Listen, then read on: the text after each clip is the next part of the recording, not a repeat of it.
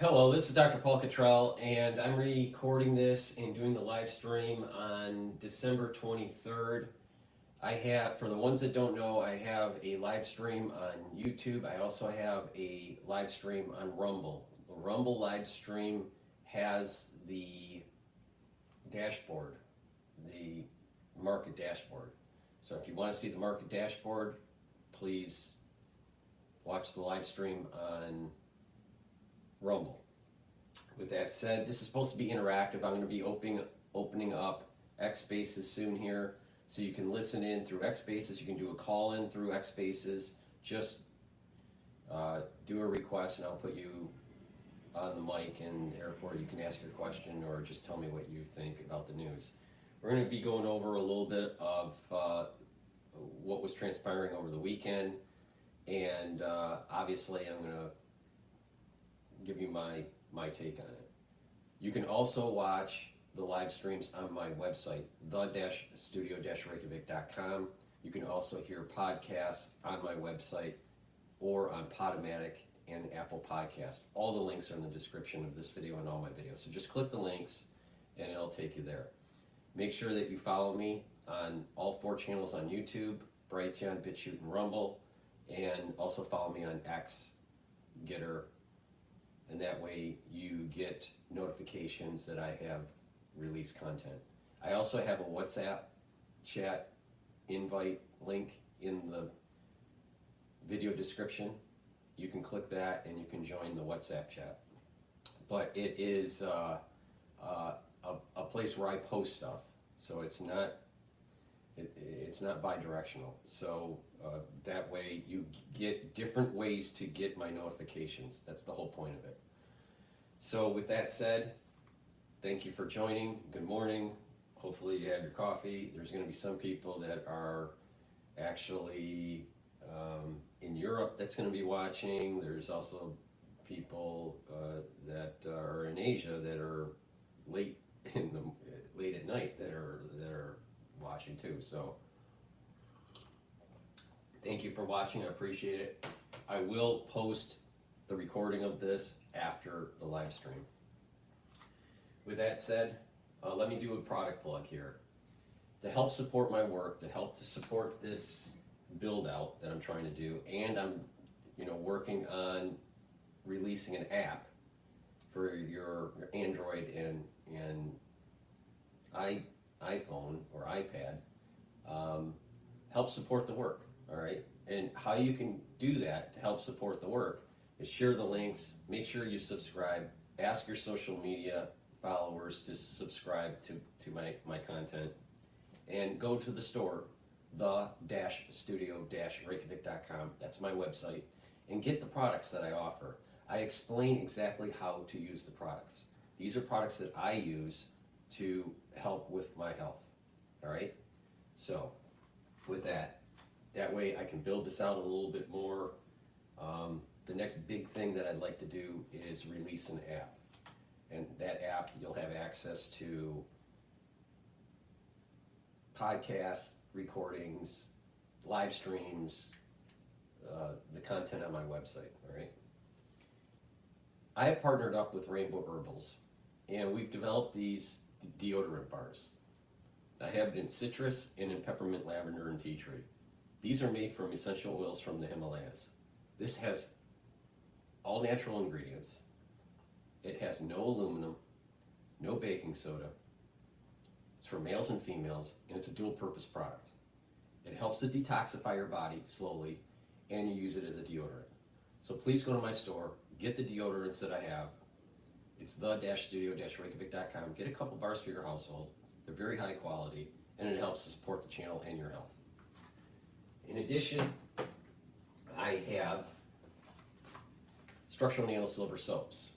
I have charcoal tea tree, oatmeal spice, and peppermint. So go to the store, get a couple bars for your household, and get these high quality soaps. Go to the store, the-studio-reykjavik.com. And lastly, I have a toothpaste that is a structural nano silver toothpaste. It's the best toothpaste that you're going to get.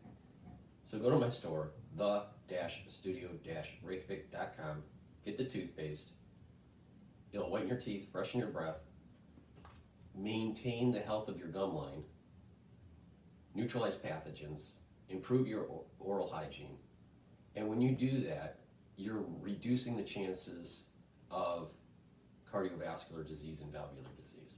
So please go to my store, the-studio-reykjavik.com, and get this structural nanosilver toothpaste. It has no fluoride in it. Fluoride makes you stupid. Make sure you get fluoride out of your water. So make sure you filter your water too. But please go to my store, the-studio-reykjavik.com, and get this great structural nanosilver toothpaste. All right, with that said, what I want to do is let's take a look at, people heard last night that Trump wants to take back the Panama Canal. So let me, personally, I don't think we should have ever given the Panama Canal back, but you know, I'm actually for this. You know what's interesting with Trump is that he, with this whole America First policy, a long time ago, our founding fathers and after about a decade or so into the new government of the United States, there was this policy of Canada being part of the United States.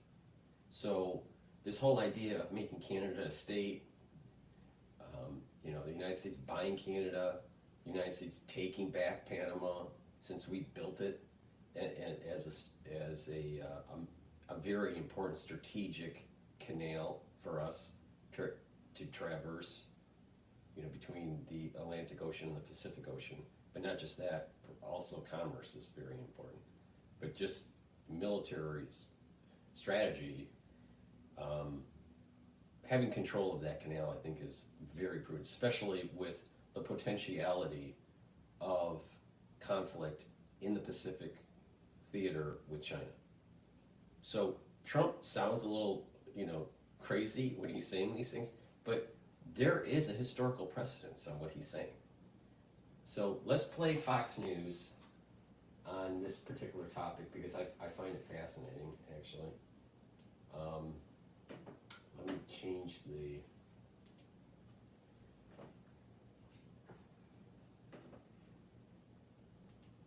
And here's why. It's ongoing. Feels that the ownership and control of Greenland is an absolute necessity. Trump in his first term was looking into the U.S. Let me fix the speaker here. Shortly after Trump canceled a trip to the country. Carly Enta. All right, Madeline Rivera, live for us in Washington. Maddie, thank you so much. Let's bring in Executive Director of the Center. Let me rewind it here. So we're going to play Fox News. Trump threatens to retake control of the Panama Canal. All right, which I think we should take it, but let's see what they have to say. Threatening to take back control of the Panama Canal after saying the country is charging excessive rates to use the passage. Madeline Rivera is in Washington with more. Hey, Maddie. Hi, good morning, Carly and Todd. President Trump says on Truth Social the U.S. is being ripped off. He criticized former President Jimmy Carter, calling him foolish for ceding U.S. control of the Panama Canal. Here's Trump on Sunday. If the principles, both moral and legal, of this magnanimous gesture of giving are not followed, then we will demand that the Panama Canal be returned to the United States of America in full, quickly, and without question. I'm not going to stand for it. The United States is the top user of the Panama Canal. The International Trade Association estimates about 70% of ships moving through the passageway go to or come from U.S. ports. But the Center of Strategic and International Studies states China's increasing influence in and around the canal has made the waterway a flashpoint. Now the president of Panama is firing back. I want to express that every square meter of the Panama Canal and its adjacent areas belong to Panama and will continue to belong to Panama. The sovereignty and independence of our country are not negotiable.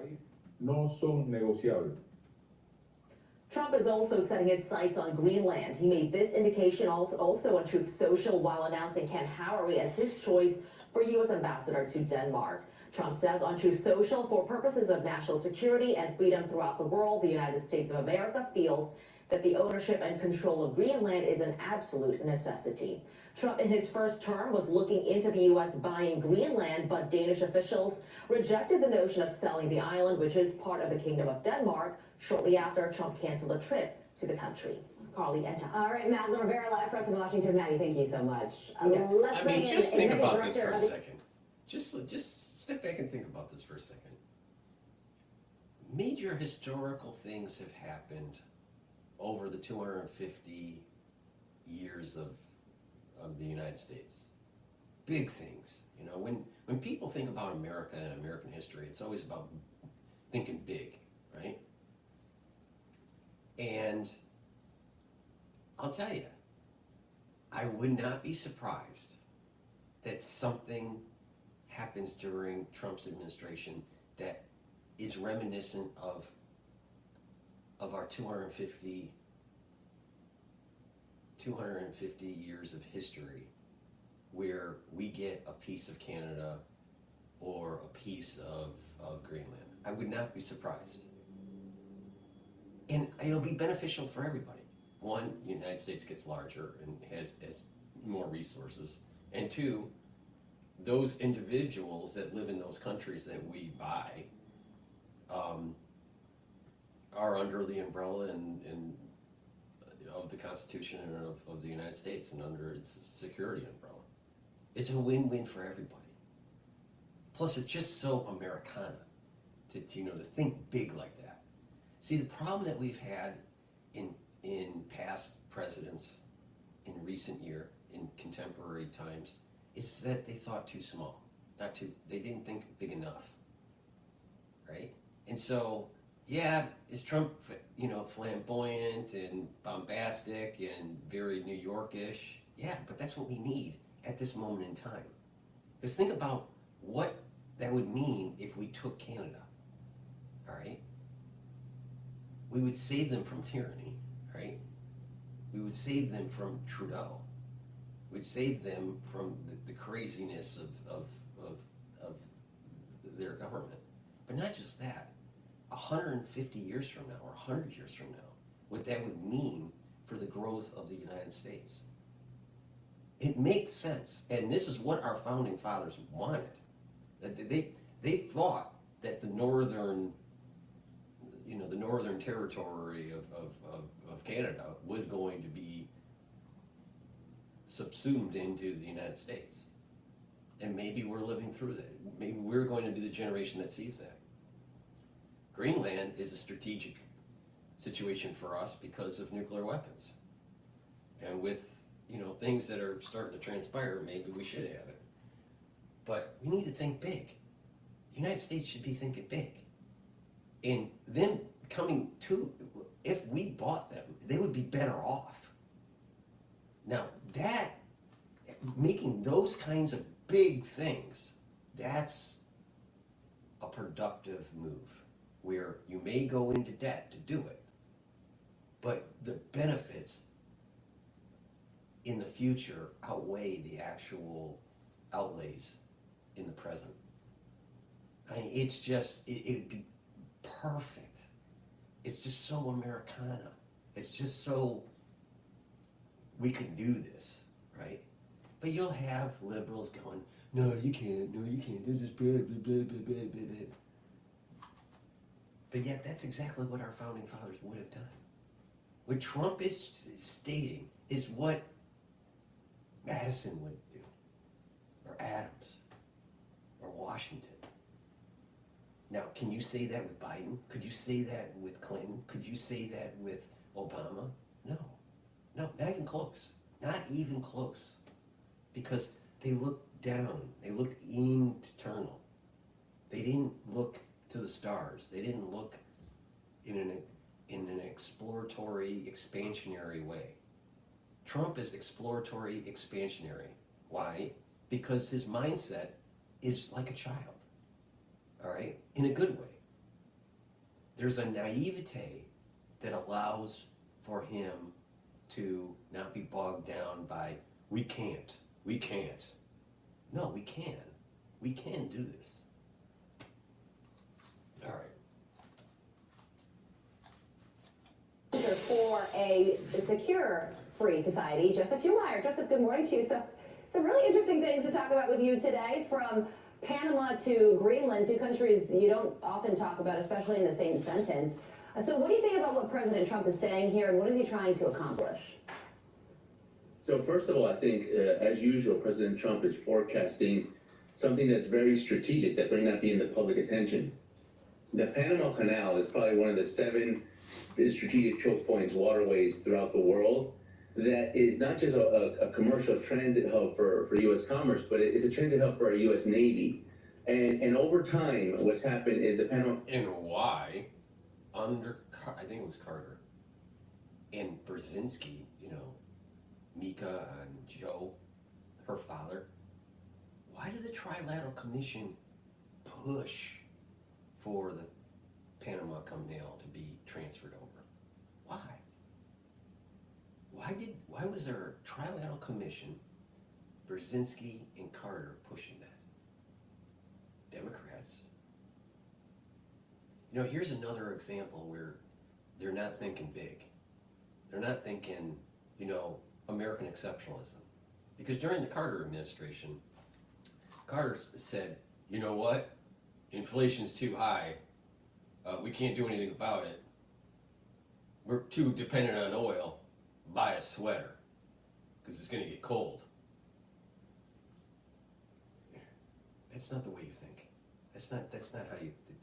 That's not. Even though he was an engineer, Carter was an engineer, right? I think he was a nuclear engineer. But the thing is, he wasn't thinking like an engineer. He was thinking like a stupid politician.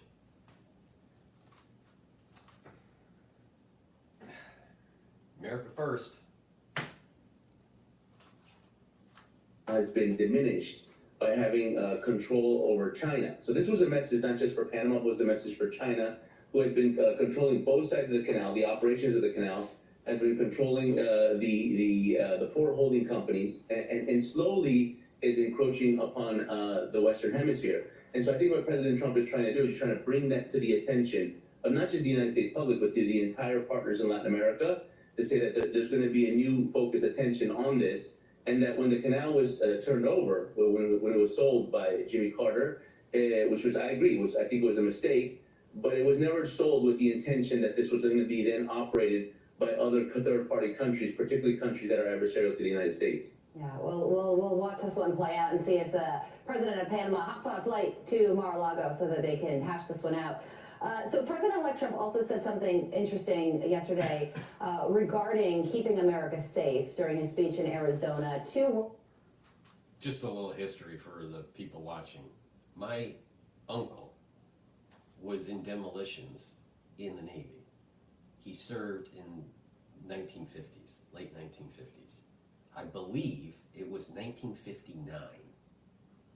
He was deployed to actually lay mines because there was some sort of overthrow or potential overthrow of the government in Panama. So the Navy was involved to try to protect the canal. I think it was 59 when this happened. Take the canal back. America first. Iron Dome, listen to this.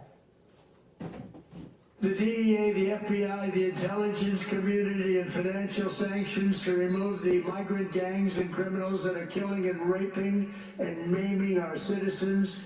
We're going to get them out. We're going to get them out. We're going to get them out fast. We have no choice. We have no choice, by the way. So what do you think about that? No, I think this is, again, President Trump making campaign promises into policies that are going to be enacted by his administration. One of the biggest reasons that I think President Trump got elected was because of the lack of border security that we have in the United States.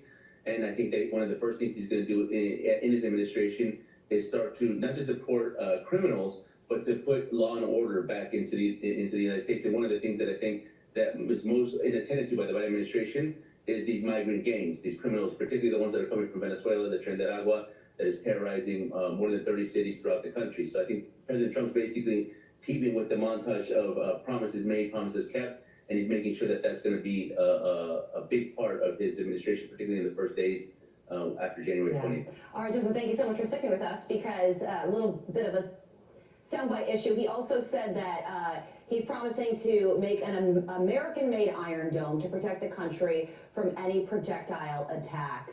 Significant statement from him. How important is that? No, I mean, right now what we're seeing throughout the world is an unprecedented level of instability, what's happening in the Middle East, obviously what's happening in Russia, Ukraine, and the conflicts that are bubbling up all throughout the world. And I think what President Trump is trying to reassure Americans is that you're going to be safe under my watch, that, you know, we have all these threats, we have all these concerns, but that we're going to be able to project strength, and by projecting strength, we're going to be able to defend American sovereignty, American territory, and most importantly, American lives. And I think that that's the message that he's been sending all throughout his campaign. I think it's one of the main reasons that he got elected. And I think that now is the time that he's going to have to project that throughout the world. That has everything to do from the Panama Canal to the border and to this projected of an Iron Dome around the United States. All right, Joseph Humar, thank you so much for joining us. Merry Christmas to you. We appreciate you hopping on this morning. Have a great day. Merry Christmas. Thank you so much. I'm Steve Ducey. I'm Brighteon Channel. America needs to take the canal because we should have never given it away. Because Carter, just about everything he did in terms of his presidency was a clusterfuck. And not only that, I don't trust Brzezinski, and I definitely do not trust Minka. All right, please go to my store, the-studio-reykjavik.com, and get the structural nano silver drops that I have. I have it in 3 different flavors. I have it in honey and lemon, 100 count, blueberry in 100 count, and also cherry in 100 count.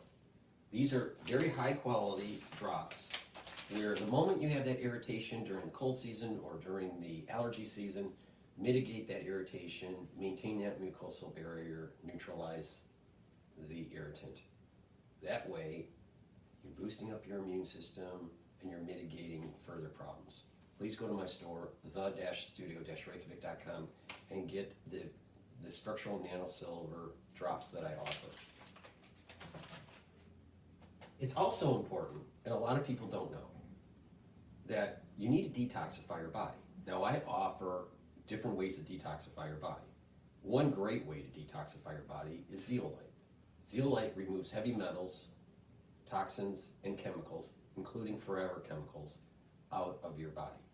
It binds to that toxin, chemical, and it will allow you to urinate it out in about 6 to 8 hours. The type of zeolite that I have, you can take year-round. You can take just 2 small drops underneath your tongue, drink filtered water, do that each day. Some people prefer just to do a detox once or twice a year.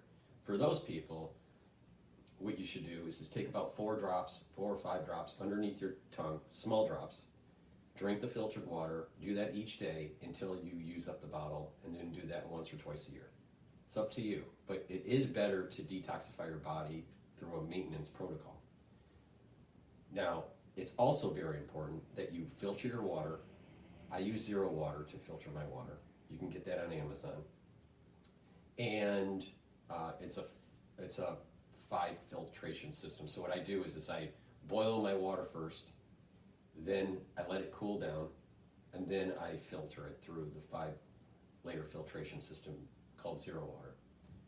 Another thing that you need to do is be more cognizant on and more diligent on purchasing products that are healthier for you.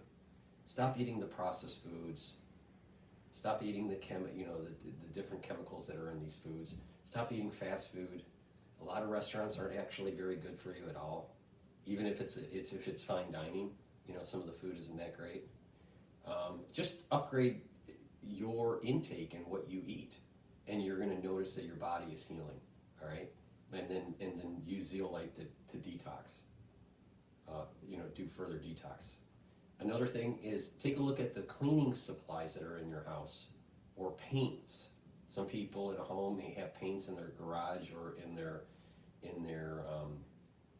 basement, you want to get rid of those or put them in a container where it could hold, because there's a slight degassing that takes place with these chemicals that get into the air.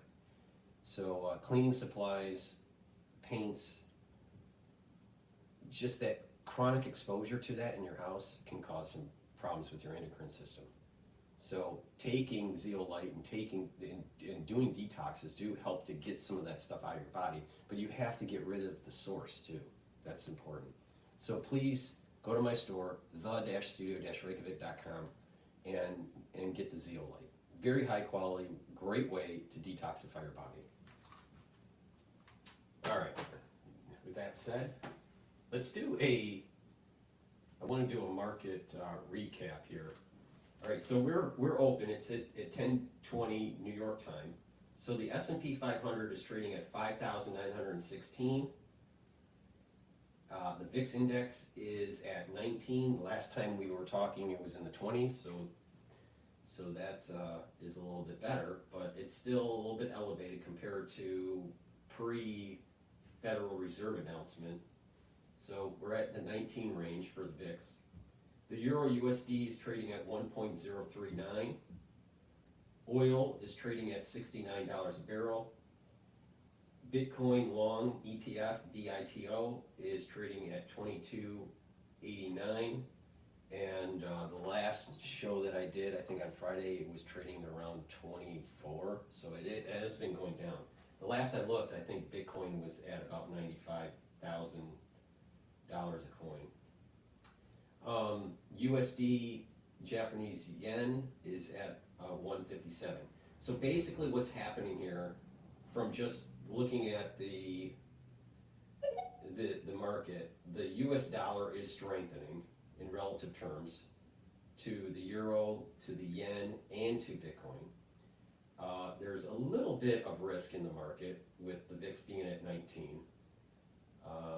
But we are, approaching, we're not that far away from the 5,950 mark. So I have a target, for the ones that don't know, I have a target for the S&P 500 at 5,800 to 6,000. I've been saying this for months. It looks like we're going to hit that. I don't think there's going to be a major sell-off before the end of the year, because institutional investors need to close out with a good return so they can use that as promotional material for next year. And I personally think that as long as that we have relative stability in the world, if the status quo remains, then most likely we're going to have a decent return in the S&P 500 in 2025.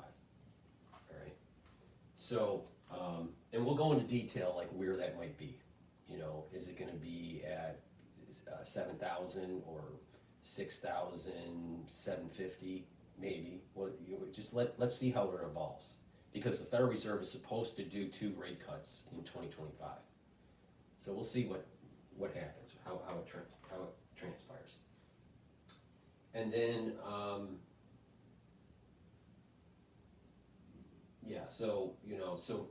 for today, shorting Bitcoin was probably the better move than longing Bitcoin.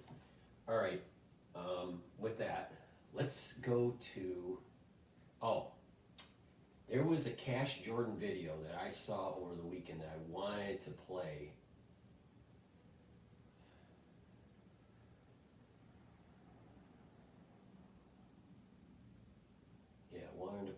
And this was drones in New York City. All right. I've been wanting to play this, so I figured. Hey there.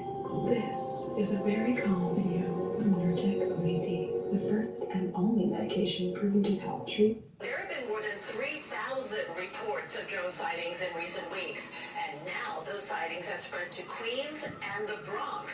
Take a look at NYPD aviation unit helicopter over the East River in the area of the United States. So the drones, they're here now in New York, and people have spotted them flying around around their neighborhoods, which of course the federal government says is nothing to worry about. However, local mayors, our governor, and even U.S. senators are not buying that response, instead suggesting that these so-called drones could be controlled by a foreign adversary, or maybe part of a secret government operation. But one thing's for sure, the more we see them, the more we hear about them, the closer many people think we are to some shocking future event.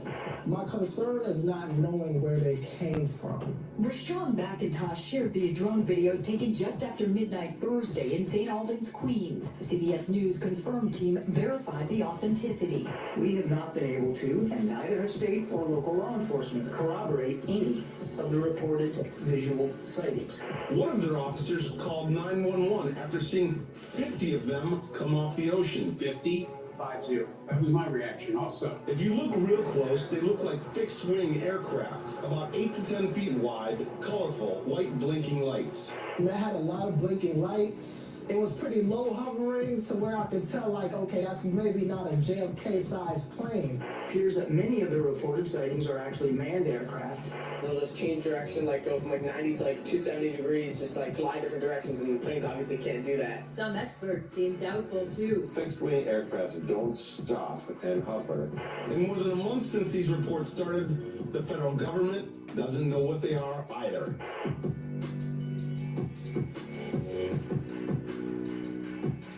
So this whole drone thing's reached a point where many now believe there's more going on than meets the eye. And the thought in the back of everyone's mind is this: if car-sized drones are flying around our airspace and we can't stop them, whoever's controlling them can do whatever they want. Now, the U.S. government says these things do not belong to us, but they've also been rather coy about sharing anything more than that, which is not doing a whole lot to calm the nerves of the general public, especially when these drones are now being reported over New York City itself, which is a highly regulated airspace. In fact, one sighting recently took place over by the United Nations on 42nd Street, which shouldn't be happening, but it is, and nobody seems to know why. And what makes this even more bizarre is all of the authorities who could figure out what these things might be, they've got their own drones, which are supposedly state-of-the-art, eliminating the idea that these drones are the work of backyard hobbyists or pranksters who couldn't possibly have something more advanced than the police. At the same time, you've got all sorts of accusations about the origin of these flying objects, like the idea that they're Iranian or Chinese drones launched from a mothership. Yet the powers that be are telling us that we're all just observing things that everybody already knows exist. And that brings us to the real reason why these drones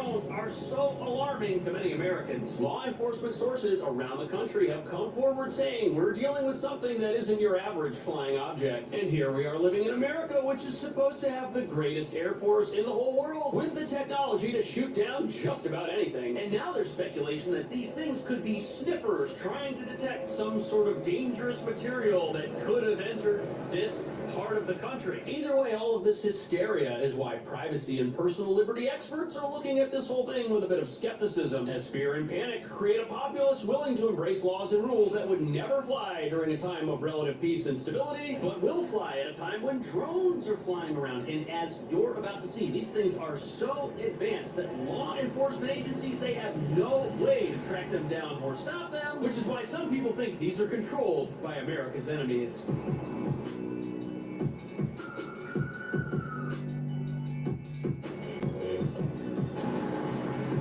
So here we are at the UN, and as you can see from this sign, this is a no drone zone. There was a drone sighted here. Did you know that? You work here. You have to be here. Does that? No, no one does. They're nocturnal. They only come out at night. Exactly, yeah, I don't know. But the real question is, how could something the size of a car take off and loiter around such a heavily regulated and spied upon airspace as this? Take a look at NYPD aviation unit helicopter over the East River in the area of the United Nations, responding to a report of a possible drone. The helicopter helicopter was up there for several minutes, went from the east side to the west side, did not find anything. Now, so this here's the same type of report that we've been getting all throughout the country, only now it's happening here in the biggest city in America. And the narrative is very similar to what we've been hearing. Locals spot these things, they call police, and recently they sent up helicopters over here to respond to this incident, and they were unable to locate the craft that was reported. And when law enforcement is able to send up their own drones to get close to these things, the drones are able to slip away somehow and escape. This is the gentleman that said he saw 50 of these things, which he then reported to the Coast Guard, who confirmed that 13 of them were following one of their vessels. And not only have these things been spotted flying over areas like New York, they've also been spotted flying over military bases and other sensitive areas of the country. What could possibly be happening here? And are these things really under the control of the U.S. government or another government? and all these drones were the same kind of drones that Mysterious drones hovering over New Jersey have been baffling residents and lawmakers for weeks. Concern now spreading to the nation's capital. They should be shut down if necessary because they're flying over sensitive areas, whether it's planes. So as we'll see. Okay, so you made it. You worked hard and hit the jackpot. Got the cars and the houses. But you don't have that perfect person next to you. The partner. Planes. So, as we'll see in a second, not everybody is in agreement that shooting one of these downs is a good idea. In fact, there are some who say it could be a bad idea. But one of the big concerns regarding these drones is that they could possibly be used for espionage. After all, here they are flying over New Jersey. The incoming president has a home there. He's also got a home in New York, and they've also been spotted here. That could be a national security problem. And then there's the idea of the Iranian mothership. Iranian, I'm by the UN. But here's what you need to know. The idea of a mothership that launches aircraft is not exactly new. Look at this thing. It's not even modern. It's got the ski jump carrier design. That's something commonly found on Russian aircraft carriers, like this one, which could very well indicate they're launching aircraft without the aid of a catapult system the U.S. uses on its carriers. So there could be a mothership. It could be launching drones, but satellite imagery shows that it's almost on the other side of the world, and an object like that is so big there's no way it could loiter off the East Coast without getting picked up visually or by radar or by a heat signature. Now, is it possible for these drones that have been all over New Jersey and are now making their way to New York to have come from an older conventional aircraft carrier? Absolutely. But that idea doesn't really hold water when one of these things was spotted in the water very far away. But something's definitely going on because one was reportedly caught buzzing around the UN. And reports like this of a drone outmaneuvering a helicopter or escaping quickly and totally disappearing. That's why this idea of a foreign government holds so much weight to so many people. Could another country be using these things in a way that's not friendly to America? But the weird thing about this potential idea of a security risk is that if there was some crazy drone technology out there that nobody had ever seen before, why haven't we seen it before? After all, there is a major conflict going on, and drones are in use all over that conflict, yet nothing that's Russian or Western seems to be able to perform like these drones we're seeing on the news. Why haven't we seen Russia use something like this? Why haven't we seen Ukraine deploy some technology like this? Both sides are using drones all the time. And just a few weeks ago, Russia deployed a weapon on the battlefield that had never been used in war by anybody, proving that both sides aren't really hiding their advanced technology. Think about it. If either side had technology like this, that war would be over in 2 seconds without the use of a weapon of mass destruction. However, this could mean that the technology we're looking at isn't Russian or Western. But if that's the case, then what are people seeing out of their apartment windows that they're then calling the NYPD about? On Thursday, U.S. Senator Kirsten Gillibrand, Senate Majority Leader Chuck Schumer, and U.S. Senators Cory Booker and Andy Kim sent a letter to the U.S. Department of Homeland Security, FBI, and FAA, requesting a briefing on the drone activity, calling the sightings alarming. So no doubt what some people are reporting is drones or UFOs are actually aircraft. It's easy to see an aircraft at night and mistake it for something else. Happens all the time. It's been happening. But Chuck Schumer, why is a guy like this that knows the inner workings of Washington confused about these drones? Why is he asking questions? He never asks questions. Also, Also, how on earth is it possible to violate U.S. sovereign airspace with a drone-type vehicle that's the size of a car? After all, we've got an incredible Air Force. We've got planes that nobody else has. We can shoot down anything that flies. Also, our airspace, it doesn't just cover the air above the ground. No, it extends miles offshore. There's a perimeter around this country. Anything that enters that perimeter, we know what it is, where it's coming from, long before it even gets here. That's why whenever the Russians send up their Cold War propeller-driven bombers towards Alaska, we intercept them and turn them back. They're testing our air defense response times by entering that perimeter from the closest location that they can, by the way. And because they're launching from so close, that reveals that wherever these things are coming from, it's not too far away. That's why one senator said that there's a mothership off the coast, but they can also be launched physically from somewhere in the United States. And that leaves us with the most logical explanation being that these things are coming from somewhere on U.S. soil. That doesn't negate the fact that they could be launched and controlled by a foreign adversary, but it does lend some credibility to the idea that whoever's running the country right now knows what's going on and just isn't saying anything. And that is opening the door to people's worst fears and speculations, plus downing one, even though many are suggesting that, others are saying it could actually be a very terrible, dangerous idea. The Tempur-Pedic Adapt mattress was designed to help make aches and pains a thing of the past, because only Tempur material eases your pressure points in a way no other mattress can. Save up to $500 now on select adjustable mattress sets.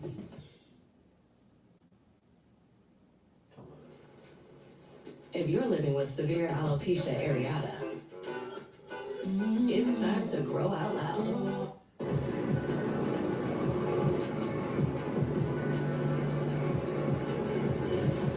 So as the country and now this city speculate over what these drones are and where they came from, what everybody wants to know is when can we get our hands on one and tear it apart and see what makes it tick. Because the technology inside of them must be pretty advanced for these things to do what they do. And this also reveals that there's something going on here that our government might not be sharing with us. And when we get our hands on one, eventually, there are some people who think that what will be found inside is going to baffle everyone. Drone pilot Mike Anella is trying to decipher the recent mysterious sightings. This? Solid green. That's highly unusual. He's been using commercial drones from his own business, New Jersey Drone Shots, to take video of the unidentified craft. Some turn out to be just regular planes flying into Newark. We can tell them. So here's where things get kind of weird. We've got a guy who operates drones professionally. He knows how they operate. He knows how long they can typically stay airborne. And he says he's looked into these things and they are totally different than anything you or I could go and buy. Also, what you or I could go and buy would be big enough to launch by hand out of an apartment window. These things are apparently the size of SUVs. And hiding something that's this big and weighs 4,000 pounds would be incredibly difficult. Also, how would you even operate one of these things? Two guys just got arrested for flying their drones near the Boston airport. I wonder where they got the idea to do this. And that's what's contributing so much suspicion to this whole thing. If you or I were to try and operate one of these things ourselves in an area of the country where we're not supposed to, immediately we would get busted. Yet these things are the size of a taxi cab, and they're hovering around. Can you imagine if one of these things crashed? It would destroy someone's house. Which is why the military... This is the, yeah. idea there could be risks to society. Hold on. This is why I think the drones, most of them, the large ones, it's a military test. Our U.S. military is working with companies that are making these types of devices, these types of drones, and they're testing them to see, what the weaknesses are, how to deploy them, how to use them, because I personally think in 2025 there's going to be a major operation against Iran, and we're going to see drone warfare in the Middle East. That's what I think is happening. And I would not be surprised that Raytheon is involved and Palantir.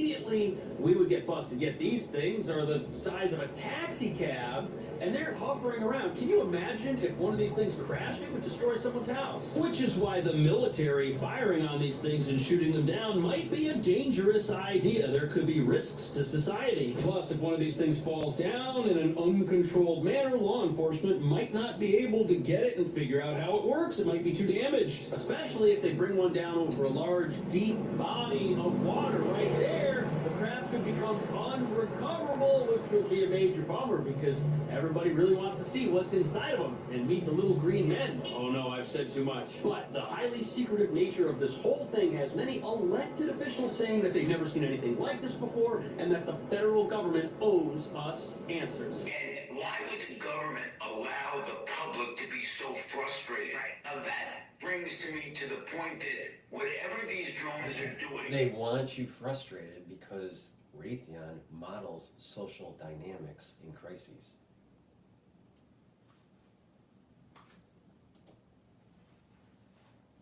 The government really doesn't want us to know.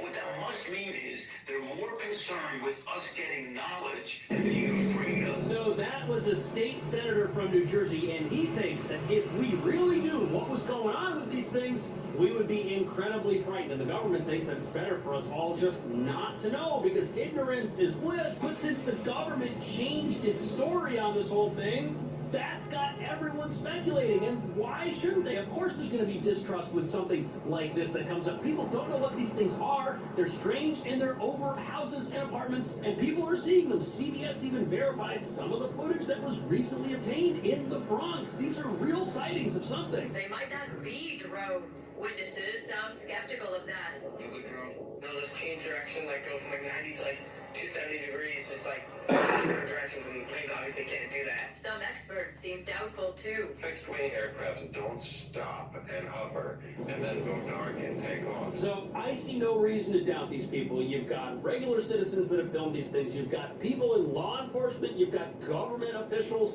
who are now weighing in. Even Donald Trump has weighed in, saying that these things should be brought down if they're out there. But when I look at all of this, I can't help but realize that there's a big similarity between this phenomenon and the whole UFO phenomenon. It's almost the same thing. We only see these things at night. No one's ever been able to catch one. They perform in a way that just shocks and baffles physicists. It doesn't make sense to us, and the government is denying it. It's almost parallel. The similarities are endless. I'll get the request soon here after we finish this video. It's about a minute or so on X. So my take on this, I remember in, must have been around 2005, it was in the summer, and it was in Michigan, and it was by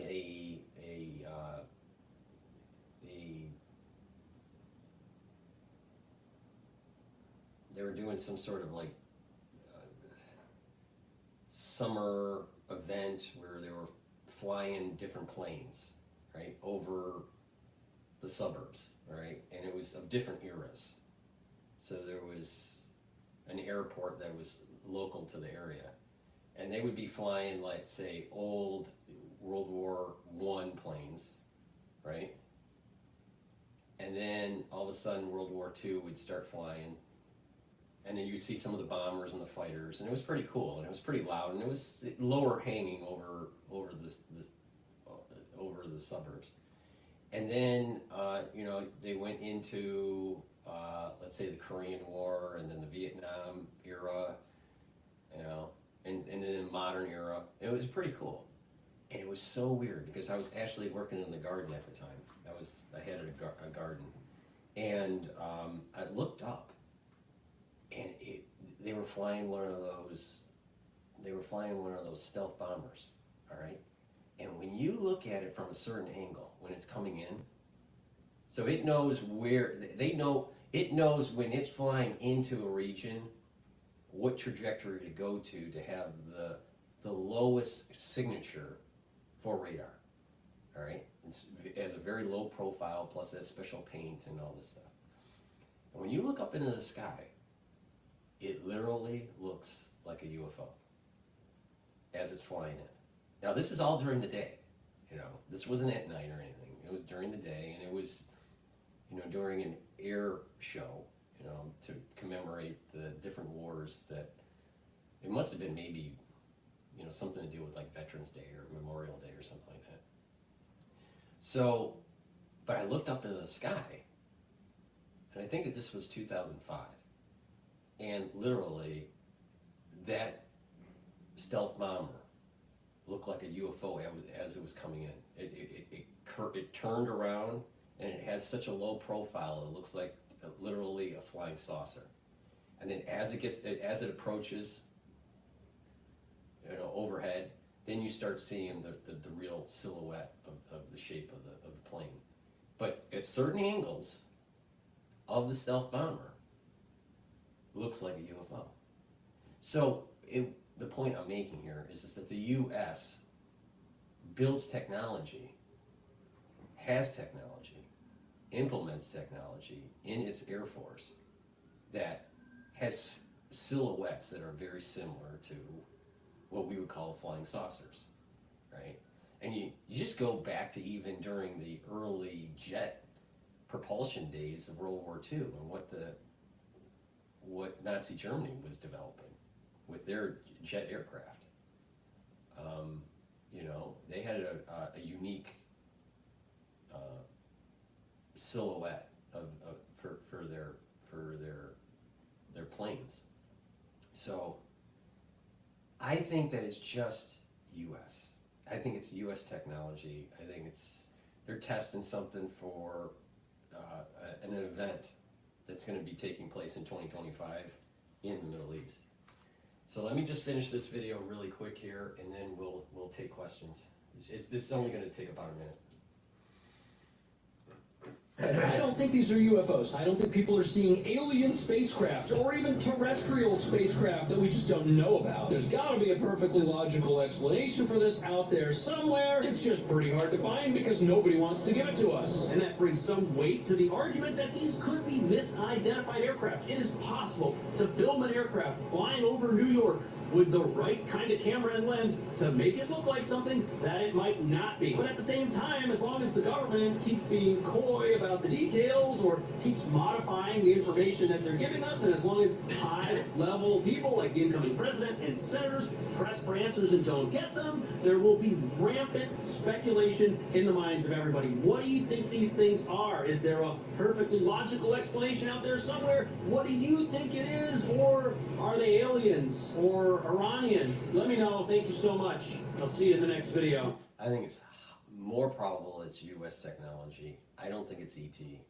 It's less probable that it's foreign. At first I thought it was foreign, but you know what? If it was foreign, I think we would have had our military more activated and shooting it down. And if we can't control our airspaces, then we definitely have a big problem. But what I'm going to do is I have two requests here, so I'm just going to pick one here and put them on speaker here. Hello.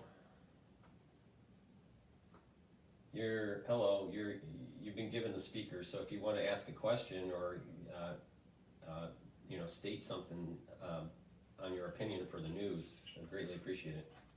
Yeah, sure. Dr. Paul. Hi, Oh how my you God, doing? I'm on TV. Look at me, Ma. How you doing? So, yeah. No, I mean, I've, you know, followed you on X for a while, and, you know, sort of a lot of the messages were fucked. We're fucked.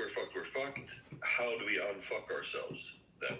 What's the detoxification, and how do we get out of this horrible situation? All right, so you're talking about, you want to talk about just the health side of this. Okay, so the thing is that because of the censorship, because I'm doing streams on YouTube, we have to be careful on what we say. So I'm going to speak in code, all right?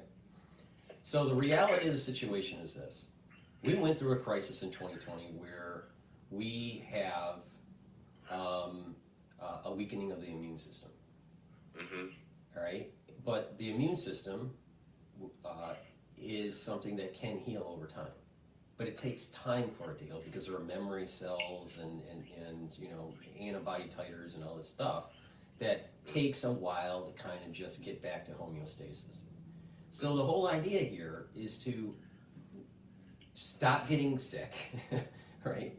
Stop having chronic kind of inflammation, which chronic inflammation brings up pro-inflammatory cytokines. So if you're chronically inflamed, then you're chronically activating your immune system, and then when you're chronically activating your immune system, then you have a part of your immune system that will try to deactivate the immune system. And here is that whole problem where chronic inflammation can actually weaken the immune system because of these Tregs and the IgG4s. So the point here, not to get all sciencey, but the point here is reduce inflammation, mitigate getting sick, and the idea of healing those cells by reducing stress, and that's taking a lot of different types of antioxidants, and I mentioned the different types of antioxidants.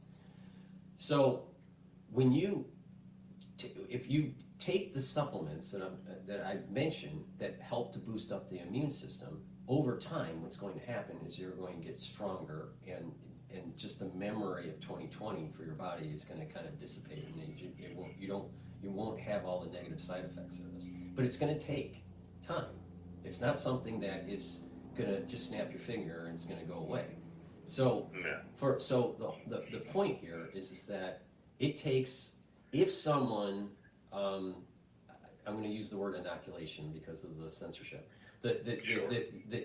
If someone had an inoculation, the last inoculation that they had for the crisis, it takes roughly about 5 years for you to kind of get to a point where going forward the body is going to it'll get better with its healing process for the immune system.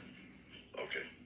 So what normally happens is that when you get an inoculation that is a twofer, all right, you get two inoculations, what happens is that those titer levels are going to be in the body for about 10 years at adequate concentrations for neutralization.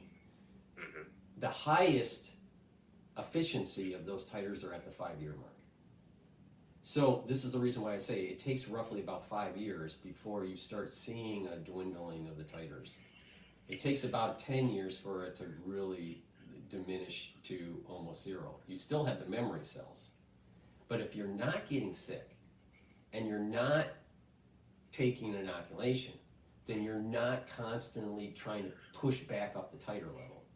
And so when you don't do that, then when you don't keep on pushing back the titer level, then what you're doing is you're basically depleting the titers, and you're basically depleting your memory cells, the B and T cells, to a point where you do have some sort of cross-reactivity if you do get a pathogen, but you don't have the side effects of higher titer levels. So the whole idea here is just get healthy, all right? Stop getting sick by doing certain things where you can mitigate sickness, right? You can neutralize a lot of things by just, doing some simple stuff, right? Is that even possible today in the modern world? Is it possible today in the modern world? Well, I'm not really sure exactly how to take that question, but if you're talking about like a high density area. Well, I'll be specific if you want to. Yeah. Well, I mean, again, be careful with the way you phrase it, because of the censorship.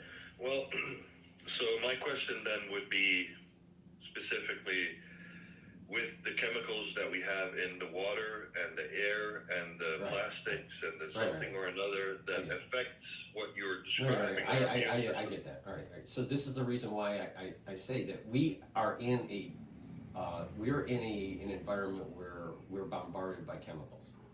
Well, a great way to do that is to mitigate that bombardment. I mean, a lot of people that have a house have paint in their garage, or in their basement. The paint, just paint, is a chemical that degasses into your environment, and you're breathing it in over the years. Yep. All right. Certain types of cleaning agents aren't as good for you, and so you can use more natural cleaning agents for your house. So, get rid of those kinds of things in your household where you are exposed, because a lot of those chemicals are disrupting your endocrine system. And when your endocrine system is disrupted, then your immune system is disrupted. So, you want to get rid of those. The food, in terms of food, lots of people are eating food that has high levels of pesticide. They're GMO or they're processed. Well, can you eliminate it? Absolutely in your life? No, but you don't need to buy, processed foods as much, or make sure your water's filtered. Filtered water. I mean, I noticed in New York alone, New York quality of water has gone down almost double in terms of it. There are more particulate matter in the New York water before it's filtered now than it was 5 years ago. Double particulate matter. So that means that I have to. So when I filter my water, how I've noticed this is that. So I have a little gauge from Zero Water that tells you what's the particulate level. So it used to be at 50. Now it's at 100. Well, why? Why? What's changing? Nothing's changed. What's going on? So when I filter the water, it goes down to 0 again. But the thing is that I have to replace the filters almost double the time, because it's filtering more particulate matter, twice the particulate matter. Normally, I used to change a filter maybe once every 3 months. Now it's every month and a half. So water quality is really important. And then now that's just the environment that we're in. Now things that are floating around, right? That becomes more problematic when you're talking about pathogens. Things that are floating around. And the only way to really do that is that you got to you don't want to be a hermit, because that's not healthy. But the idea is that you can put stuff on your hands, that can mitigate it, that I've talked about. There are, make sure that, good oral hygiene and good, just body hygiene is really important. And, just a little bit of luck. I mean, there is such a thing as if there's a lot of pathogens that are floating around. Can you absolutely positively mitigate all of it? No, you can't. I mean, some of it is, you can't, but you can't be fearful of life either. But Dr. Paul, yeah. How then do you stay optimistic, and how do you have a worldview that allows you to navigate the world where you feel like maybe it's going to be okay, or is that what you're describing? Solution? I want to be optimistic, but I want to be wide-eyed in reality.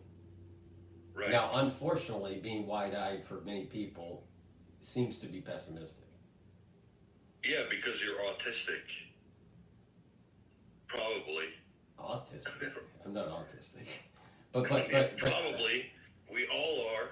Well, all right, go on. Well, Sorry, but the thing is that there are things there.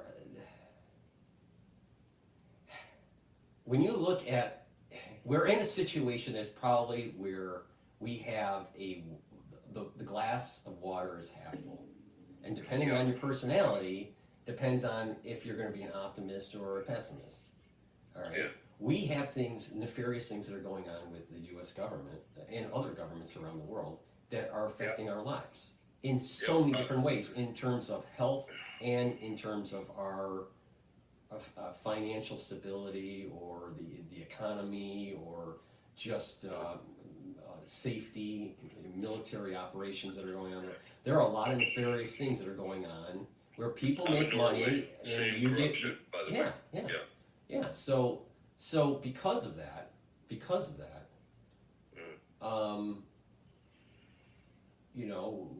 we just have to be wide-eyed and go, okay, what can we do to try to mitigate it? Can we stop the national security state alone? No, we can't.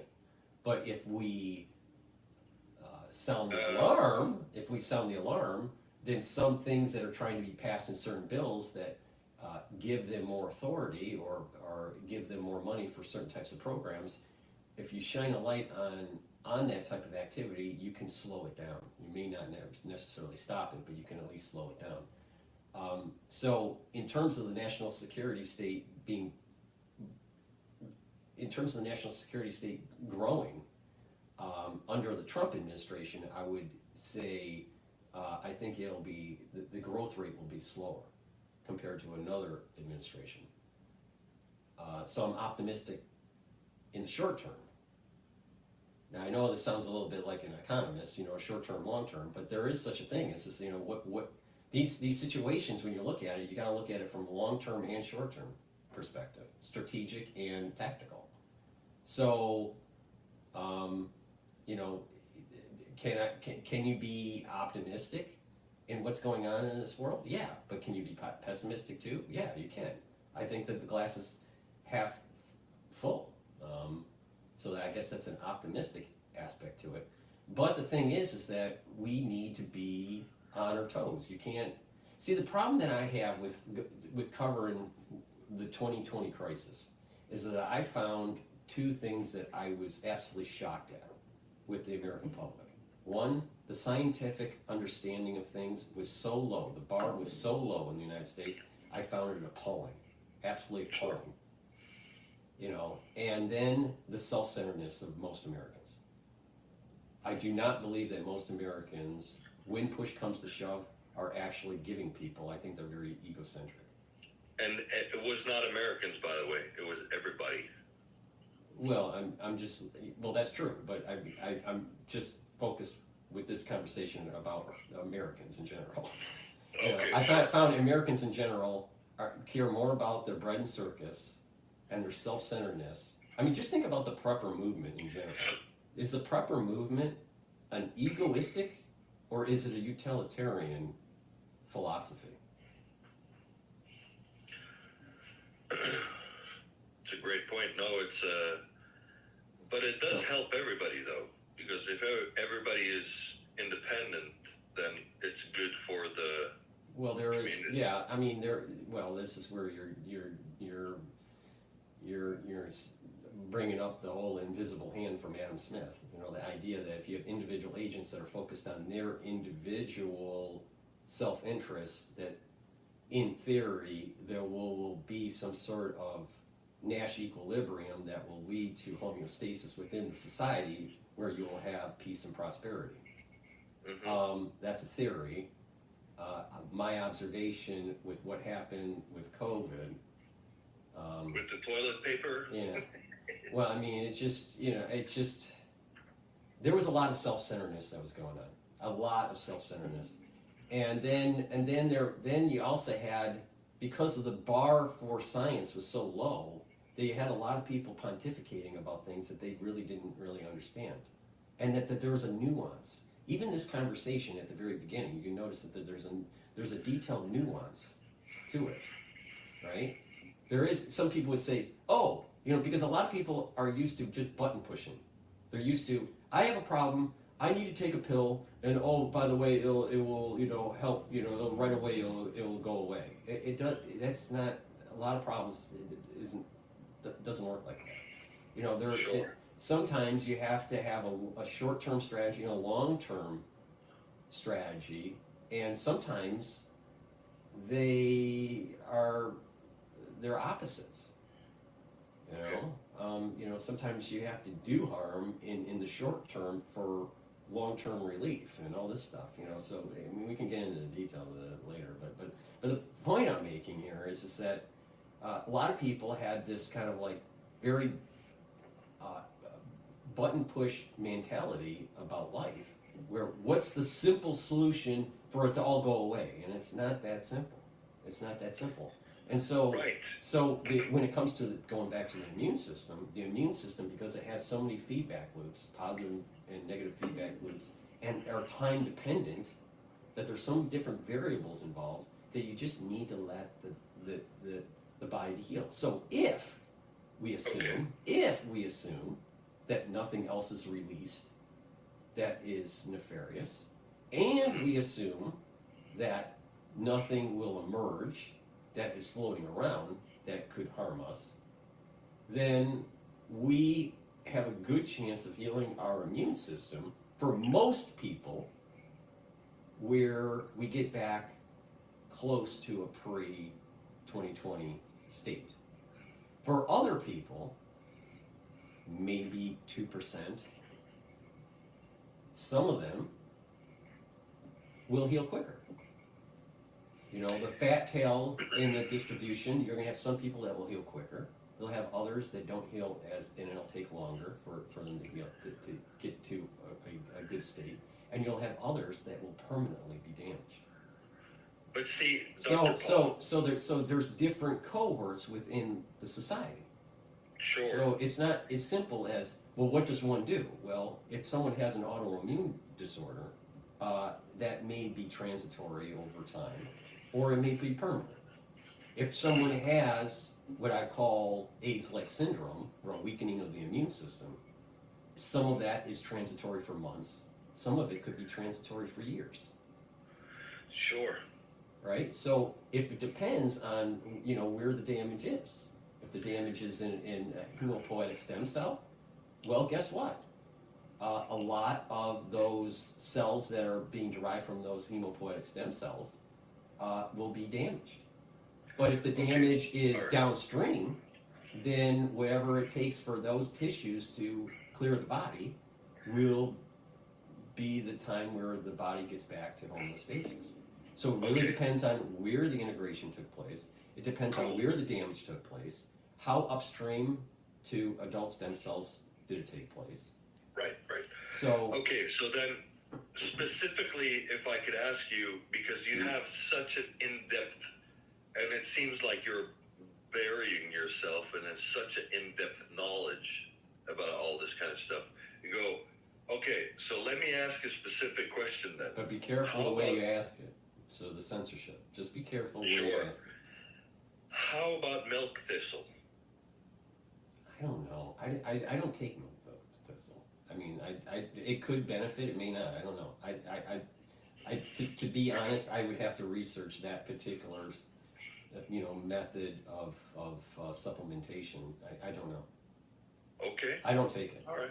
I don't take it. How about B12? B12 is very important, especially for neural health. Mm-hmm. And I mentioned that with the B complex. If you've been listening to the show, I keep on saying it's very important, especially when you get older, that you need to maintain neural health. And the way to maintain the neural health is to take B vitamins.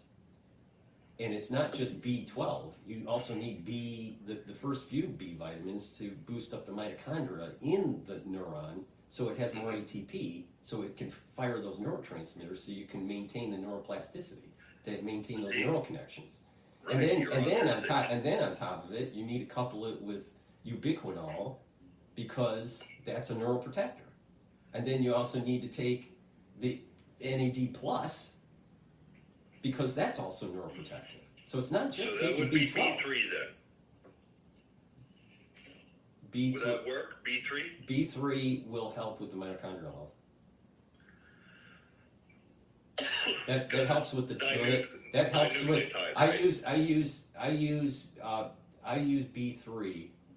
So in the B complex there's B3, but you can also take the NAD+. And so what you're basically doing is that you're boosting up the mitochondrial health, so you're boosting up that electron transport chain efficiency that allows for the ATP to be created. Because what happens in geriatric years and during just the aging process is that your mitochondria just starts to age. And so NAD+ also helps to heal not just the DNA of the cell in the nucleus, it's also helping the DNA of the mitochondria. We have two DNA packages in our cell, in most cells. We have our nucleus DNA and we also have our mitochondrial DNA. And the NAD+ actually heals both of them. So neural protection is really important. and boosting up, and the benefits of just taking those supplements for neuroprotection also help with the mitochondrial health of your other tissues that are not neurons. So there's a dual benefit to do it. Right. So. And then, can I ask you about some viruses, sir? I depends on what it is because of the censorship. Sure. Yeah, YouTube. If this was just streamed on Rumble, I would say yes. But because it's being streamed on YouTube, prefer not. Unless you can say it in some sort of really coded way. If you're saying say that again. SV40. Oh, okay. So you're dealing with are you talking about the plasmid? You're talking about, what's your concern? What's your concern? The actual virus or the actual plasmid used in inoculations? All of those things. Well, I mean, SV40 can be problematic in terms of a pathogen. But what's more of a problem is the bigger issue, which I brought up in 2020. The bigger issue is the filtration method during manufacturing of inoculations. And the filtration method is such that they can't 100% filter out these plasmids. And when you can't 100% filter out these plasmids, then you can have problems with certain people with these plasmids that get into the cells of the patient. So now, SV40 in terms of cancer research, in terms of cancer and what was discovered during cancer research, was that individuals that had SV40 and cancer, those cancer cells had SV40 virus embedded in the genomes of those cancer cells. So there was, a lot of debate, was, cancer a virus or something else? And there were two camps. One was, it was just through mutation, and another camp back in the 70s, were saying, well, no, it was all viruses. And the reality is both. The reality is that you can have integration from a pathogen that can lead to causing disruption in the cell that maybe downregulates tumor suppressor genes. But you can also have mutations that take place that are non-pathogenic that can lead to upregulation of oncogenes or downregulation of tumor suppressor genes. So you can have mutations that create cancer just by going outside and getting too much sun, could lead to skin cancer. And getting melanoma can really suck, especially if it's not treated right away.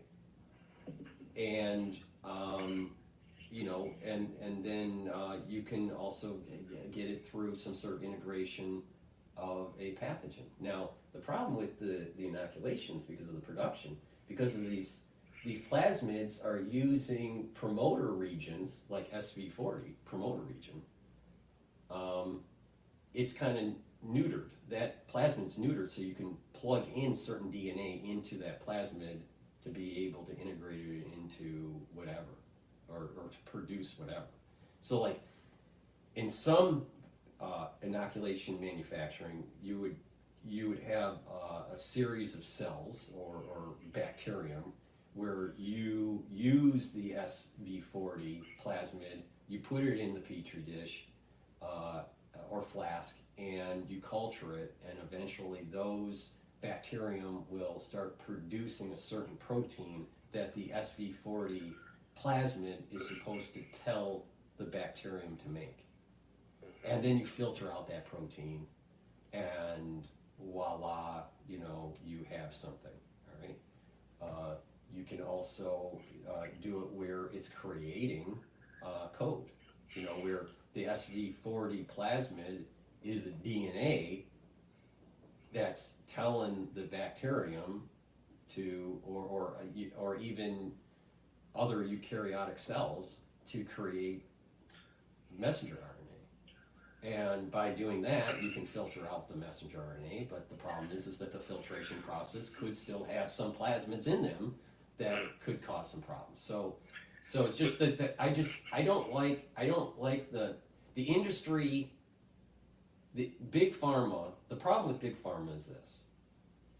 They feel as though they feel that the testing that they do is adequate enough to prove safe and effective. The problem is that when you actually look at the chemical signatures through, some sort of mass spec, or you do some chemical analysis of the actual vials, you'll start to notice, that these vials are not pure. And when you don't have purity and there's variation within the lots, then voila, you may have, for certain people, problems that arise through injury. So so the problem with big pharma is that that some of them know and they don't care. Some of them assume that science is pure and that bad, just residual things during the process don't happen. And then other people on the other side of the spectrum think all science is bad and all, pharma is bad. And so this is the problem that, I think this was one of the problems that was happening in 2020. That there were too many people that were too one-sided on the argument. It's like, either the big pharma people would say, big pharma's great. Or you had another side of the people out there that are saying, big pharma is all bad. And it's like, well, it's not all bad, all right? But that doesn't take away from you pussyfooting around the whole issue, though. I hear a lot of details with what you're describing, and there's a whole bunch of immune cells and all this kind of stuff. But you're not helping. But what exactly do you want me to? What's your question that without having some sort of censorship at you? Okay. Well, how about, is there a P450? Is there the something or another detoxification? Is there something that you can take? Have you been listening to my show? Every video I states what to do. Every video. Well, sorry. So I have to walk on eggshells because of censorship. But have you been listening to my shows? Yes. Okay. So what are the three pillars that I keep on mentioning on every show? What are the three pillars? Yeah, you got me. Yeah. Well, the three pillars are neutralize pathogens with structural nanosilver, bring down inflammation by taking turmeric and ashwagandha, and bring down the stress in the cell and lower the reactive oxygen species by taking C60 and other strong antioxidants that I mention on shows. Those are the three pillars. Not only that, on my website, I have boxes called anti-Fauci. What do you think that means? Do you think anti-Fauci means something? Do you think, to think about the environment that we're in, where there's so much censorship, don't you think that the anti-Fauci beginner's box, the anti-Fauci advanced box, and the anti-Fauci deluxe box means something? What do you think that means? So I'm not pussyfooting around. I am working within the constructs of the censorship to be able to inform the public on what they need to do to improve their immune system. So I totally disagree with you on that, because for the last 5 years, I've been saying the same fucking thing. The same thing on every show. So that's horseshit. All right, that's cool. I'll take it. All right, so thank you for calling in. I appreciate it. Yeah.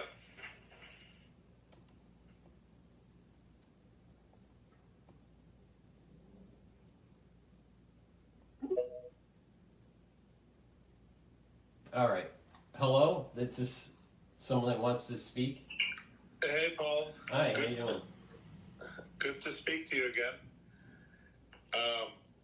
1 second. Let me just putting on a headphone. But what do you call it? I got a couple of. All right. You should be able to hear me now. Yeah, I can hear you. Okay. So, couple of things.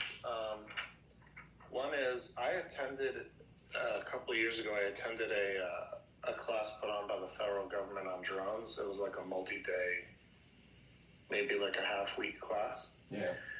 And so I'd give some information, talk about that, what I learned from that, and then, and this class was kind of if you're a first responder, you know, what are the threats from drones? How do you deal with drones? And this was, I think it was in the beginning of the Ukraine. It was before like the drones took off in Ukraine. So anyway, the second thing was this weekend I attended AmFest, America Fest, which is like a conference in Phoenix. Mm-hmm. And it's sort of like a MAGA conference. And I was there, you know, and so I had a bunch of experiences there meeting congressmen, other people like Steve Bannon, and then being there for Trump's speech. And so I can give a perspective on that. And then a couple of other small things to talk about, like the dirty bomb thing with the drones. Okay. You know, that loose material, the lost material. So anyway, let's see. Anywhere particularly, let's see. Should I just start anywhere? Or? Yeah, you can start anywhere. Okay. Yeah. Okay, before you start, because there's, you know, because it's a live stream, I just want to, I want to just do a market recap here. Yeah. So the S&P 500 is at 5,930. The VIX is at 18. The Euro USD is at 1.039. The oil market is trading at 68.79. Bitcoin long ETF is 22.73, and the USD yen is at 157.19. So that's just a recap on the market. Nothing big seems to be popping up in the news at the moment. So, okay, go ahead. Yeah, no problem. Actually, I have access to a Bloomberg terminal, and I'd be curious to ask you maybe at the end of the conversation about that. So let's start with this drone class that I took in this put on by anyway the federal government. So a couple things that I learned from that, you know, when we're dealing with today's matter. One is, first of all, visually. So they flew up a bunch of drones just to show us how hard it is to spot them and track them. It's basically impossible. Now, we were talking about smaller drones, but even the bigger drones, I mean, these things, distance-wise, when, you know, like what do they call it, quadcopter or something, like larger sized drones. Even that was very hard to track. I mean, once it goes a couple hundred feet in the air, it's just disappears, you know. So that's one issue. Another thing is, in terms of tracking technology, at least when I took the class, they had a sort of a trailer, and in it was sort of screens, and like on the outside of it, it was a purpose built for tracking drones. And so, but the only drones from, if I remember correctly, that they could track are ones that give off information, tracking information. So it like has some sort of signal and it gives off that information. Now, I'm not saying that the federal government doesn't have better tracking technology, but that was sort of like if you were, like I wonder, they've talked about like, I think the Secret Service has talked about tracking technology, like drone tracking technology, like how come they didn't have it at Trump's, you know, Pennsylvania where he got shot or things like that. But I don't know if they were talking about some counter drone technology, which is different. So there's detection, and then there's counter, meaning that you could get it, shoot it down, so to speak, knock it out of the sky. But we didn't learn any counter drone stuff. My understanding with the shooting down, understanding was it's like a little kind of like a ray gun that's on the ground that they aim at the drone, and somehow it like messes up the frequency, and and the drone goes into safe mode to land. Yeah, I just watched a video interview with it's the Sean Ryan show on YouTube, and he had a guy named Joe Lonsdale on there, and this guy owns a company that he's like a big like a big tech guy, and he has a company that shoots like some kind of electro ray, basically energy or some sort of, like you're saying, and it like an EMP but directed. Something like that, and then it was really cool listening to him, but he was saying, so it's totally possible to do. In the class that I took, they didn't really get into, counter drone, because the laws are so strict in the United States about like countering drones, about like, in other words, knocking them out of the sky. So, they were saying for like first responders, there's not much you could do. Now, as far as like the federal government above like a first responder level, like does even the FBI or do any of those guys have, or Department of Homeland Security, do they have authorization to knock out drones? If I remember correctly, it was so strict against doing that kind of stuff. So, and that was another thought that came into my mind. I wonder whether this drone stuff that's going on, at least maybe one of the purposes, if not maybe the purpose, is to drum up the new legislation that would allow them to knock out drones. You see how they do that? So they get everybody worried, and then they say, because Schumer came out, I think it said, we need legislation that allows them to knock out drones. So I wonder if that's at least one part of what's going on, one purpose for why they're doing this, or allowing it to happen. So now, but just to go back to the tracking technology for a second. So again, I think if I remember, it was only drones that give off the tracking signal. Well, can I just interject for a quick second? Please, some thoughts that popped in my mind when you mentioned this stuff. I'm a big fan of just taking a look at just the historical trajectory here, at least in the interim. The last 5 years or so, no, more than 5 years, the last, let's say 8 years in New York, the NYPD has been playing around with testing out drones. But it was usually for big events like New Year's Eve.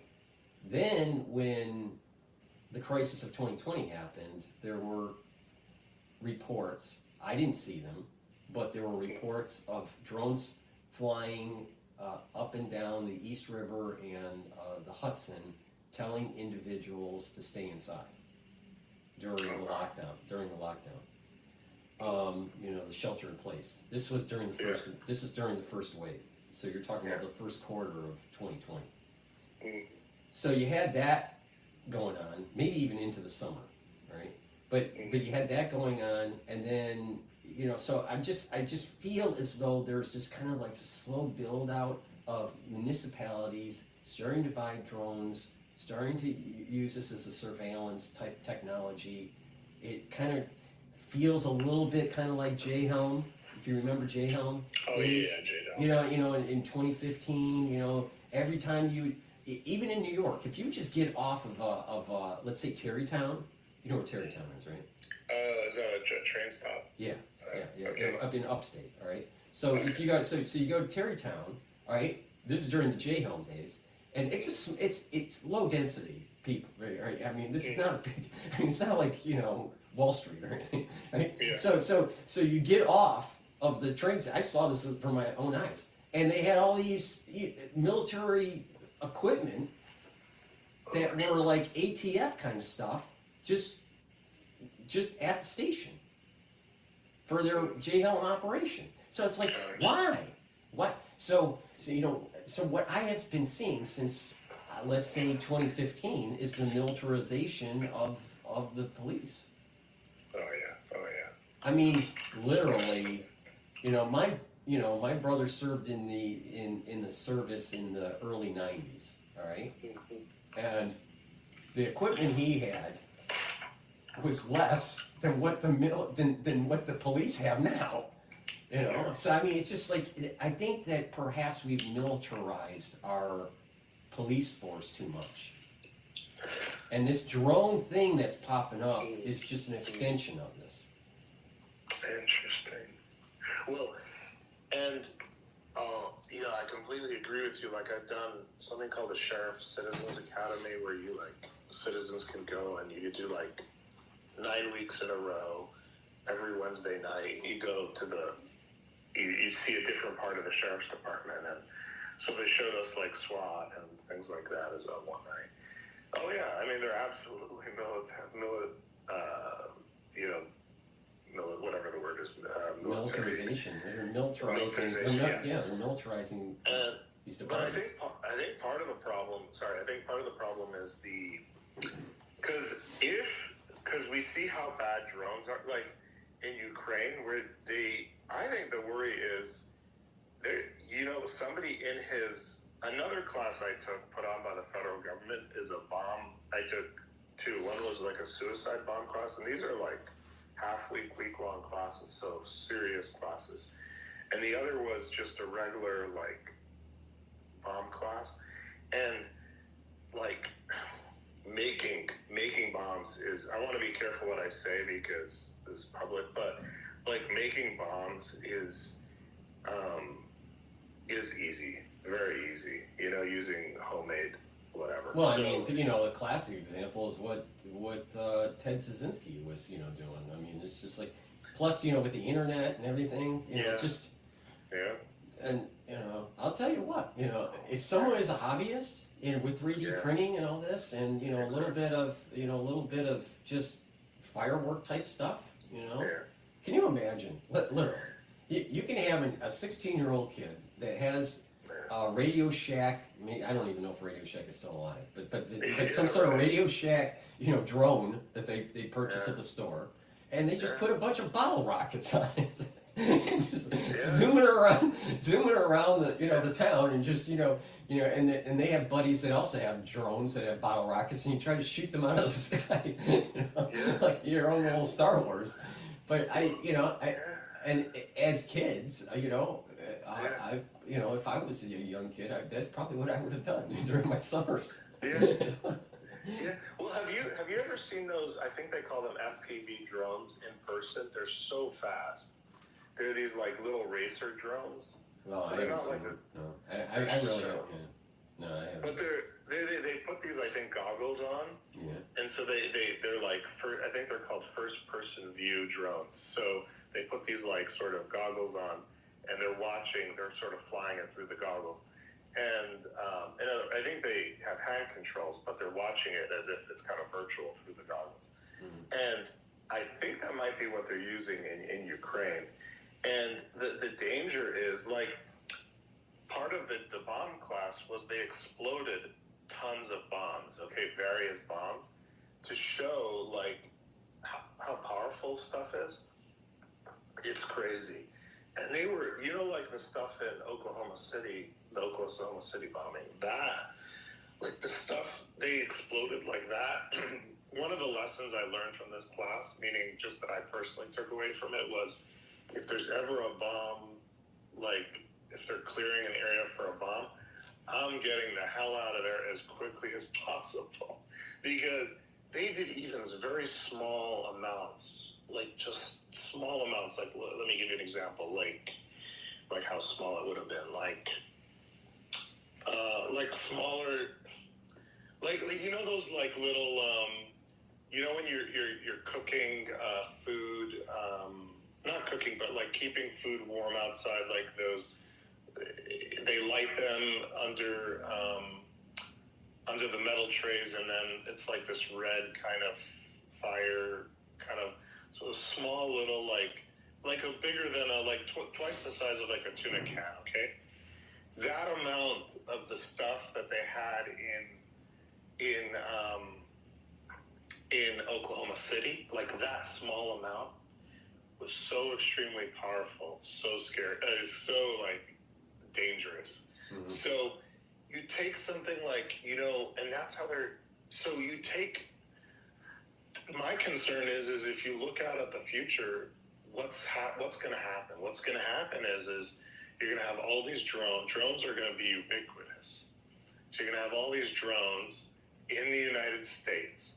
And then what if somebody takes, like, they build in there like a hobbyist, they build some, bomb stuff, which again is very easily available, through common household and hardware store. Well, stuff.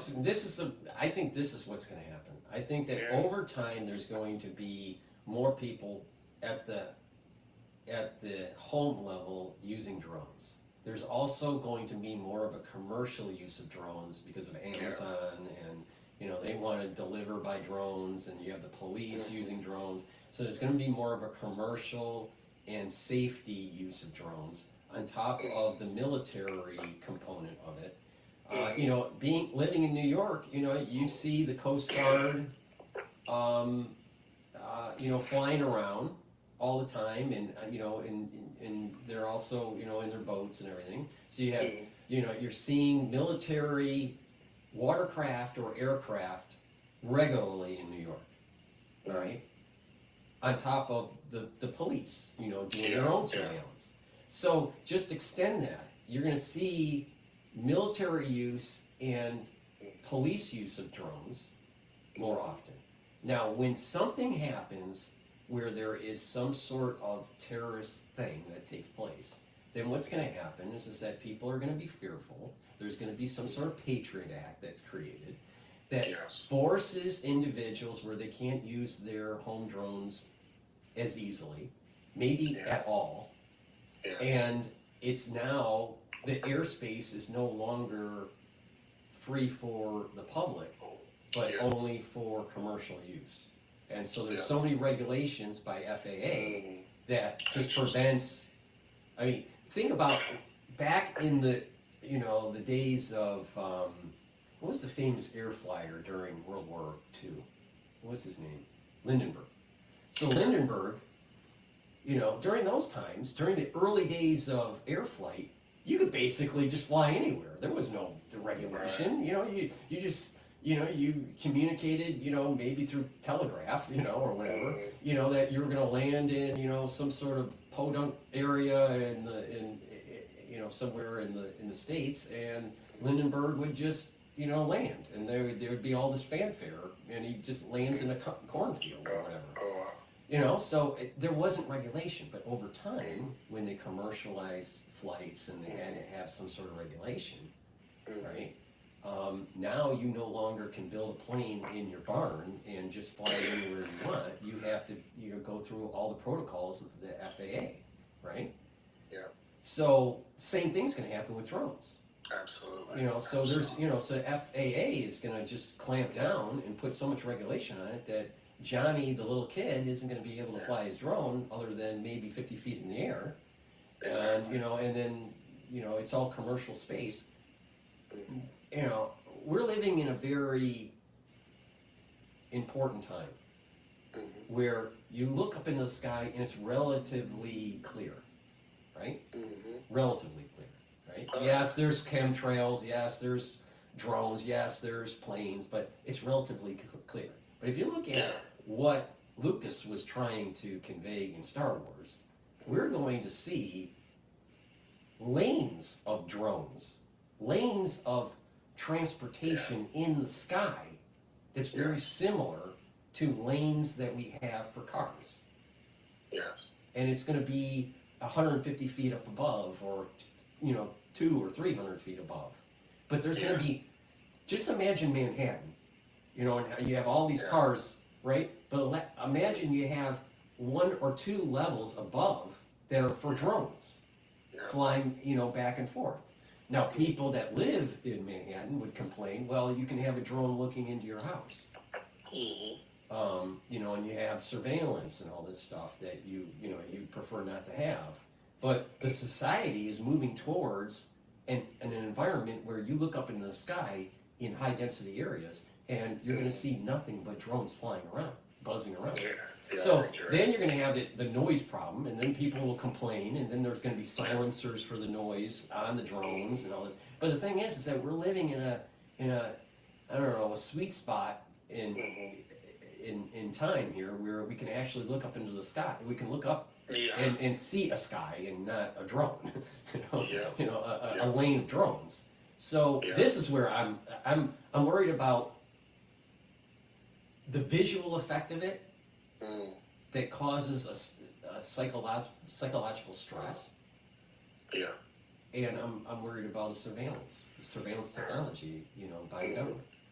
And so I'm not for drones. I don't think drones, we should have drones.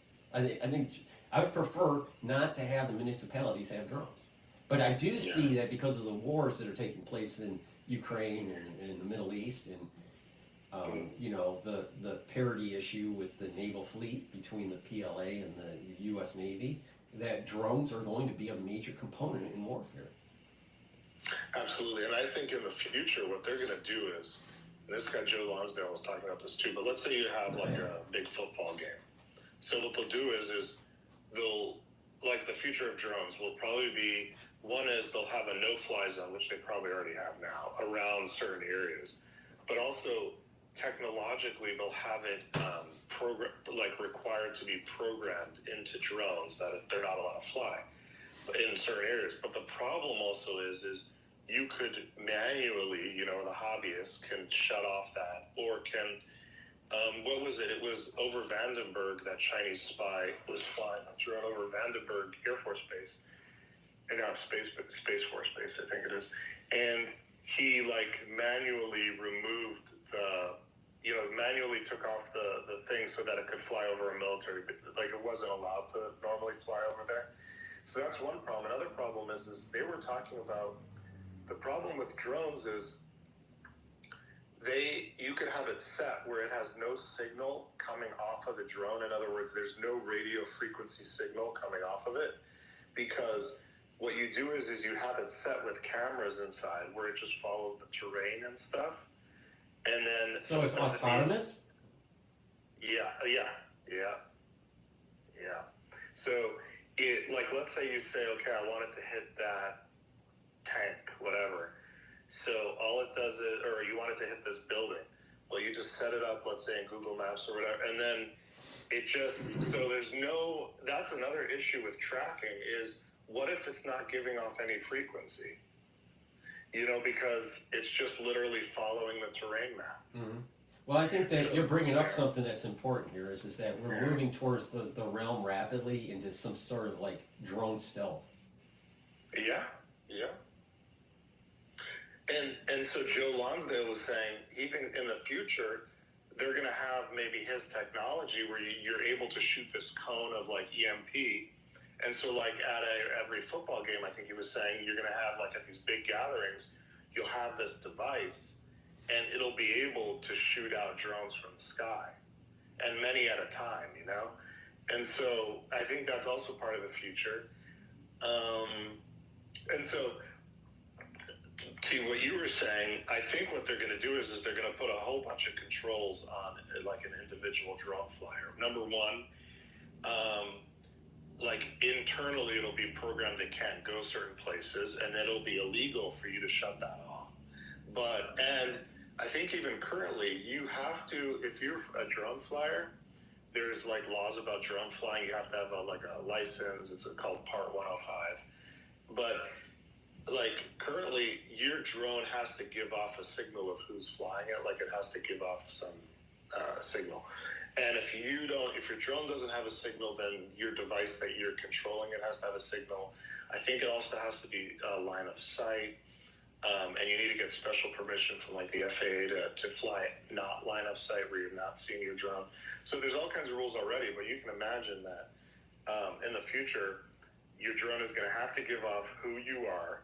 Your drone is going to have to be pre-programmed that it can't fly certain places. You're going to have to be licensed in order to fly it. Now, currently to get the license is pretty easy. Like you have to you study this pretty minimal booklet, and then you take a test. But you can see in the future that that'll be restrictor. And then, yeah, like you said, like right now when you take the test, I haven't taken it, but I was looking at the booklet to study, and they have these like in the air you have like layers of sort of like up to 200 feet is one layer, and then above 200 feet, like they have layers of airspace, and kind of like you were saying with these like sort of roadways up in the air. And so I think in the future, yeah, you're going to have probably controls of literally within the mechanism itself that'll limit you to how high you can fly or where you can fly, and then illegally. And maybe police will be, in the future will be, have the legal ability to give you a fine or even, arrest you for doing certain things. But yeah, and then lastly, so the concern is the future, you have these drones, let's say it doesn't give off any emitting technology, like it doesn't let people know who's controlling it. It's like you said, even like hard to visually see or, through some kind of radar, it's even, stealth sort of thing. And then, so you're going to need these like EMP sort of devices, around important places, I guess, or to be able to shoot down terrorist drones. And so you can imagine like an IED, so some, people making IEDs and then attaching them to like these really fast first-person FPV drones, and that's what they're doing in Ukraine. And so they're combining the two, and then they're just so quick, and you can't shoot it down with a shotgun or whatever. And it's just like, it's going to be very dangerous. And so that's where we're headed. Yeah. Well, it's when you look at this from a 50,000-foot philosophical level, it's just it's the civil liberties of an individual. The airspace over their home is being curtailed. We're slowly getting boxed in. There's another person that would like to speak. So, do you mind if I mute you and have him? Please. Yeah. All right.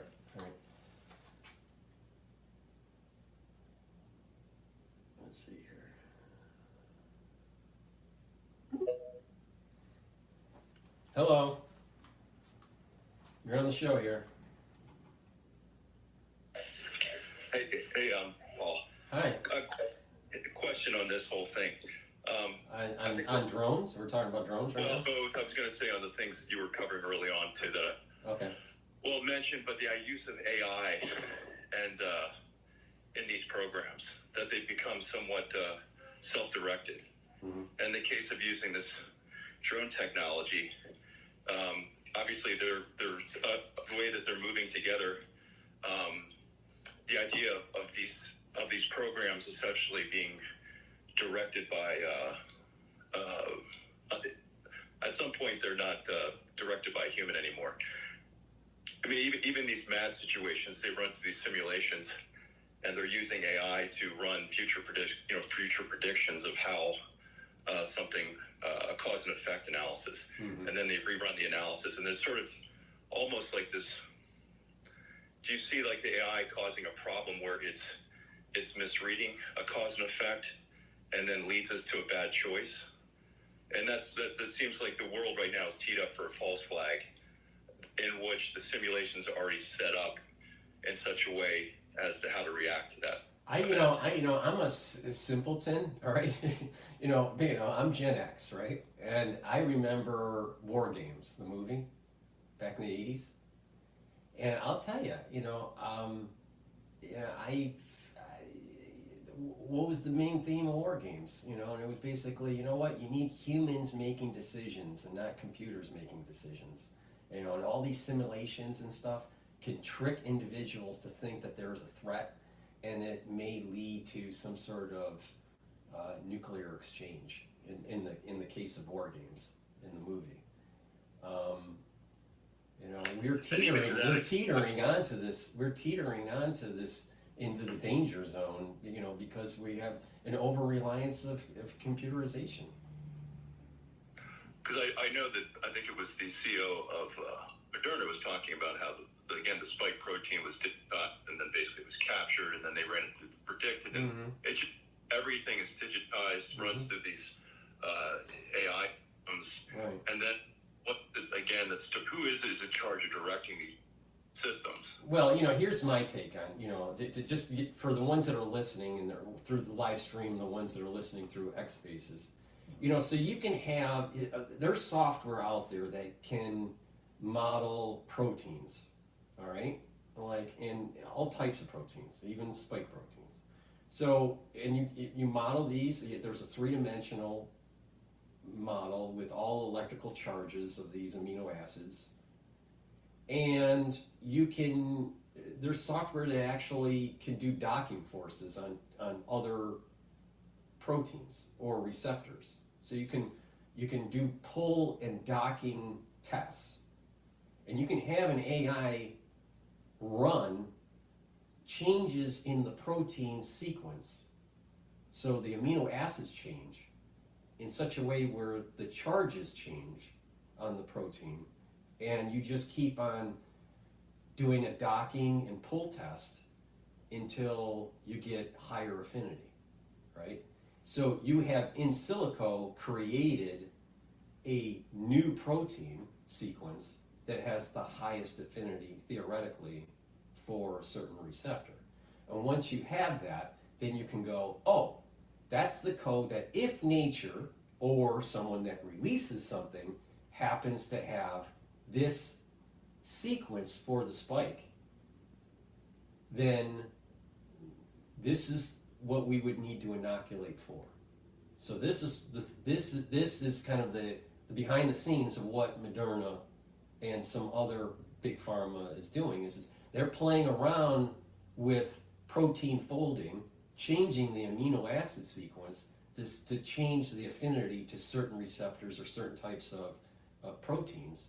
And therefore, once they know the sequence in silico, they decide, okay, build an inoculation for that, and then test it by actually making the mutation in real life, and then testing to see if it all works. So, okay, so that's just the background information of it. Oh, did I lose you? Did I lose you? You're back.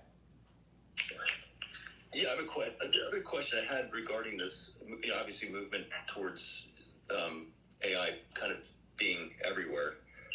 Palantir, this, what we were talking about earlier is the surveillance state, and they probably, again, already have had the tools.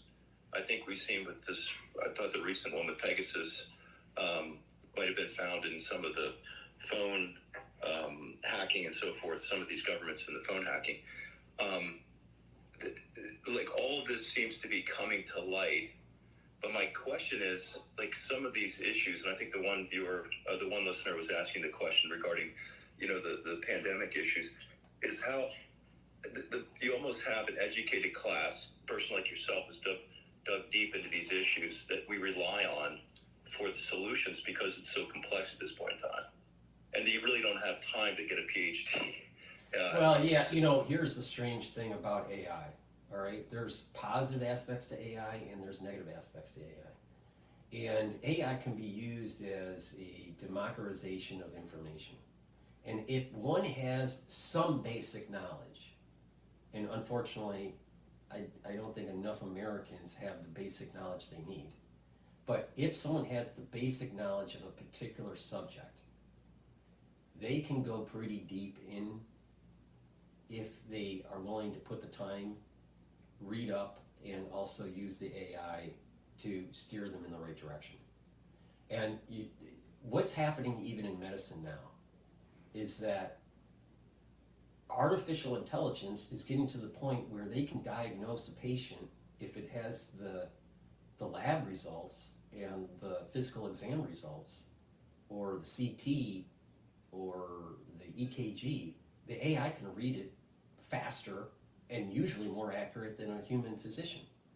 So we're at the cusp of something big, where if you want to learn something and you are willing to change your paradigm of thought, then you can use AI to learn anything. So what is the big takeaway through, let's say, a PhD program? It's not the knowledge of that particular discipline that makes someone a PhD or whatever. It's the method of knowledge. It's the method of obtaining the knowledge. And that is having some sort of lit review, coming up with some sort of hypothesis and willing to test those hypotheses. All right? That's the benefit of a PhD. It's not the individual knowledge that's built into it. It's the method of gaining the knowledge that's important. So with AI, it has sped up the lit review. You can summarize hundreds of articles in a very short amount of time. Back in the day when I was getting a PhD, you had to read the article, right? But you can summarize the article and create a bubble map of information quickly that leads to further discovery. So I think AI has led, if someone uses the AI correctly, you can obtain knowledge very fast. But one would have to be willing to change their paradigm. Now, there's the problem that I've noticed, and I think this kind of dovetails into the first conversation during this X space that I had that was a little problematic, I guess. But the thing is that people in the United States have a tendency to be one-sided with their thought. They don't want to change their paradigm. You know, a classic example is the pro-vax movement and the anti-vax movement. All right. You know what? The reality is there's something in the middle. That's the reality. All right. Either side doesn't want to hear that. Big Pharma doesn't want to hear it because that means you're taking away dollars from them. And the anti-vax movement doesn't want to hear it because they think that everything that's an inoculation is going to cause, some sort of mass carnage for everybody, which is totally untrue. I mean, when I was a kid, I knew someone that had polio. You know why he got polio? Because he didn't have a vaccine, all right? And he was crippled for life. So, and this was in junior high school, But the thing is the reality is if one is willing to change their paradigm and willing to put in the effort, they can use AI and gain a lot of knowledge. So there is a democratization of knowledge, but one has to have some basic skills, right? And unfortunately, a lot of Americans, I don't feel, have that basic scientific knowledge. But people don't have to just depend on PhDs anymore. I think that was true before ChatGPT-4. But it'll be interesting how this all emerges, because I think the whole idea here is what's the truth? How do you get to real knowledge and build up on that, and go forward. So. And Paul, let me just take the one issue that was brought up about the SV40 promoter, for instance. It seems to me that particular issue, which has been brought up, being classic emanation, there would be this debate among the professionals in that field, and the truth would emerge from it as to whether or not. All right. So right. So let's dive that into it. All right. The thing here's the problem. Does SV40 came up with cancer research? They were finding, they were saying, this thing seems to be popping up, in certain types of tumors. It wasn't in every tumor, but in the early days of cancer research, it did pop up. So there was this kind of thought that maybe pathogens cause cancer. Well, for certain types of cancers, that's true. In other types, that's not true. HPV is another one. The idea here is that when someone says SV40, it's a plasmid. SV40 plasmid is using an SV40 promoter region to code to code something. Now, if it's the SV40 pathogen, then it's going to code for the virus. But if it's if it's some sort of genetically engineered code within the plasmid, it's going to code that genetically engineered sequence. And that's what's going on in biotech. There's there's hundreds of different types of plasmids and different promoters and guess what? Where are these plasmids coming from? They're coming from the bacterial and viral world. And they're modified in such a way to be able to manipulate things in the laboratory. So when someone says, well, SV40 plasmid as a pathogen can cause certain types of cancers, that doesn't mean that all SV40 plasmids cause cancer. Because there's modifications in the laboratory and manipulations of these SV40s that will that don't have the pathogenic code in it, but it has some other genetic code for some sort of biotech manipulation in the laboratory. Now, some of that manipulation could cause cancer, some of it may not. So it's about nuance. I think the point here is it's about nuance. I'm not sure why I keep on losing you here as a speaker. So you know, my take is that it is about nuance, and that's maybe where, you know, people that have a little bit more deeper understanding could, you know. But the thing is that you know, when someone is willing to understand that there's nuance, they can still use ChatGPT and get to a deep level of understanding of SV40. You know, just do an experiment, do a mind experiment, or not even a mind experiment, just do a real experiment.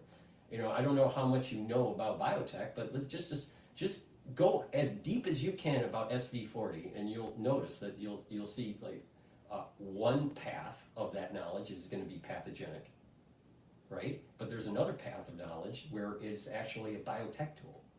Now the problem comes in is you had big pharma and big money and not willing to admit that they can't filter out their inoculations good enough to 100% guarantee that no injury was going to take place. They can't do it. No manufacturer can do that. And so, you know, this is where the pro-vaxxers are totally wrong. You know, there is a manufacturing problem. The way things are made is problematic. That doesn't mean it can't be effective. Doesn't mean that everyone's going to have the problem, but it isn't a manufacturing issue. So, you know, if anyone that's, you know, that is listening, or anyone that's watching the live streams and that has done stuff in manufacturing, there's tolerances and there's, you know, drift over time when you're doing high production, and you know, so there's lots of things that take place during a manufacturing process that can cause some sort of you know, production issue or quality issue. Hey, Paul, one other question. Do you see a limitation, like the medical field, with diagnostic testing? Meaning you can do too much diagnostic testing, and it leads you to a bad solution. So there's this balance between recognizing sort of intuition from the body about whether or not you're feeling, or are there just some diagnostic tools that almost should be done on a regular basis to test whether or not your immune system is recovering? Yeah, well, before the AI world, there were older doctors doing rounds with medical students in their residence, where they had a skill set, because they didn't have the ultrasounds during their training, they didn't have the access to the CT scans and all this fancy equipment, where they were more, the older doctors that are now retiring, but you know, when I say older, I'm talking like 70s, 80s here, you know, that they could touch the body in such a way and understand more about the patient by the way they were feeling the body, putting pressure in a certain area, seeing certain veins popping up. They were more in tuned by just observation of the body. The problem comes in is that the newer generation of physicians are more reliant on issue a test, issue a scan, issue whatever, right? So they're less physical with the patient and more quantitative with the readings of these devices. You add in an additional component. Back in the olden days, there wasn't so much litigious activity. Doctors didn't have to worry about getting sued all the time. Now, if anything goes wrong, the hospital, the clinic, the physician is worried about some sort of lawsuit. So there's the litigious aspect to it. There's the over-reliance because of just the contemporary training that's going on with physicians, that is pushing everyone to be just over test, do these diagnostics, right? All right. Now you add in AI component to it. AI can't really feel the patient yet. We don't have C3PO feeling the patient, right? But doing the PE, the physical exam. So since we don't have C3PO, by having these scans, by doing the blood work and having all this telemetry fed into the AI, it can diagnose and have treatment. And also social learning within the AI, knowing what else is happening in the society. Is there something similar that's taking place within that locale or in that state? That would be really good for understanding infectious diseases. But and there could be some sort of social learning that can take place with these AIs. But just individual patients now, when you have these diagnostics, you're allowing the AI to be able to have a treatment plan for a patient. So I think it's important to look at the history arc here of what was it like to be trained in the 1960s and 1970s, even 1980s, and how it's moved and changed over time to the point now we have AI. And I personally believe that AI can see something on a CT scan or an X-ray better than a trained radiologist. Well, you know what? Medicine's moving AI. And insurance companies are going to go, how do I reduce error? How do I reduce chances of lawsuit? How do I reduce over prescribing certain diagnostics? And the insurance companies are going to say you have to implement the AI into your clinic or into your hospital, or you're not going to get the same payout, for coding. So physician codes, that's how the paymaster is the insurance company. So the physician can only do certain things that they'll get paid for. So, or that's how it's supposed to work, all right? So they code a certain way. Well, the insurance companies can say, we're going to reduce your payout to the physician. The insurance company is going to reduce their payout to the physician unless they implement an AI system that will help to reduce costs for the insurance company. So there's going to be a slow control of the insurance companies with healthcare.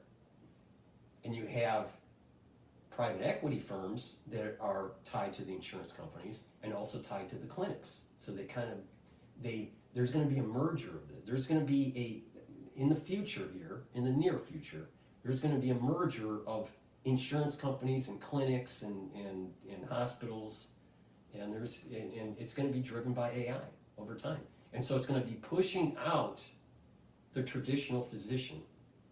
And what will happen is that until R2D2 or C3PO is developed, it's going to be moving more and more towards physician assistant and more towards nurse practitioner that's actually doing the PE and prescribing the diagnostics, and then you won't need as many physicians. But this is moving. I think the whole healthcare industry is moving towards AI, and it's going to radically change it, and it's probably going to be for the better.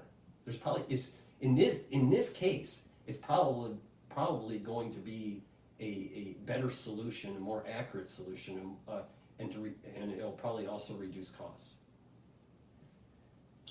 And Paul, one other question as we move toward this, I think looking at Yuval Noah Harari, who's talking about the humans become hackable.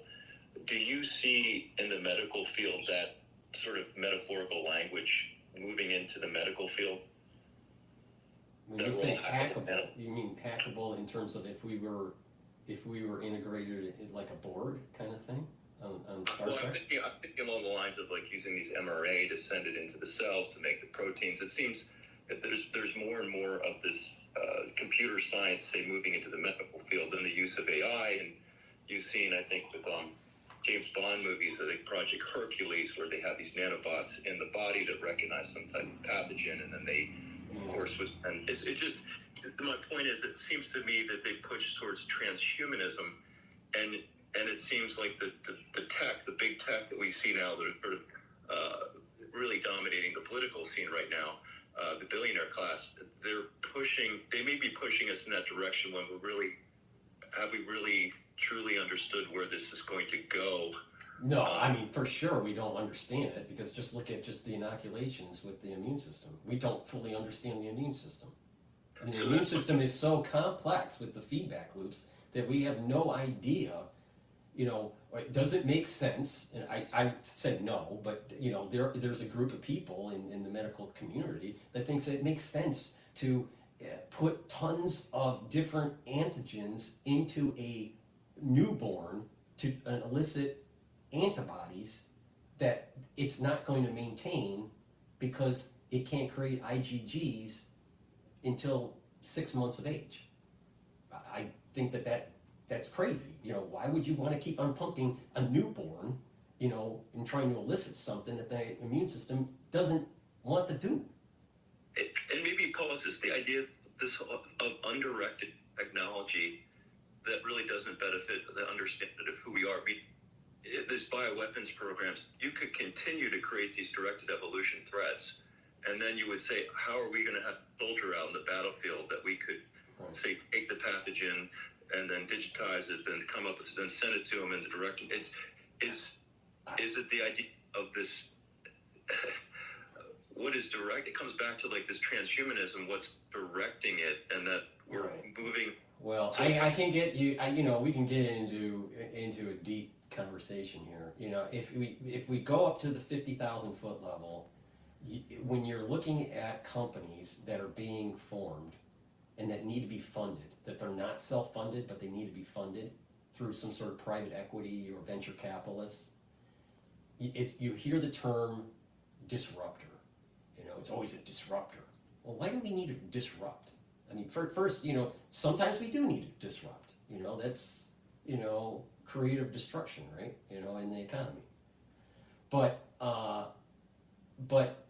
what happens is a lot of times these people, they're coming out of fancy universities, all right, and they aren't happy with their job prospects when they get out.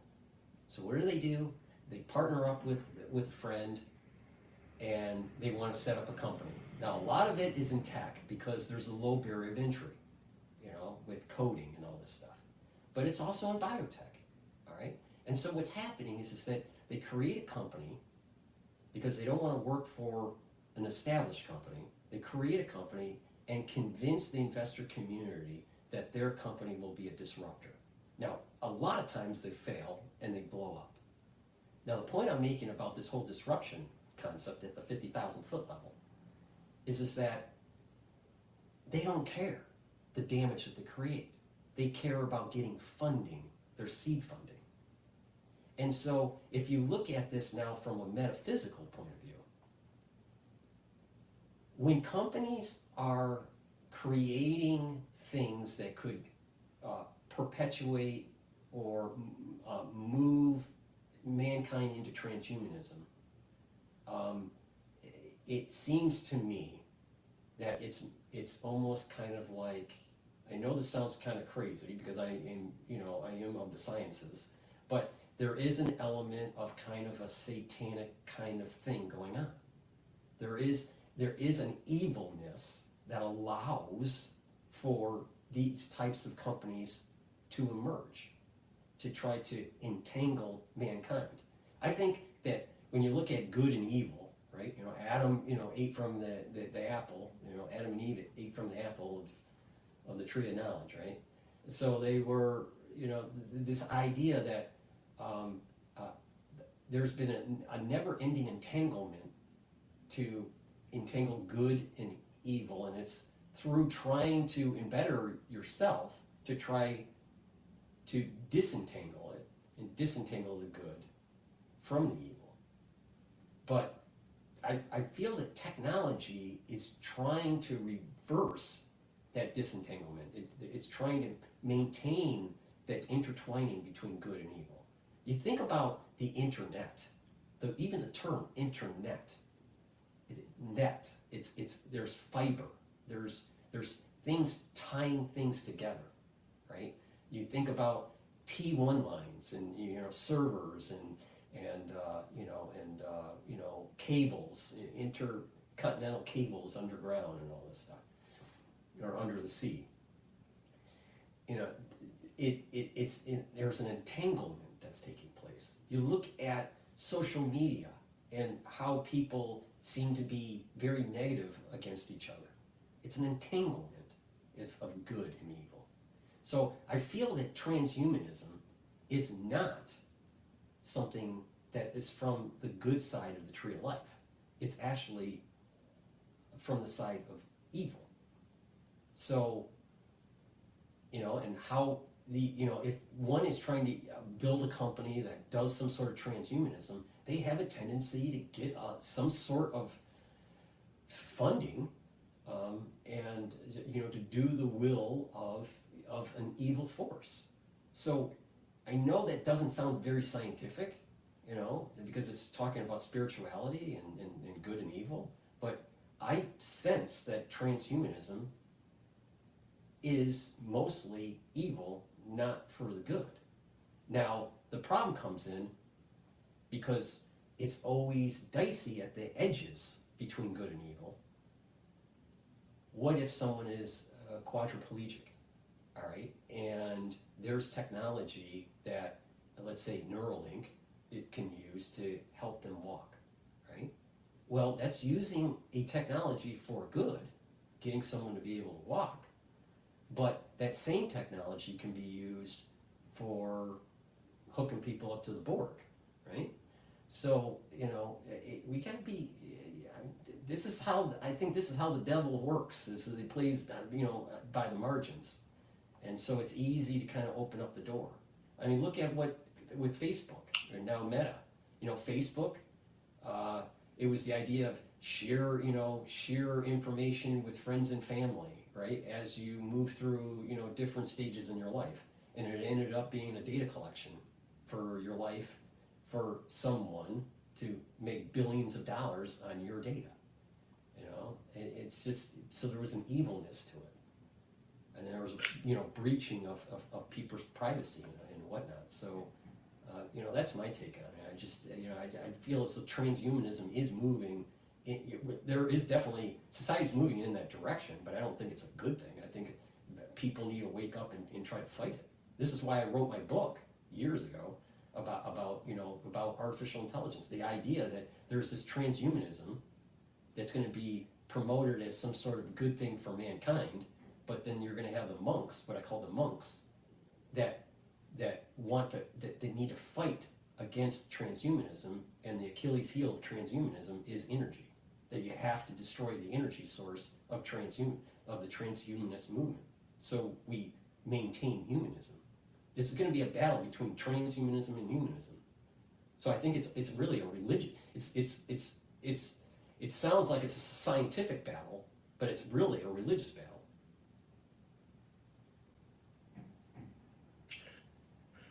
And then, Paul, how close do you guys see to that this movement towards immortality, do you see a pathway forward? Meaning, all these things seem to be happening simultaneously.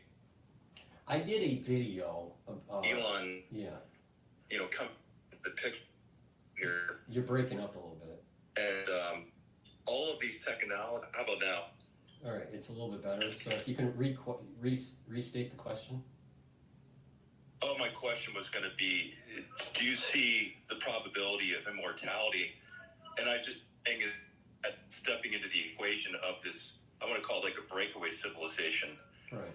That I can see in the Ivy League towers and these whatever in these committees that they meet, and they're saying there's probably too many people. We're going to have access to this unbelievable technology, and the question is humanity prepared, and should everyone be allowed access to all these technologies? And I can see those being debates, and so one of the things that I see is this idea of immortality. Once you start really playing around with these codes, how is it possible? First, we have to really question the premise. Why do we assume that immortality will be through science? Why perhaps immortality may not be through science? I mean, it's assumed that immortality will be presented through science, but according to the scholars, the biblical scholars, once Adam was thrown out of the garden, there was because of the entanglement of good and evil, there was disease. Disease starts, all right, and that each subsequent generation was not able to live as long, up to the point where we're at today, where the average person lives about 80 years. Now it is going up. It's the life expectancy is going up, right, because of better hygiene, better nutrition, and all this stuff, and better medical care and scanning of certain types of diseases, right? But it's not to the 150, years of age or 300 years of age. I mean, if what is stated is true in the biblical texts, you're talking about people that were living 450 years, all right? Well, that's a pretty long time. I mean, or 1,000 years, this idea that perhaps that maybe it's not really the science that does it. It's some sort of spiritual awakening that allows for us to become more immortal or live longer lives. I don't know if we'll ever be immortal, but we may live to 1,000 years, which may seem like immortality. But I think questioning the premise that it has to be through science, I'm not so sure about that. It may be not through science, it may be through spirituality, or maybe a coupling of spirituality and science. Maybe it's the use of science in a good way versus in a bad way that leads to this immortality aspect. But a lot has been discovered in anti-aging and longevity research, where people that are 60 years old, when they sequence their code and look at the methylization of their DNA, they are a 30-year-old. All right. Now, I haven't done a methylization test. I suspect that I am one of these types of people because of all the antioxidants that I've taken since I was 16. I don't know. There's two ways to test age of a person and its tissues.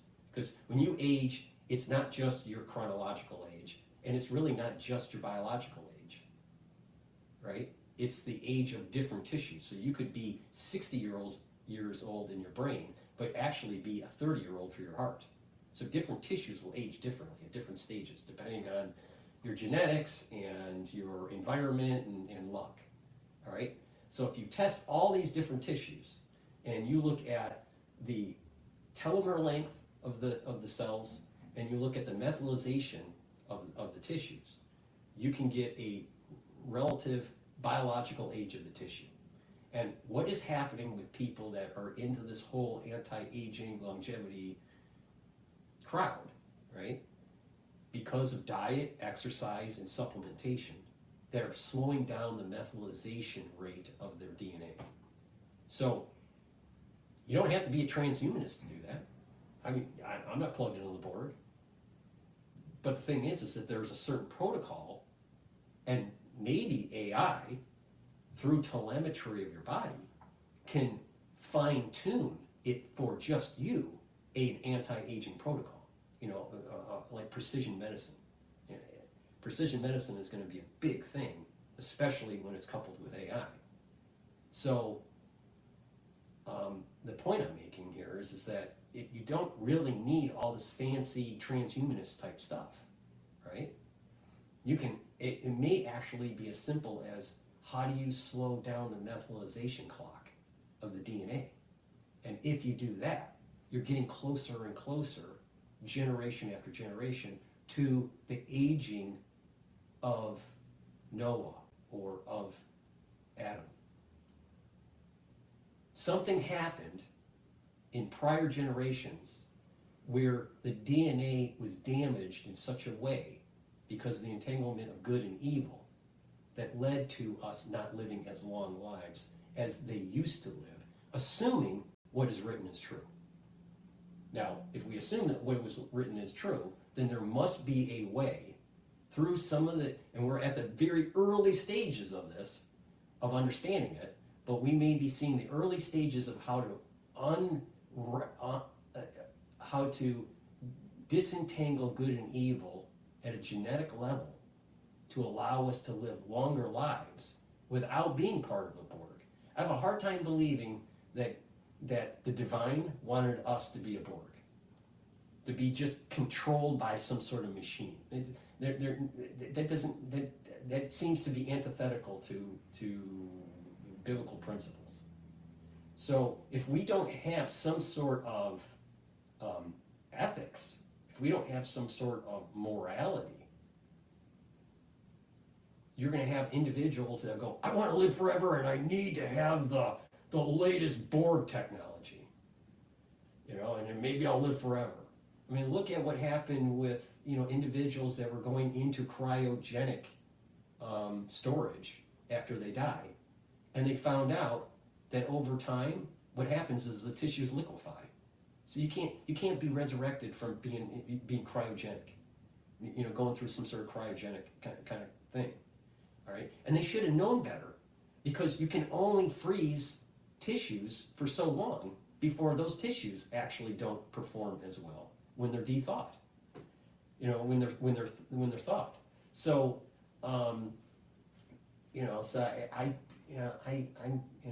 going to have a group of people that are immoral or amoral, probably more on the amoral side, that are going to gravitate to transhumanism, and you're going to have a group of people that are moral that are going to be gravitating to humanism.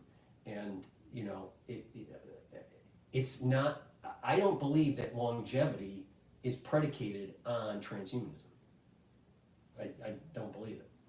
I think that longevity can be over time improved generation over generation to the point where there's going to be a generation that lives for 500 years, right?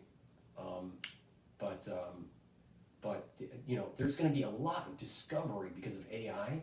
There's a lot of discovery with AI and precision medicine that if you follow the protocol, if you follow a health path for just specifically for you, and you're dedicated to that, instead of dying at age 80, you may live to 150.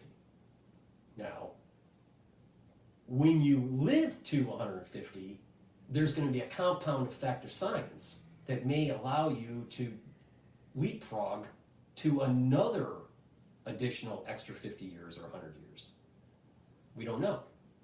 But the key here is I think we're at a special moment in time that if you invest in your body, if you invest in your, in your soul too, that you may be lucky enough to benefit from this window of opportunity of life extension without being transhumanist.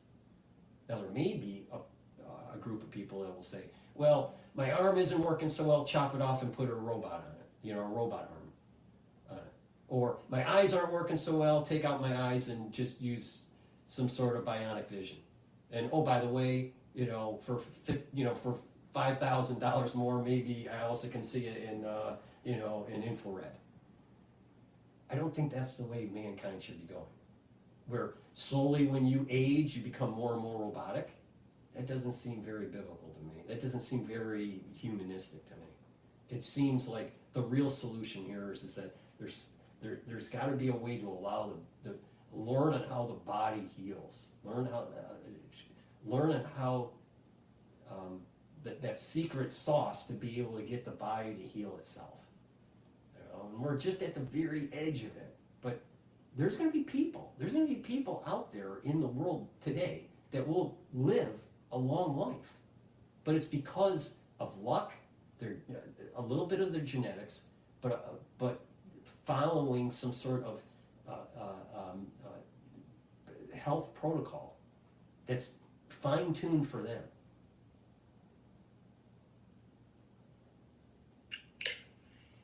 Paul, last question, because you started off with like the drones, and I wanted to try to put this into an overarching question about do you see do you use a framework to interpret all these seems to be disparate events that are happening, from this collapsing public confidence, perhaps a sovereign debt crisis, a new monetary system, the geopolitics that is occurring, whether it's Taiwan, China, Ukraine, Georgia, Romania, Sudan, just all of these crises that are happening along with these trends in AI, that is there something that is trying to capture this moment from a centralized, and then you have this self-organizing collective of the masses trying to figure it out, but that's operating essentially on sort of compartmentalized information, that you have a few people in positions of influence that are trying to wrap it up in a nice picture, but the self-organizing collective is still struggling to try to figure this out. Can you define your term self-organizing collective?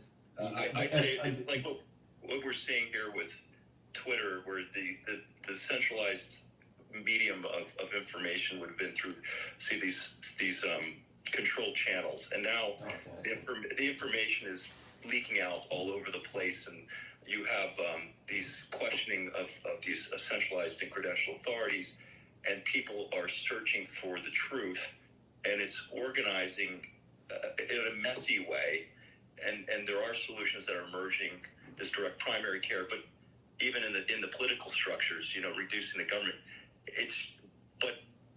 is there a framework to try to tie it all together, or is it just, this is just a cycle and it's just going to happen without any sort of centralized figure leading it? It's just going to move forward, and it may be messy, but in the end, we come out the other side with.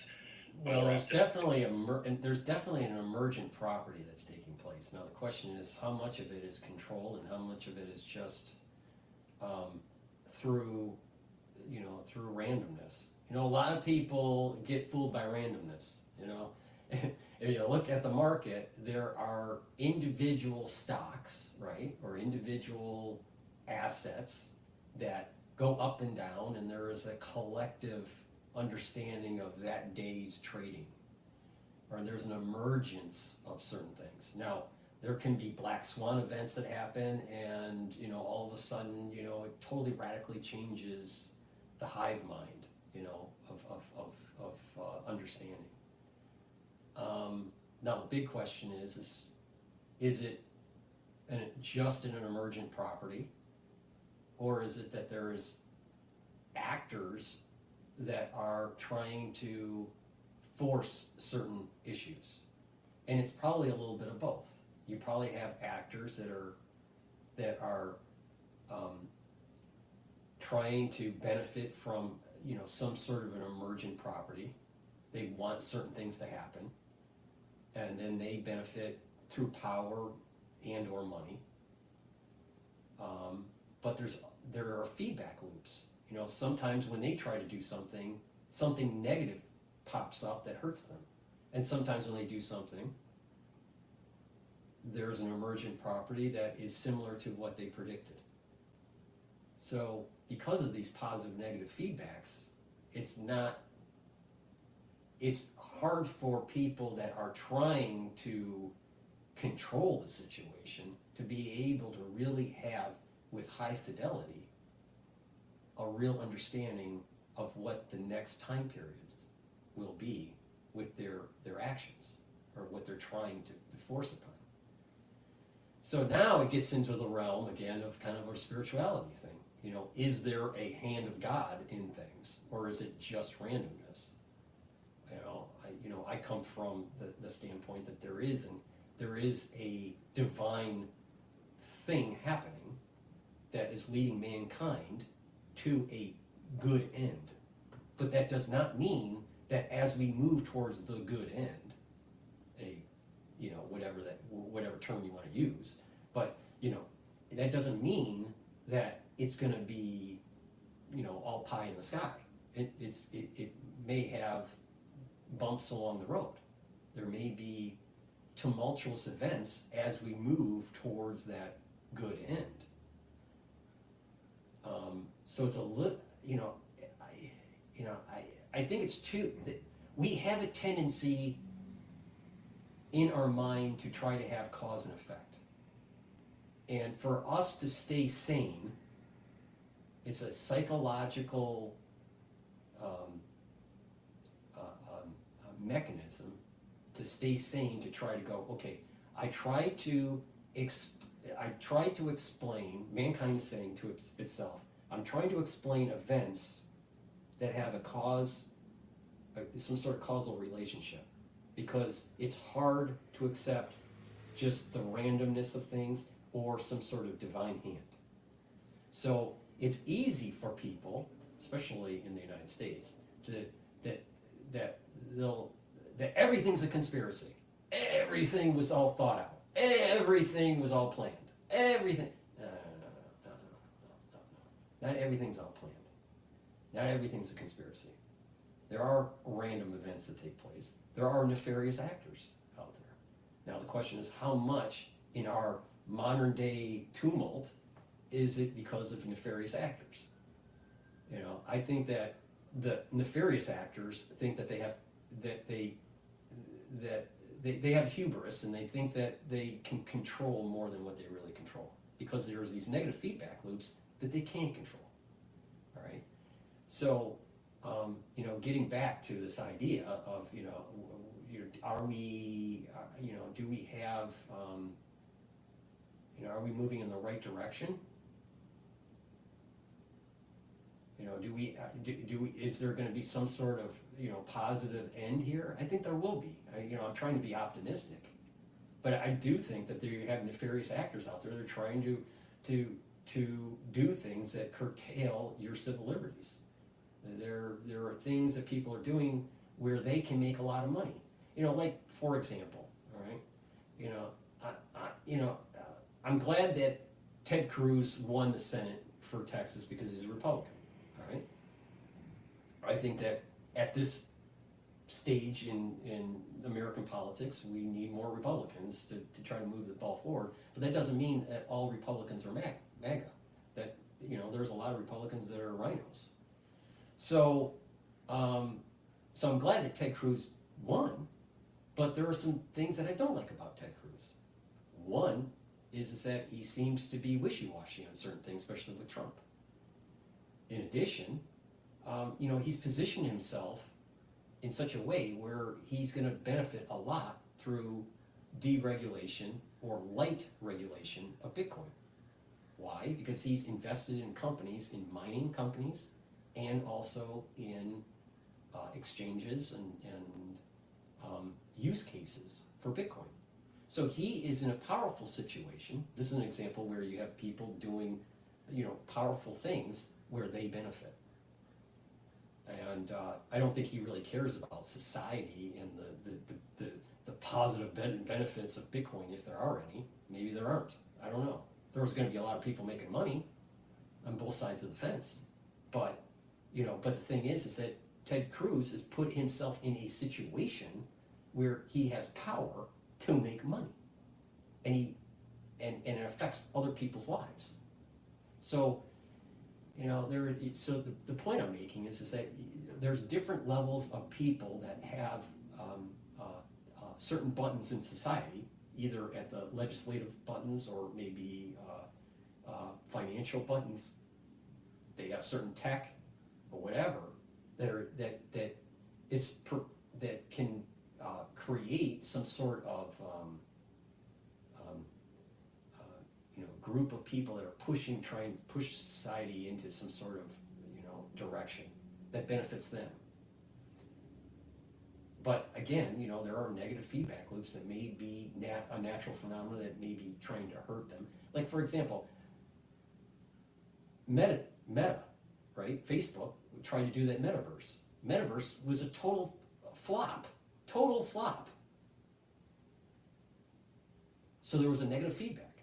Zuckerberg thought, well, metaverse is going to be so important. Everyone's going to be plugged into the Borg, and everyone's going to be wearing a virtual reality helmet. And the reality is that, you know what? People didn't want to be in the metaverse. They wanted to be in the real verse, not the metaverse. I saw someone at the Harvard Club, going on a tangent here, that had one of those Vision Pros from Apple. Is it iVision or Vision Pro? I think it's just called Vision. So Vision Pro, and he was in the Harvard Hall area where people sit down and have talks or read the paper or do some paperwork, or they're on their laptop or whatever. So you had this one guy with this Vision Pro, right, on his head, and he just looked so out of place. Now you're talking about old style decor, and this whole idea old wood, dark wood, and it just didn't, it was so out of place. He just looked like a pariah. He stopped using it. One, because of the battery issue, but two, it didn't sync with cultural norms of certain groups of people, or just the overall cultural norm of humanity. And that's why Vision Pro died out. I mean, Apple still has it, but it wasn't adopted anywhere near what Tim Cook thought it was going to be, because it's against the human inculcation that as we're raised. So I think that there's going to be a negative push. There's going to be a negative push.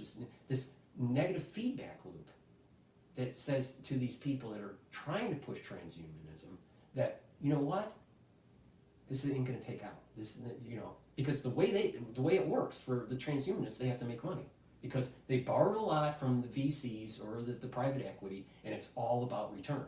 If they can't return their transhumanism, then the company goes belly up. Now, of course, there is, robotics. Boston Robotics has gotten into DARPA and, the military, and that's a whole different ballgame. And, Boston Robotics is, the early days of Elysium. If you remember the movie Elysium and the robots, and, a world where it's a shithole for most people, and then it's utopia in orbit around the Earth.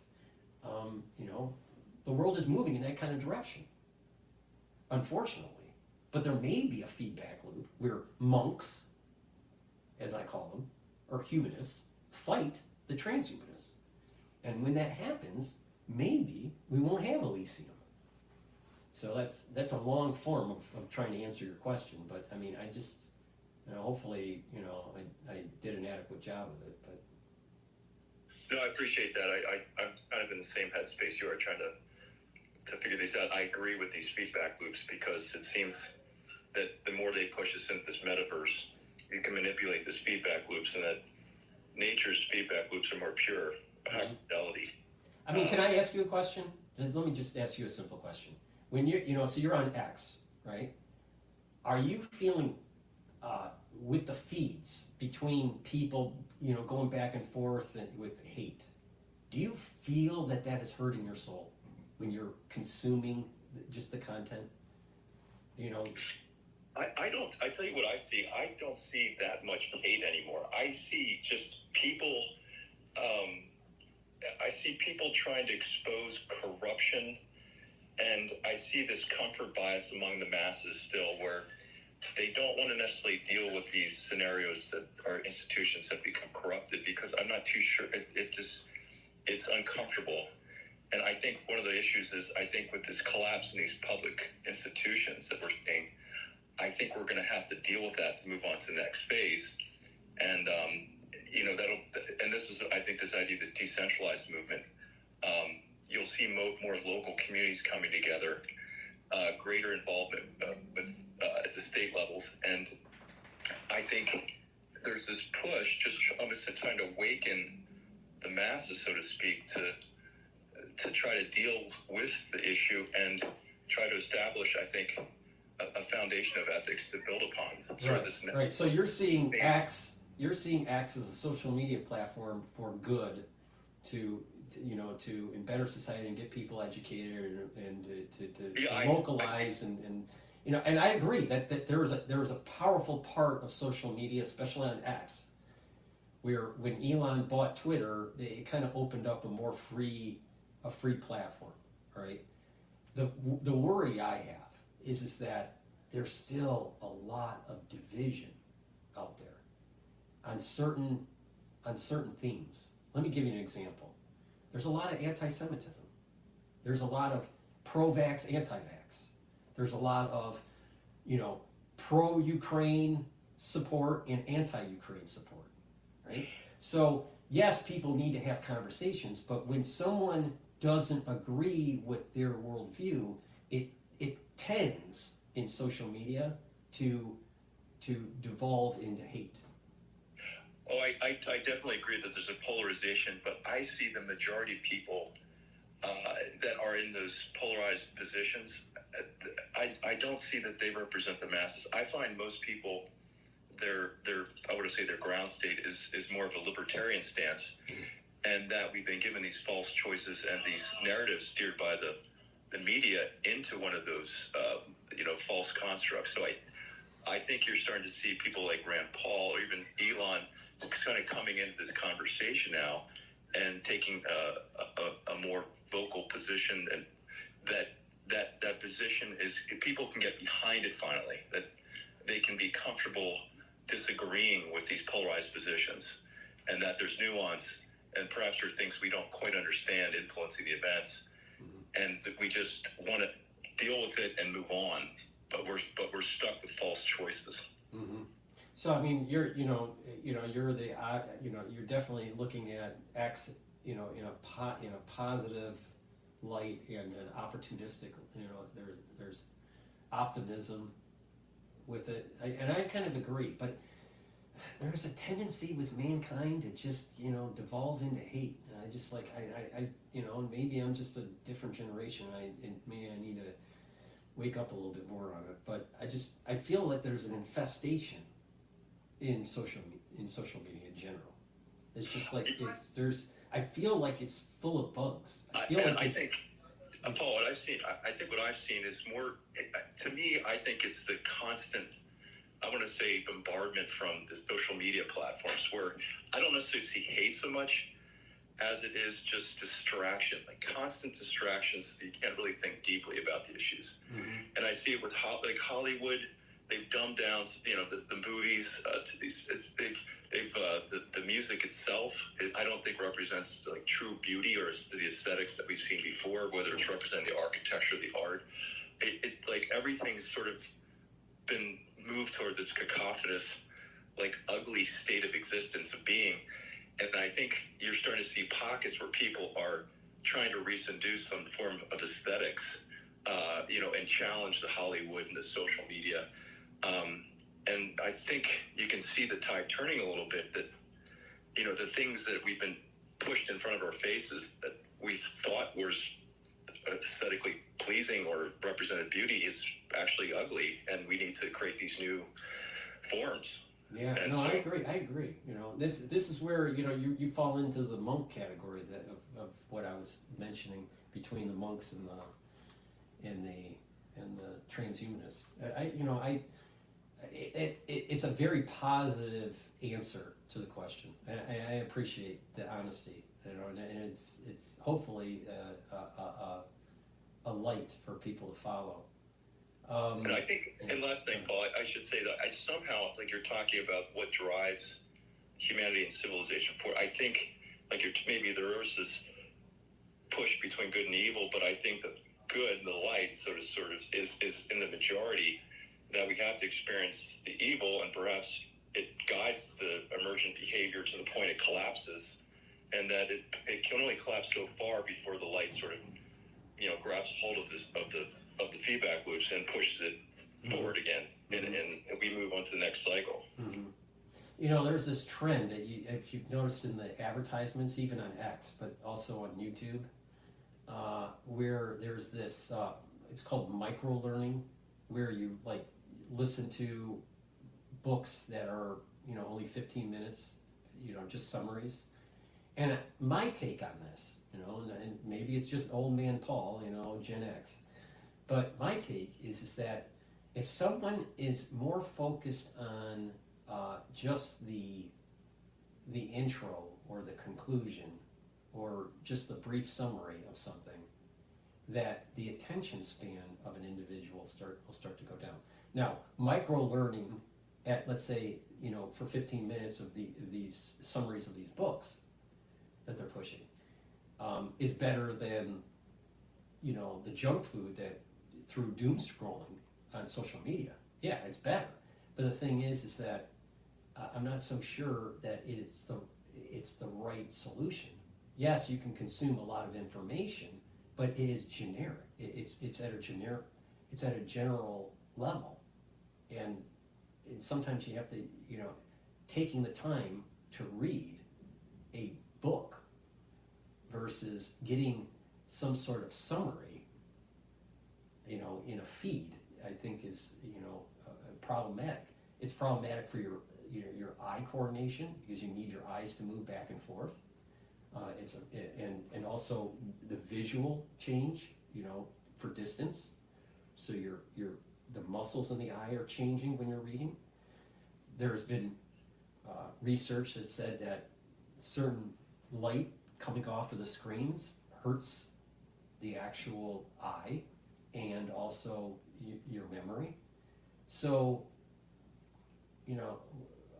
I know this is going off on a tangent, but the thing is that there are what popped in my mind when you were talking is that there's this micro learning that's taking place on social media that, may actually be dumbing society. There's certain things that are happening that yes, it could be used as a way to decentralize, get people organized, get people, knowledgeable.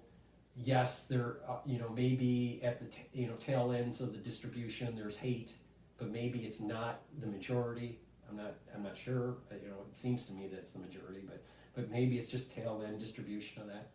But there's this trend using technology where it's just speed it up, and faster. When you're in a conversation with someone and it's just, if that individual's only of general knowledge, right, then they seem very knowledgeable about a lot of things. But you dive into any particular subject matter, and then you realize that the individual probably only read, summaries of certain things and didn't really dive into the details of it. Like in a program like a Ph.D. program, you just dive in very, very deep. But the weird thing about this, and I mentioned this with one of the listeners on a previous talk, you dive into something deep enough, you'll realize that other things are connected to it. So if you're only looking at the surface level of things, then you don't really see the interconnectedness of diving deep into a subject matter. Because if you dive in deep on any particular subject matter, whatever it is, you will get to a lot of other things and deep understanding of other things. But that's my take on it. And this is where social media is like they're moving people towards this, just Just be simplistic, just be general. You know, time is precious and you need to just quickly learn something at the surface level. Oh, Paul, and I want to thank you. I have to roll, but thank you for your answers. Yeah, no problem. Thanks for speaking. I do notice you on the on the spaces on previous. So thank you very much. So what I'm going to do is I'm going to plug some products here and then play another video. But this is the whole reason why I'm doing this telemetry, live feed type stuff. The idea is to get interaction with the audience, all right? So the ones that are watching on YouTube, you can listen and do a call-in through Spaces on my channel and, you know, and interact. It's all about interaction, right? But also, as we're talking, you know, news breaks. You know, some news is somewhat benign, and other news is pretty, you know, pretty big news, right? You know, right now, you know, to my understanding, there's not a big, you know, big news day here, but just like, for example, you know, the market recap. The S&P 500 is at 5,952. The VIX is at 17. Euro USD is trading at 1.039. Bitcoin is trading at 22.77 for BITO ETF. USD yen is at 157.15, and oil is at $69 a barrel, about $69.10. So, you know, things are happening as we're talking, right? But the idea is that we have an interaction. That I, you know, that's why I built this out. To help support my work, you can purchase products on my store, the-studio-reykjavik.com, and some of those products are C60. C60 is avocado. It's in avocado oil. You could get it in MCT coconut oil or in extra virgin olive oil. You can get it in a 4 ounce, a 2 ounce, a 4 ounce, or an 8 ounce configuration. And when you take this, it'll soak up free radicals. By soaking up free radicals, you're not having the damage to the cell, you're reducing the stress of the cell, and you're improving the mitochondria of the cell, so you have more ATP, so it improves the immune system. Now, you know, I had someone that, you know, chimed in, you know, asked some questions, and was saying, like, you know, through the crisis in 2020, what does one do? I've been saying it on almost every show. You got to neutralize pathogens, reduce reactive oxygen species, and you need to bring down inflammation. A very basic way to do that is structural nanosilver, the C60 to soak up free radicals, and the turmeric and the ashwagandha to lower inflammation. All right, that's the 3 pillars. Now, if you want to boost that up, then you can take a look at the anti-Fauci stuff, you know, the anti-Fauci beginner's box, or the anti-Fauci advanced box, or even the deluxe box, and you get more supplements on top of that. All right, but the whole idea is that by healing the immune system, by calming down the immune system, you're going to improve your health. You're going to slow down aging. You're going to have longevity. You're going to have more vitality, and your endocrine system is going to be better. And by having a better endocrine system, different systems in your body working better, you're going to perform better. You're going to be healthier. All right, in general, right? So C60 is a great way to soak up free radicals. So go to my store, the-studio-reykjavik.com. This is very potent. Take a teaspoon a day. Take it every day, and you'll notice that your energy levels are going to go up. The tissues in your cells are going to be better. They're going to have less stress, and by reducing that stress because of free radicals, you're going to also improve your endocrine and your immune system. So go to my store, the-studio-reykjavik.com, and get the C60. Now, at times, over time on my shows, I have explained many ways to improve your health. All right. So when someone says, I don't know what to take, I say it every day. Every day. All you got to do is go to my website and just look, and it'll tell you what to do. There's a reason why I say anti-Fauci. Don't you think? Don't you think there's just it should tell you something? We're working in a world where there's a lots of censorship. So you have to walk on eggs so a channel doesn't get blown up. Because if my channels blow up, how do I reach out to my audience? So you have to be careful, right? So just pay attention to what I have to say. Follow the protocol and you'll be okay. Neutralize pathogens, lower free radicals by soaking them up, and bringing down inflammation is the core. Those are the three principles. Those are the pillars. And then you can build on top of it, all right? And the more that you use, the more you stack, the better off you're going to be. And I'm telling you what I take.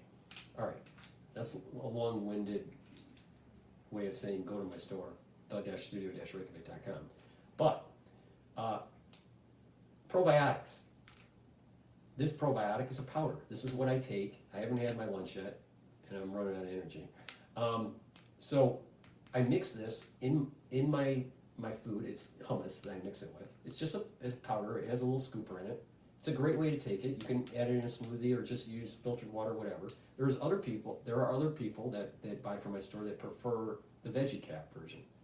Both are very good products, high quality, and having a good gut biome is really important. Why? Because it's going to absorb. It's going to allow you to have better absorption. It's going to bring down inflammation in your gut. You'll get a better mucosal lining in your gut that allows to protect your gut.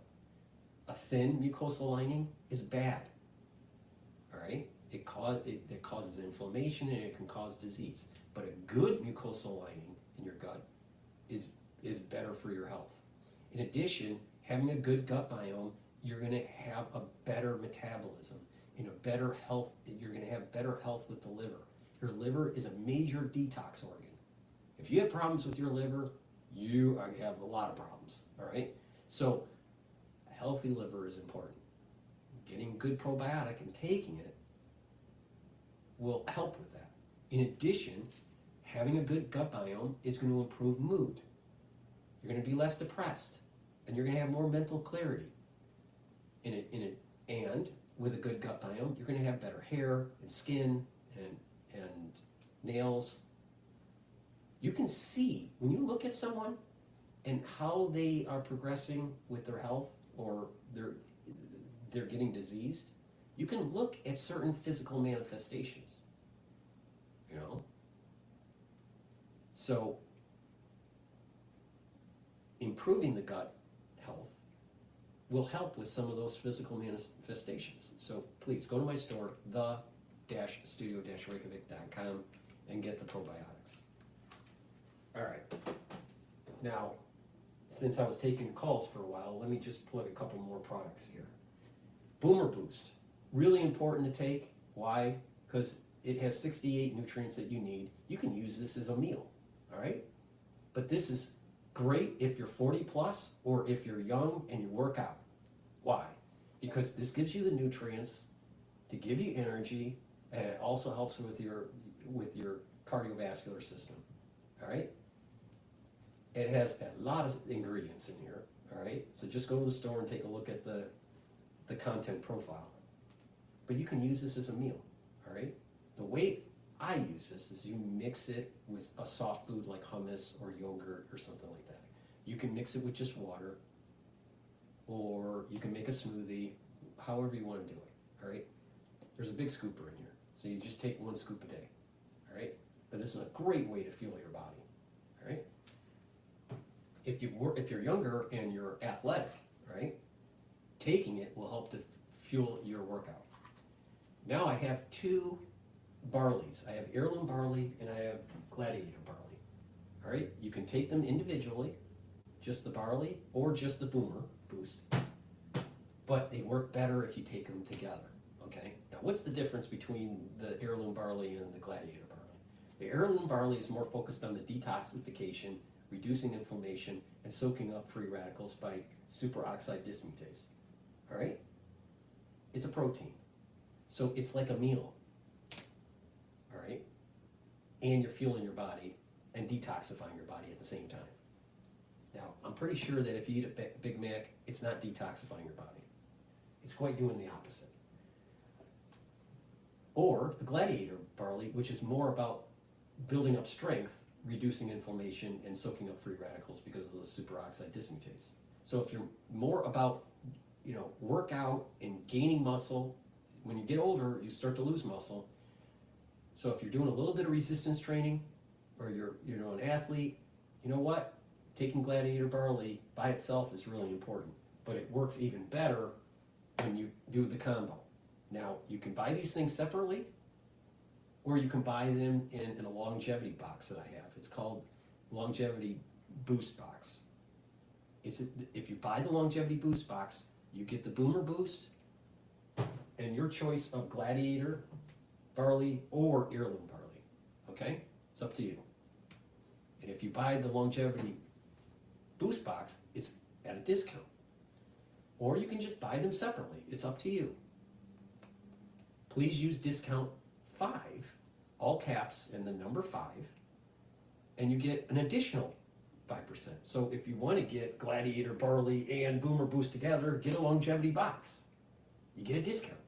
Plus, you get an additional discount if you use discount 5 to help you out. Because you know what?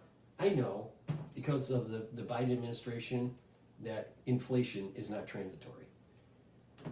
All right, so I'm telling you a great way to just start on improving your health and moving forward and slowing down the aging process, all right? When you do this on a regular basis, you're actually slowing down that methylation that's taking place on that aging methylation pattern that takes place on your DNA. But it takes time, and you gotta be diligent, and you gotta have, do other things, right? Like proper diet, exercise, sleep, stretching, balancing, train your brain, mindfulness, some sort of spirituality or meditation or whatever. And you do these things, you try to be a good person, you actually can slow down the aging process. Now, if someone is all angry all the time and eating a Big Mac all the time, they're always inflamed mentally and physically. Guess what? They look pretty old. And when you get sick on a regular basis, when you get sick, have chronic sickness, you age faster. Now, if you look at patients that are in their geriatric years, they are oxidizing faster. The free radical build out is much higher. That's why when you get older, you need to take a lot of antioxidants. When you take antioxidants, you're reducing the stress on the cells, and the cells can heal. And if you have enough healed cells and enough adult stem cells, even in your older years, you can slowly repair the tissues. Okay? The better off you are early on in doing this, the earlier you do this, the better off you are, is what I meant to say. So, please take my advice, all right? It works. This works.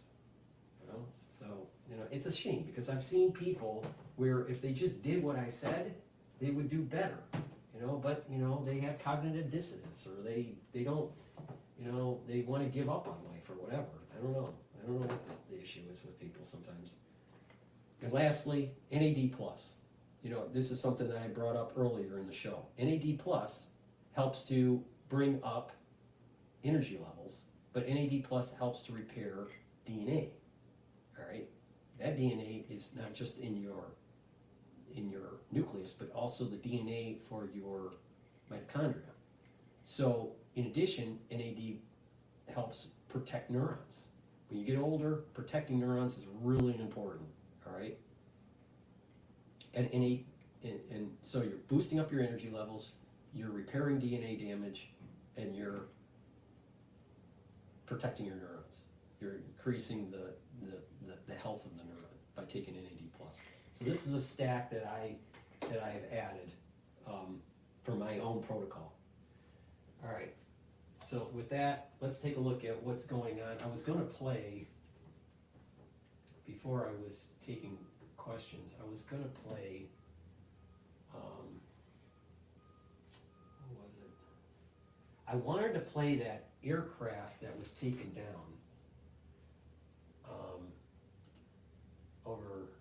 overnight, I think it was. What was it? There was a jet, a Navy jet that was knocked out of the sky. I think it was last night.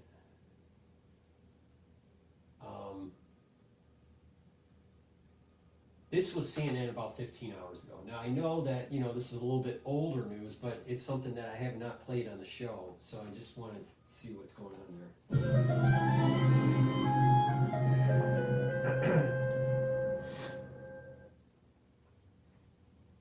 Well, MJ and Victor, a lot of questions here after this apparent case of friendly fire, according to U.S. Central Command, left one U.S. fighter jet downed, and so many questions early Saturday morning. What we know is this U.S. Navy F-A-18 fighter jet was operating from the USS Harry S. Truman, and it was mistakenly fired upon by the USS Gettysburg. Now, when that jet was shot down, both pilots were able to eject safely, but one crew member sustained minor injuries. Of course, so many questions now. This incident is now under investigation by the U.S. military, and questions about how this could have happened, as CENTCOM emphasizes this was not the result of hostile fire. Of course, this incident took place over the Red Sea, where the U.S. has moved warships and fighter jets and other assets in recent months amid ongoing tensions in the Middle East. And in a sign of the activity in this area, this incident comes the exact same day as the U.S. carried out airstrikes against Houthi targets in Yemen. Now, the U.S. struck a missile storage facility and a command and control facility in the capital of Sana'a. And during that operation, the U.S. also shot down one-way attack drones and an anti-ship cruise missile, according to CENTCOM. Now, those attacks also involved U.S. Navy F-A-18 fighter jets and U.S. Air Force assets, according to CENTCOM. But two U.S. military officials tell CNN that this downed fighter jet we have talked about in this incident was not a part of those strikes. MJ and Victor. Betsy line for us at the White House. Thank you so much. Let's bring in now CNN military analyst and retired Air Force Colonel Cedric Layton. Colonel, good morning to you.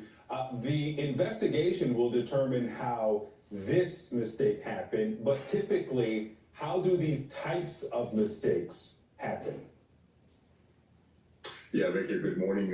One of the things here is that you have a very big airspace that they're dealing with, and in that airspace, there's a lot of activity, especially when there's a carrier battle group active like there is in the Red Sea with the USS Harry Truman. Now, which is where the F-18 came from. So when you are in a zone like this, where there is combat happening at one end of the Red Sea, and then there are other flight patterns that the folks on the USS Gettysburg, the sailors of the USS Gettysburg, have to deal with, it can be pretty easy to mistake targets from one to the other. In other words, is one a friendly target, or is one an adversarial or a potential adversarial target? So what the investigation is going to look at is what the people, the sailors that were manning the positions on the USS Gettysburg, what they saw, what they believed was coming toward them, if in fact the aircraft was heading toward them, why they saw it as a potential hostile aircraft, and why they fired. So this is going to be a critical piece in these situations. What they saw, what they believe to be the case, is going to be a key part of that. What the radar picture looked like for them is also going to be a factor, and of course they'll need to answer why they didn't deflect the aircraft properly. And what we also learned is that this fighter jet was mistakenly hit, and then the two Navy pilots ejected from their jet. I mean, is this how the ejection system, if you can call it that, is that how it's supposed to work? Or typically, would you see something like this coming, and then before you're hit, you're supposed to get yourself out of the fighter jet? Yeah, MJ, one of the key things here is that pilots always stay with their aircraft until they can't maneuver the aircraft. What basically happened in this particular case is not atypical for a situation like this. In essence, what you have is a missile coming toward you. If you can evade that missile, you're going to do everything you can to not only save yourself, but save the aircraft. If your aircraft gets hit, that's when you eject, and that's exactly what these pilots, these crew members followed in this particular case, those procedures. Colonel, should we have expected that? Now, of course, there's friendly fire in regions, where there's war, right, and conflict. But what I feel is strange about this is that, okay, let's take a look at some of the data points. U.S. Navy F-18 jet was operating from USS Harry Truman. All right, so it's Truman. Truman was the president that dropped the bomb on Japan, right? Or bombs, plural. And then there's a misfire, mistakenly fired a jet by the USS Gettysburg. So we have something that's dealing with World War II, and you have something that's dealing with the Civil War. Now I just, again, this maybe just coincidence, but sometimes when you look at these things, it's like, well, wait a minute here. Harry Truman jet was fired by Gettysburg. That's what I'm seeing. Now, what does that mean? I don't know, but it just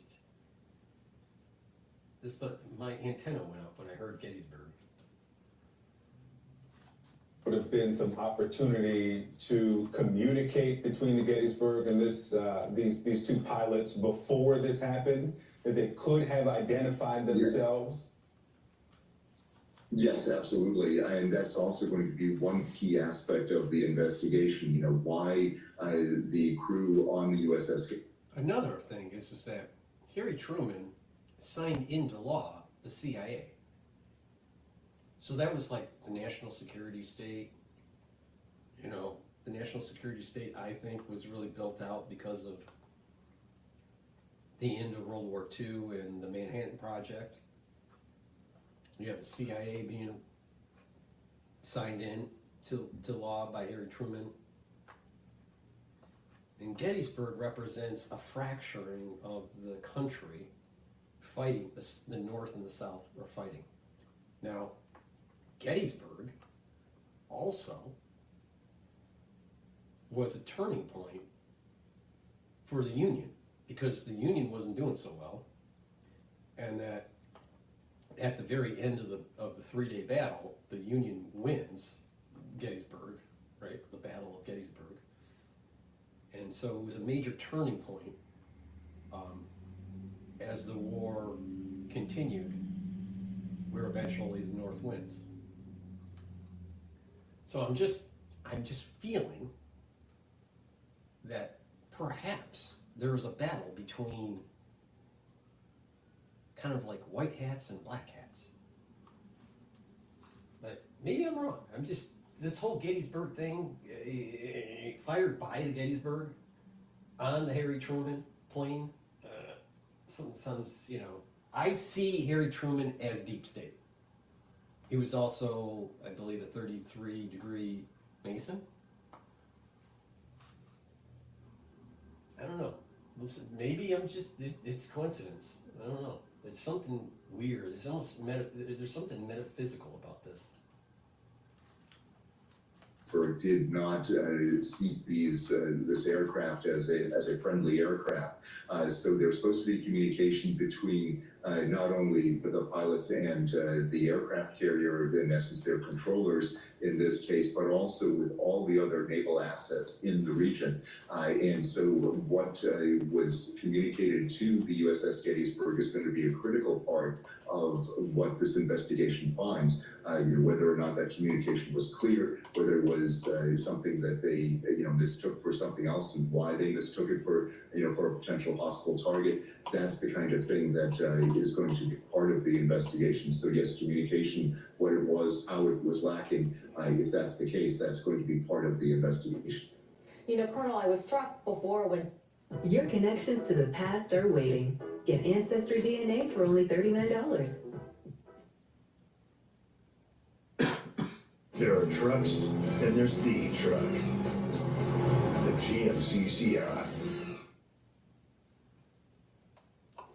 Colonel, I was struck before when you were saying that it's actually, easy enough to mistake targets in this fashion. I mean, how much activity there has been in the Red Sea basically since October 7, heightened hostilities, the back and forth.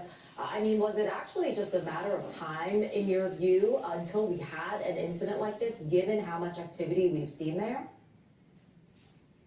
Yeah, it's you want to give the crews in this area, in a very tense area of the world, a lot of credit for doing what they do, and we certainly would expect when you look at the kinds of accident rates that the Navy and the Air Force have in situations like this, that something like this could happen, but the procedures that are in place within the U.S. Navy and within all aspects of the U.S. military, especially in the CENTCOM area of responsibility, are actually pretty extensive. They're pretty tight procedures, and they're designed to avoid incidents like that. And when a situation like this occurs, obviously something went wrong, and whether or not you would have expected something like this, that depends what exactly went wrong. But MJ, when you look at the totality of this, it is certainly clear that an accident like this could certainly happen, and we are lucky that it hasn't happened before. Yeah, that's interesting in the conversation about communication. I mean, when miscommunication results in an FAA team being shot down and 2 pilots ejecting, of course, CENTCOM tells us. But when these types of miscommunications happen and they don't reach this level of... Maybe the metaphysics of this, I could be wrong, but the metaphysics of this seems to me that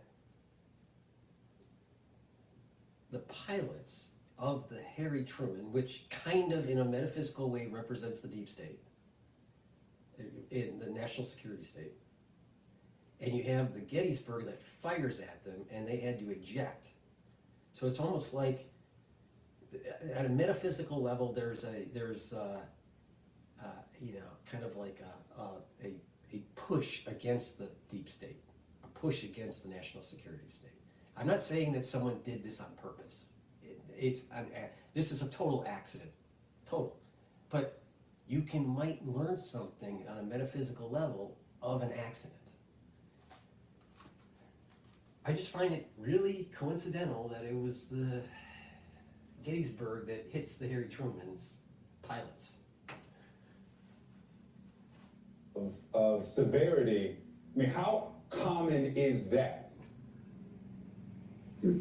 Yeah, that each crew is going to on each ship is going to probably have different statistics when it comes to that. But yes, it is something that does happen, where at first people think that there's an incoming target to them, and you have to think these aircraft are moving at a very high speed. And when you are sitting in a guided missile cruiser and you're looking at what is happening on your radar scopes and you see what is coming toward you, the potential for misidentification is actually quite high, and that's where training comes in. They look at the types of aircraft, they look at their characteristics, they look at the airspeed, they look at those kinds of things and use that to help determine whether or not what they're seeing on the radar is accurate. And of course, they also look at the intelligence picture and try to deconflict with that. So these kinds of things, do happen, and misidentifications are very often corrected just in time before an incident like this, as bad as this is, before an incident like this does happen. All right, Colonel Cedric Layton, thank you so much. Happy holidays.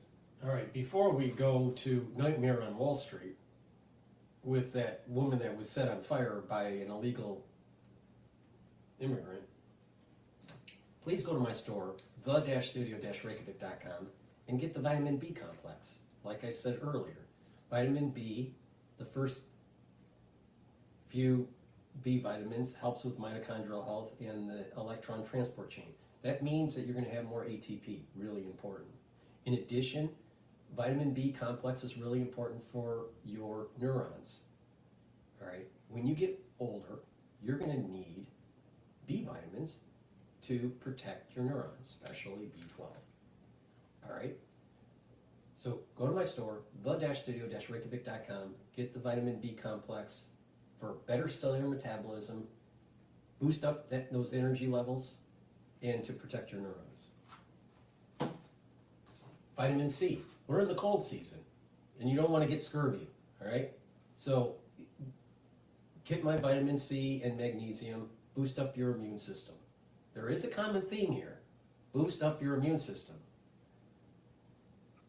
With vitamin C, you're going to also improve your skin health, especially if you cross-link this with the collagen that I offer on my store, the-studio-reykjavik.com. If you're not feeling well during the cold season, take a double dose of vitamin C. Make sure you drink it with filtered water. Resveratrol, very important. It's an antioxidant. It stacks really well with C60, and it also gets rid of senescent cells. Why is that important? By getting rid of cells that stop dividing, and you're not accumulating toxins. See, when a cell stops dividing, it just kind of just sits there, and it doesn't perform as well. All right, and over time, it's building up lipofuscin, all right, and other toxins.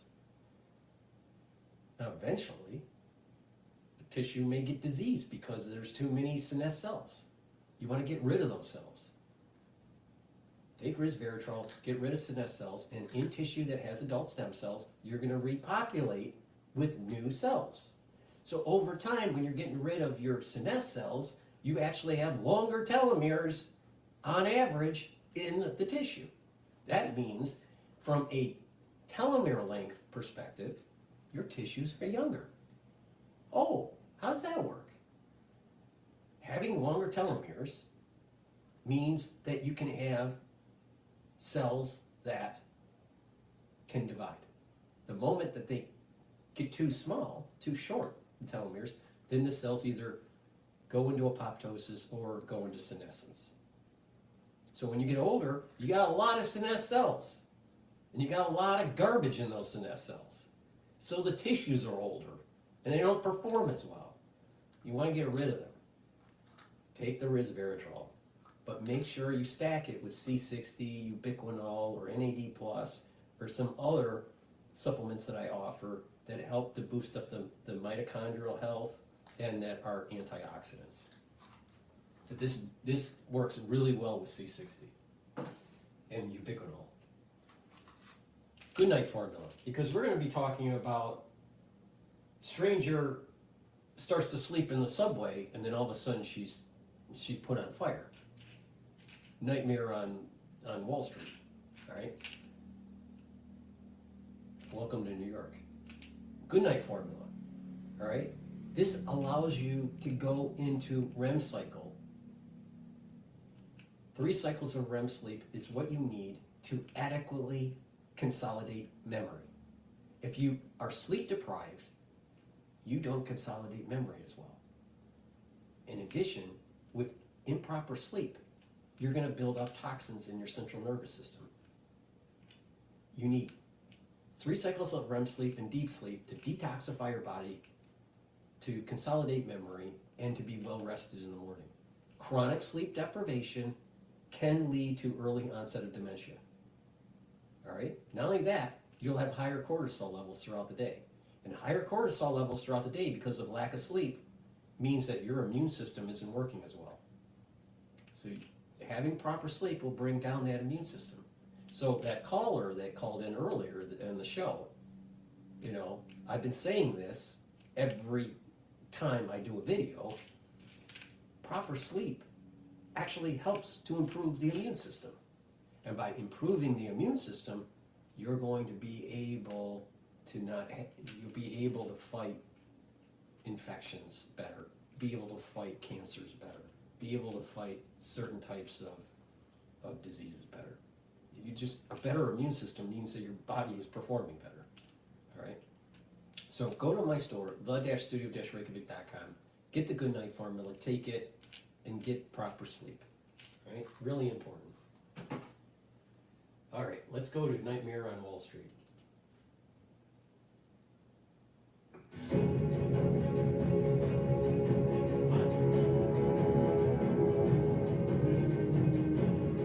Well, MJ and Victor, a lot of questions here after. A horrifying situation unfolding this weekend in Brooklyn. New York City police say a woman was set on fire as she slept on a subway train. Now a person of interest in custody this morning. I do want to bring in Briella Tomasetti with our Fox 5 New York team following all of the developments, joining us now with the latest. Briella, absolutely terrifying situation there. Glad a person of interest is in custody. Yeah, Josh, absolutely horrific. You took the words right out of my mouth. Also, there is a video, MTA surveillance video, circulating of this incident. We have chosen, obviously, not to air it because it is absolutely too graphic. But that person of interest, according to police, is a 33-year-old man from Guatemala. Police have yet to ID him or formally charge him. The NYPD, though, saying this is no doubt one of the most depraved acts of violence they have ever seen. Let's backtrack, though, for a moment. Investigators say just before 7:30 yesterday morning, both the female victim and a 33-year-old man rode the F train to the Stillwell Avenue subway station here in Coney Island. When that train stopped at the end of the line, the man calmly walked up to the woman who was seated and set her on fire with his lighter. Officers working on the upper level of the station smelled smoke and rushed down to the platform. They put out the flames, but it was already too late. That woman died here at the scene from her injuries. Now, responding officers captured photos of the assailant on their body-worn cameras. That was key in his arrest. He was wearing a gray hoodie, wool hat, jeans, and work boots. Here's what we know from police about his arrest so far.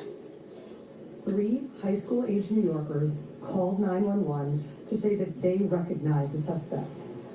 Other transit officers responded to that 911 call and also spotted the man. This individual was recognized at the J and York Street station on the F line. That individual arrived here, looks like in 2018 from Guatemala.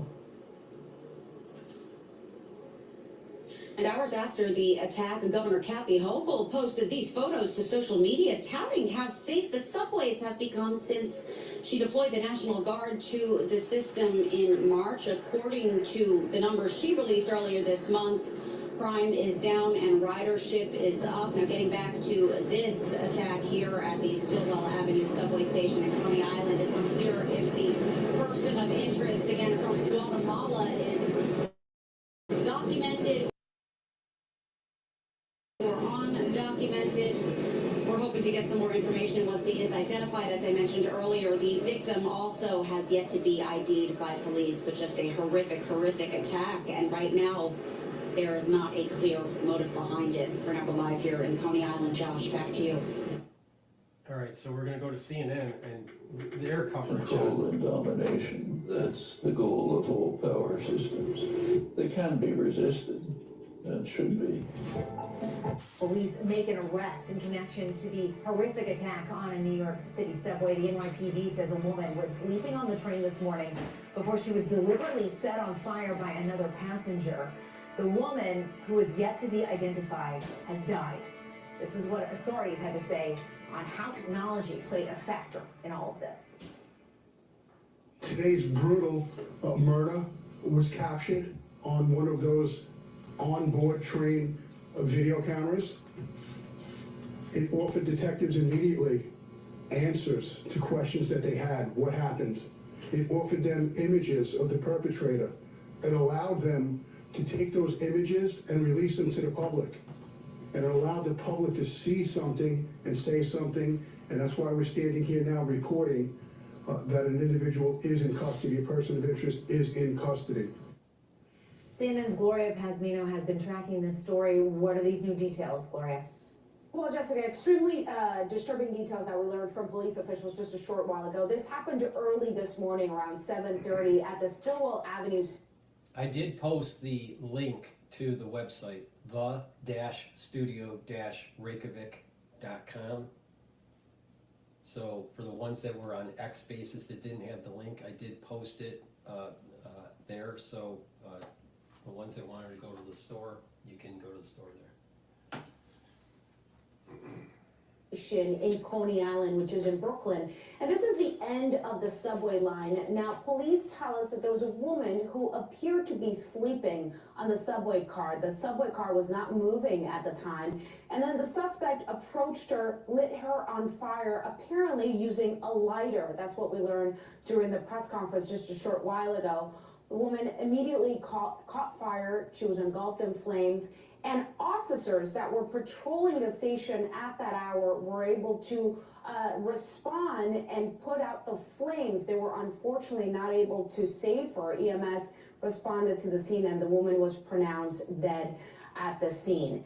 Now, police really just were able to give a lot of detail, thanks in part to the cameras that were in the subway car. This is a relatively new thing here in New York City, Jessica, that we have nearly full subway cover when it comes to surveillance cameras. That was how they were able to get very good, clear images of the suspect, which they then arrested several hours later.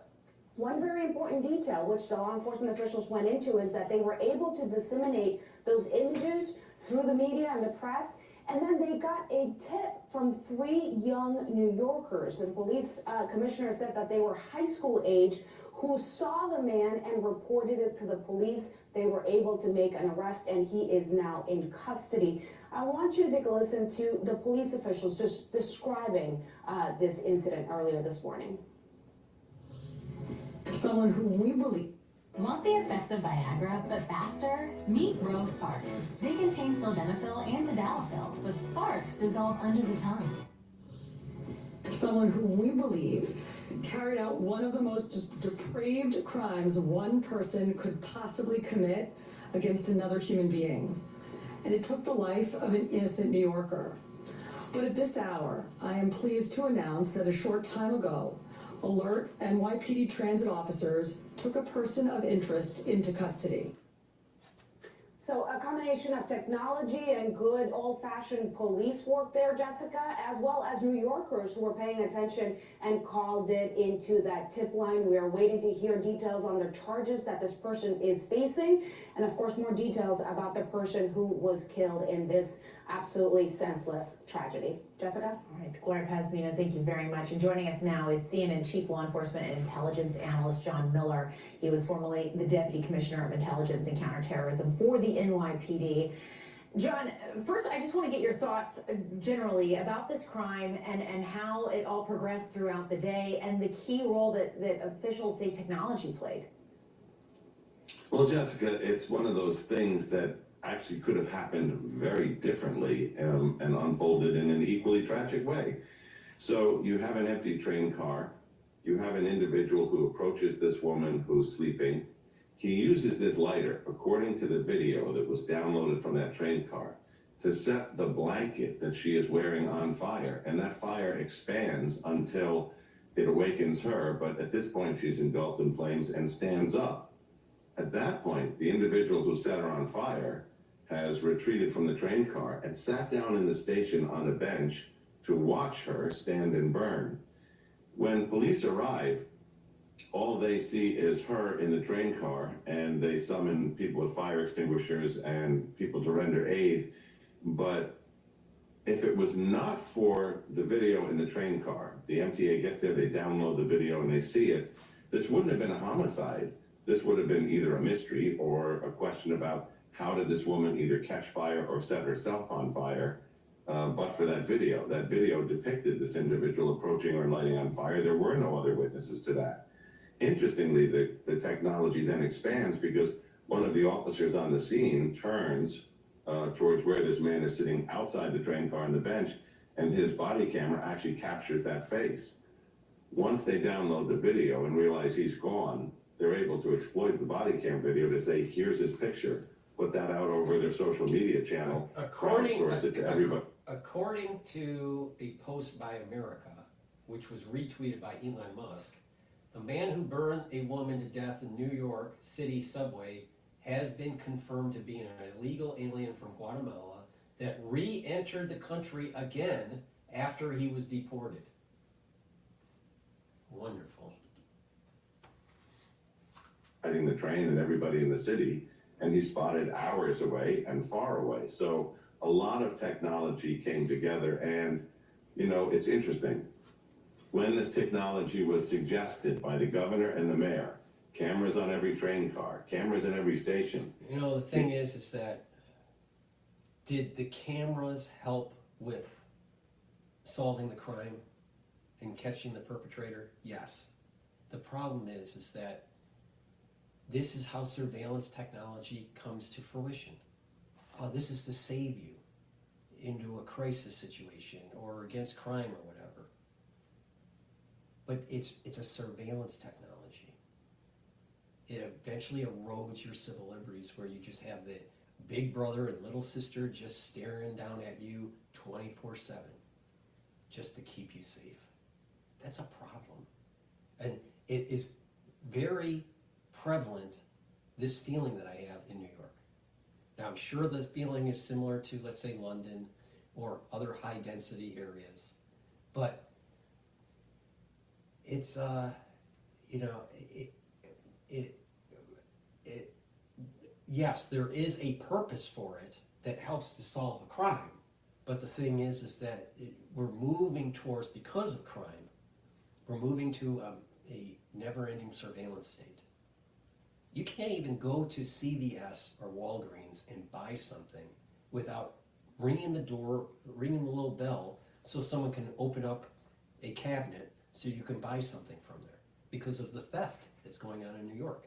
Now, I don't know about other places around the country in the United States, but all these drugstores, all these, you know, these CVS's and Walgreens type or Dwayne Reed types, they're locked up.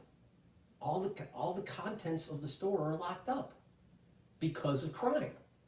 So now, you know, you have this kind of situation where everything's behind, you know, six inches of bulletproof glass, and it's not an inviting environment to live in because of all this crime. But it snowballs. So there's this, the crime is an issue, but then there's also this surveillance state and curtailment of freedom of commerce and freedom of movement. It's a big problem. It's a big problem.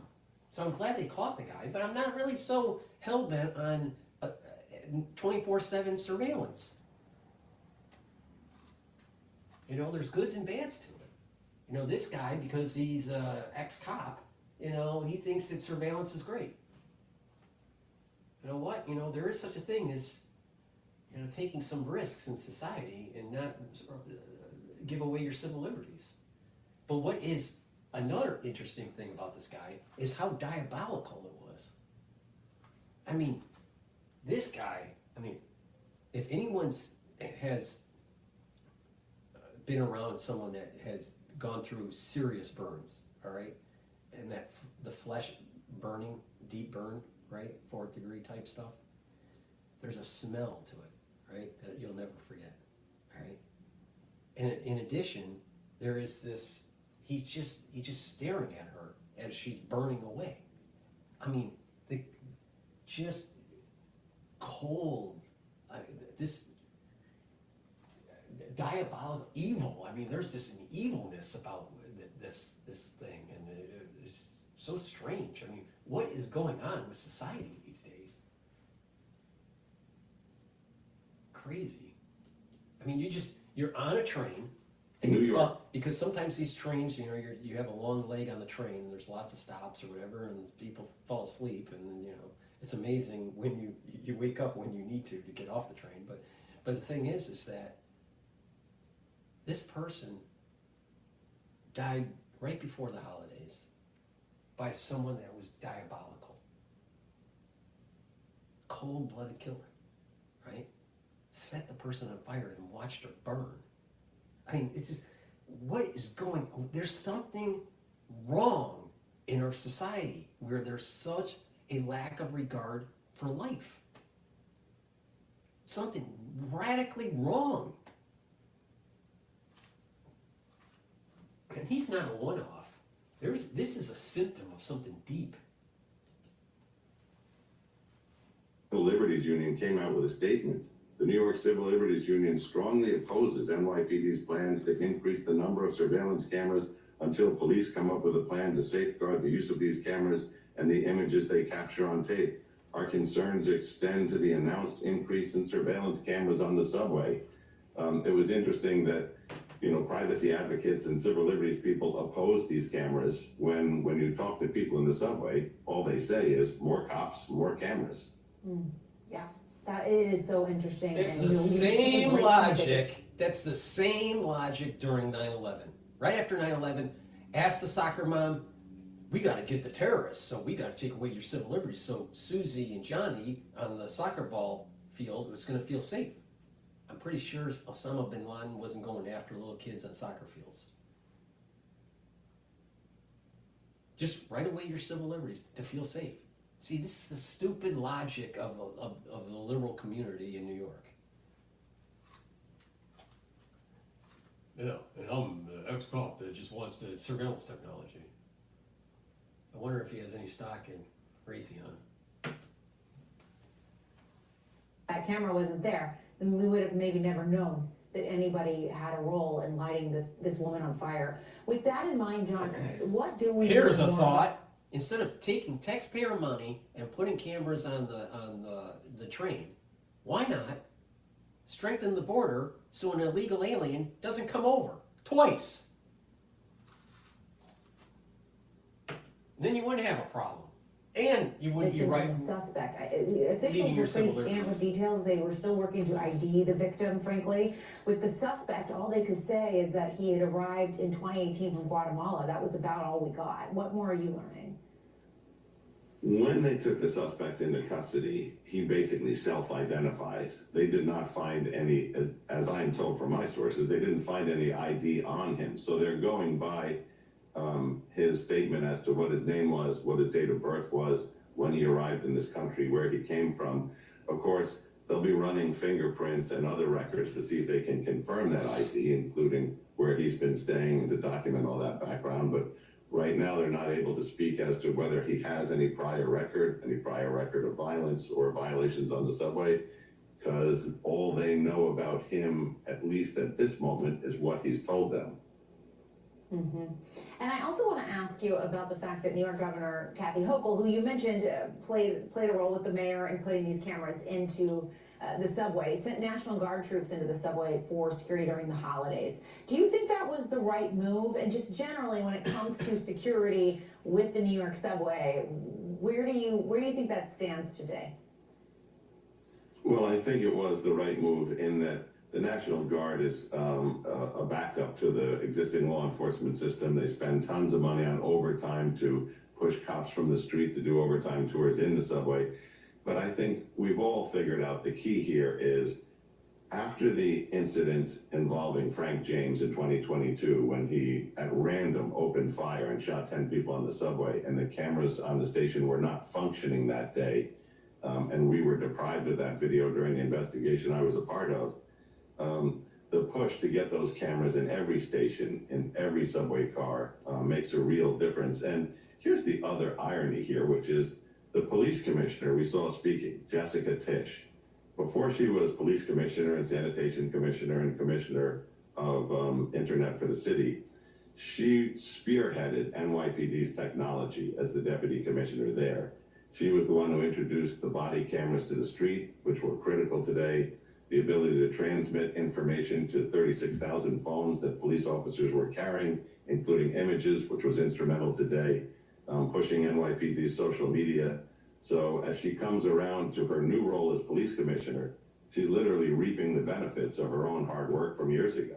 Yeah, it is incredible the groundwork that she laid that now has helped her both in this and also Luigi Mangioni's case as well. John Miller, thank you so much. We appreciate it. Good to see you. Well, New York is crazy.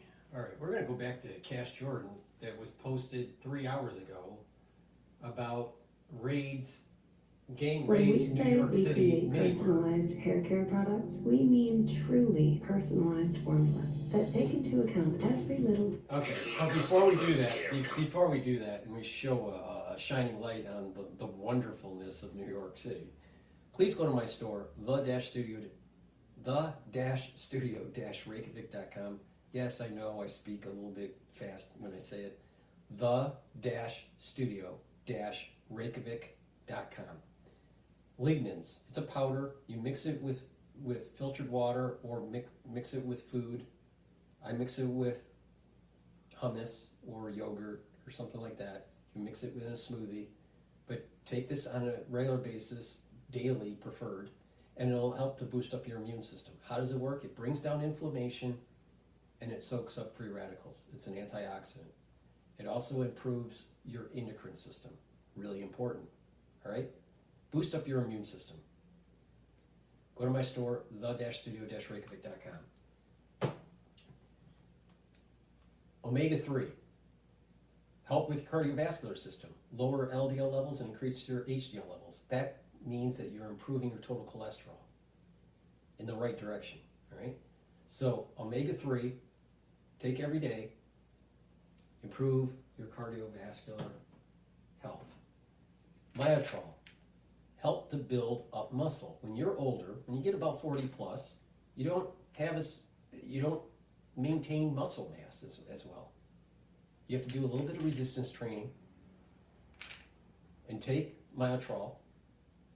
This has flavonoids, polyphenols, and lignans.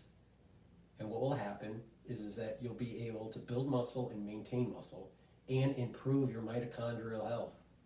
That means that you're going to have more energy, and you need energy to maintain muscle.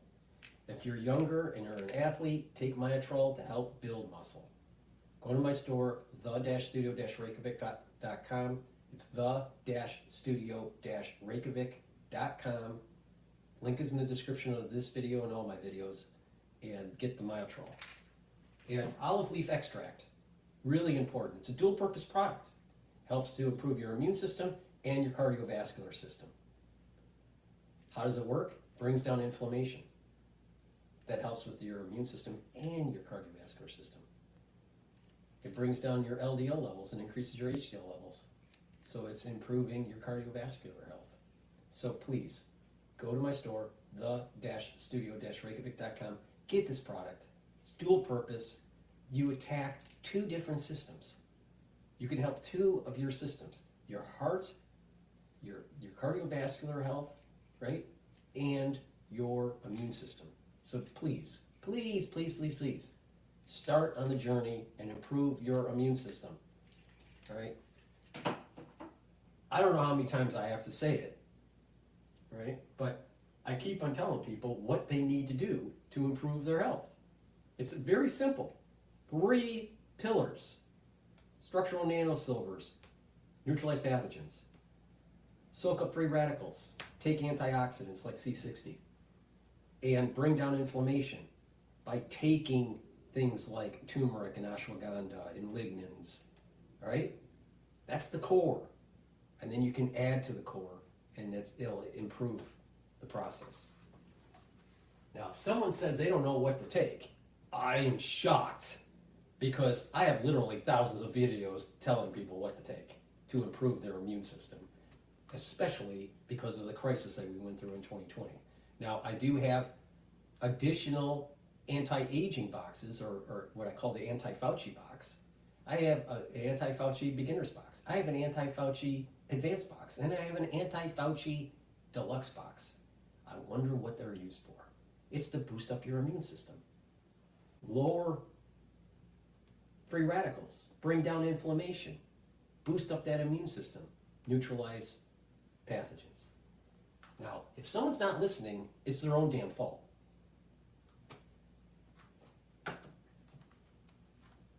This deli manager, Ahmed, says says one of the most dangerous jobs in the city is working in a deli, especially late at night.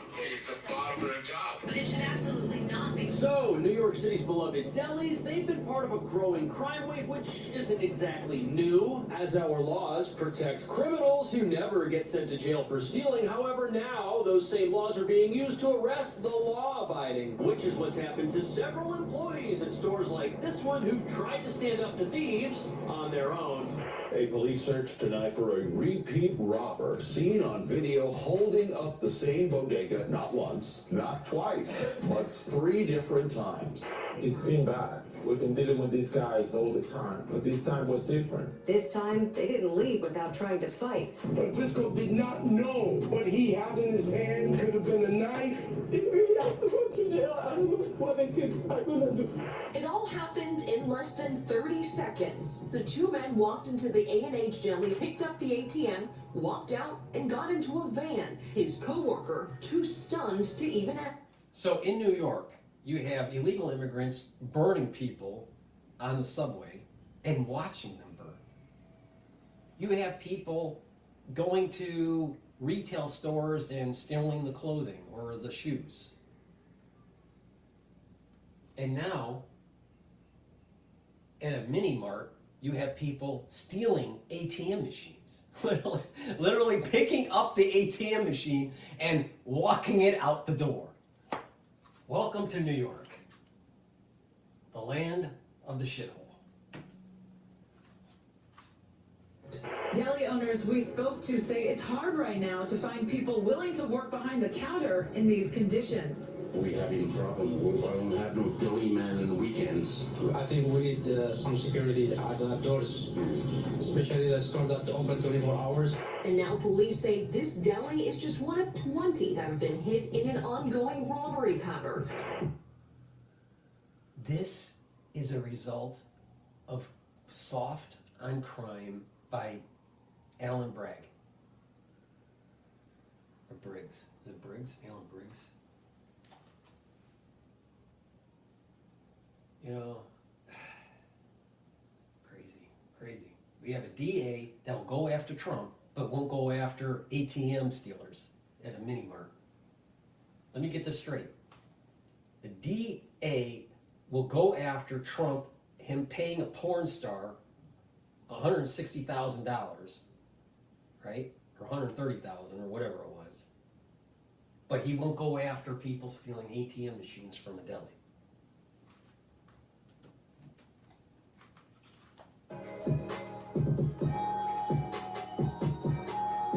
So local business owners in New York are controversially taking matters into their own hands when it comes to crime. And this is not the first incident of its kind, but what nobody's talking about is that prosecuting the innocent and defending criminals, that's been the new normal here for so long that it's not exactly new. And the last thing our progressive leaders want is for someone who has a business to stop someone who doesn't have one from robbing it. Now, of course, nobody wants vigilantes, and no store owner should try to take on criminals. They should call law enforcement. However, critics say that's what many business owners have been doing. Yet our laws release these very same crooks who oftentimes return to the scene of the crime, putting many owners and employees in a position where they say they've got their backs to a wall. And this is bewildering to many of us normal individuals. Why would a city defend criminals at the expense of businesses, many of whom are cornerstones of their community? That doesn't make any sense. Until, of course, you realize that New York City's legal system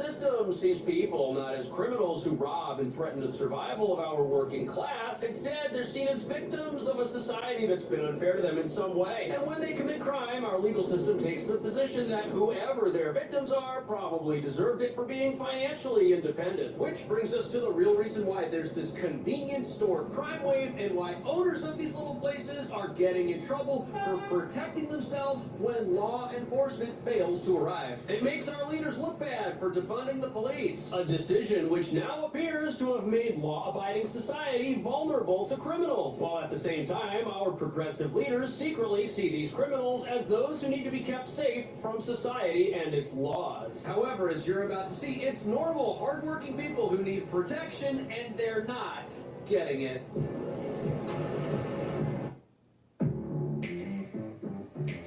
Welcome due to the ARC Venture Fund. To date, to get very good venture exposure, you basically have to be rich. The ARC Venture Fund seeks to democratize venture capital. We are offering investors something they have not been able to access before.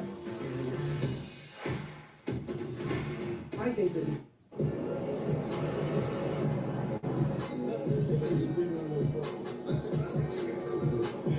So here we've got your little corner store, your deli, your bodega. They've got so many names, but all you need to know is that they basically function like an elevated version of 7-Eleven. This place has a salad bar. And in some parts of the city, these are the only places you can buy groceries because there aren't grocery stores. Making stores like this the only option some folks have to get what they need to survive. But sadly, little stores like this have so many problems with crime, some of them may not survive. He says the two men walked into the A&H Deli on Ralph Avenue and Herkimer Street, picked up the ATM, walked out, and got into a van. His co-worker, too stunned to even act. The law says there are two ATMs in the deli. One is bolted to the ground, the other on the ground. Okay, if criminals can do that and get away with it, nobody arrested, more of these businesses are going to look like the one behind me, which is closed. And to stop his store from closing, one store owner took matters into his own hands when criminals entered his business to try and steal from it. And he controversially used an item to defend himself that he says was left on the premises inside one of the bathrooms by a criminal. And you see this bodega owner here, he was working at his store when two masked men entered, just like in that video we looked at, and started stealing. And to make matters worse, those men themselves were apparently armed. But even though the robbers who entered the store had illegal items of their own that they were going to use to assist them in their criminal endeavors, the owner, he was also doing something illegal by using the thing he found to defend the store and scare them off. On top of that, the owner of the store, who's being charged, says he found the illegal item in the bathroom of his shop 2 hours prior to the criminal activity taking place. And since the store owner did not have a license for such an item, this whole situation is wrong. He found it 2 hours before the criminals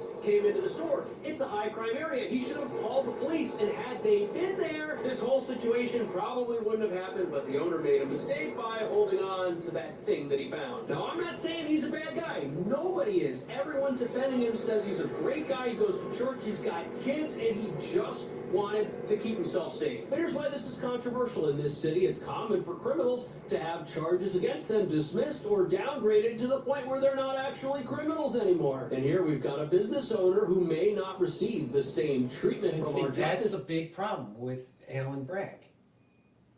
He doesn't go after the criminals.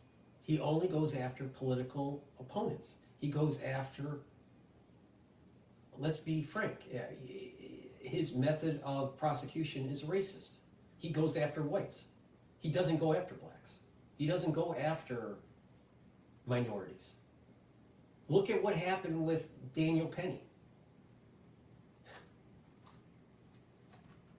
I mean, I'll tell you, I met Alan Bragg at an event where he was speaking, and I'm telling you, the guy's an asshole.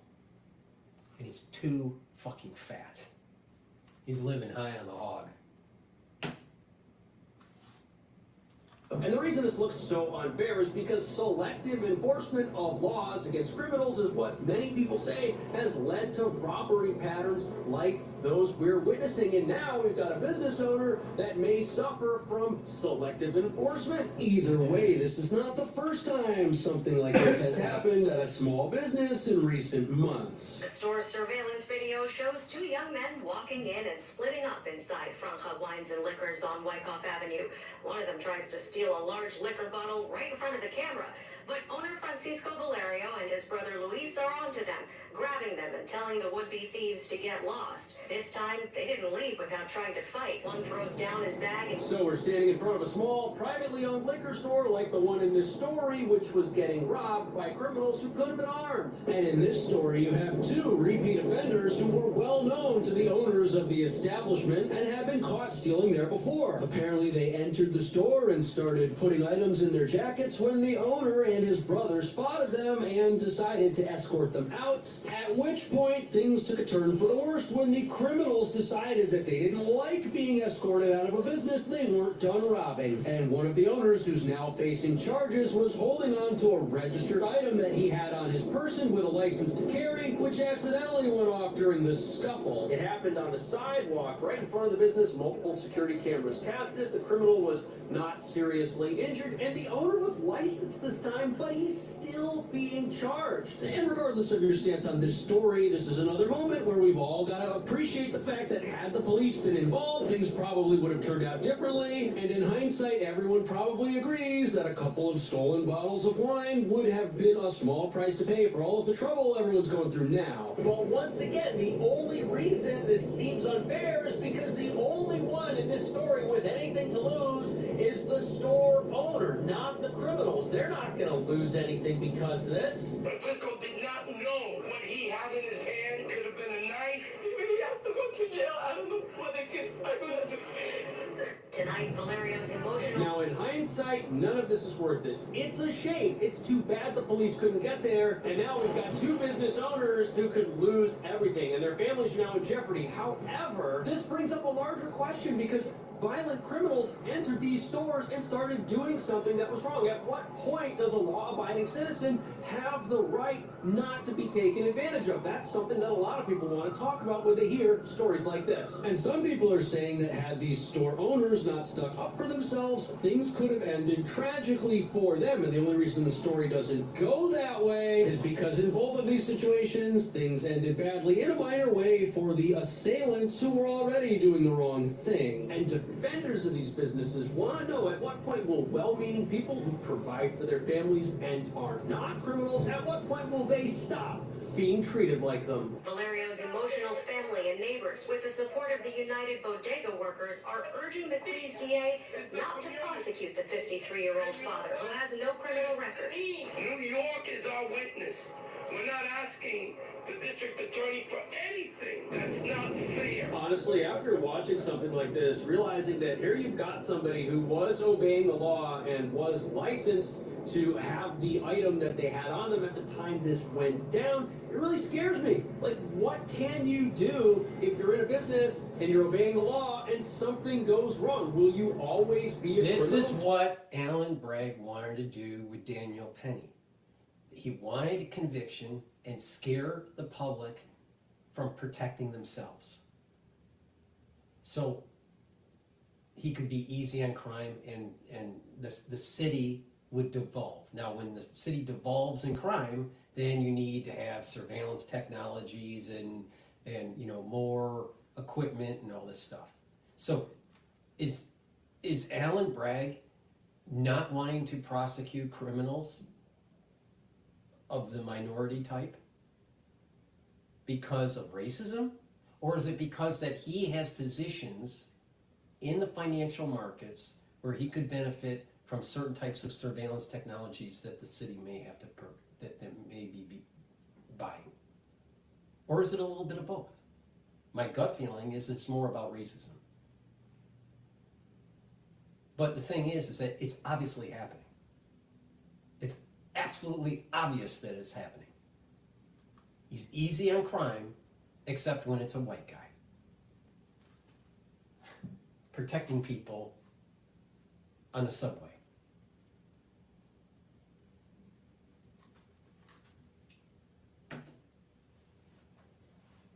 Because things didn't work out perfectly? And at what point will our laws have the backs of the law-abiding? That's something that everybody running a store like this wonders every time they hear about these stories. At the same time, I think we can all agree that some irresponsibility was exercised on behalf of all of the business owners we've talked about. But critics of the city's soft-on-crime policies would say, how is a reasonable person expected to behave in a situation that could be life-threatening? On top of that, all of these incidents took place because of the lawless environment that's been fostered by our justice system. And critics say until that changes, our crime problems in this city at little businesses like this are only going to keep going in the wrong direction. using the right weight matters. The Body Pod lets you easily understand what is the fastest way to reach your health and fitness goals at a in the wrong direction.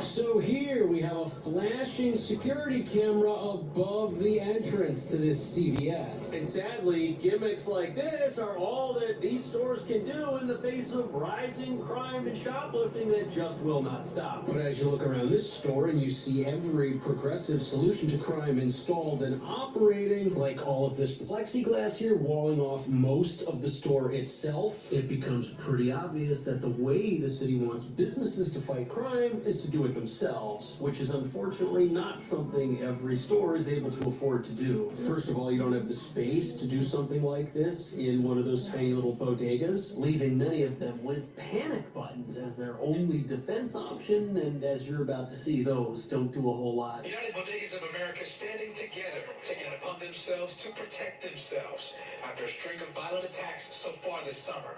Today, we are launching a pilot program where bodegas in New York City will be able to get what we've been asking for years. So it's been about 5 months since these panic buttons were rolled out at some bodegas, and they're obviously not moving the needle a whole lot when it comes to crime, because crime in these places and in stores like this is still out of control. And doesn't look like it's going to get any better until this city decides to put some money back into its police force, which is so short-staffed they can't respond to every robbery they get called about. And the problem is that even if they do respond to reports of crime and they do make an arrest, whoever it is the police do arrest oftentimes gets released and is right back out on the streets. And it's been almost 5 years since these decriminalization efforts first started off in this state, and many are now saying we've got all the proof we need that these efforts have failed. They've just led to more crime, which is why it should be surprising to no one that suspects busted in serious crimes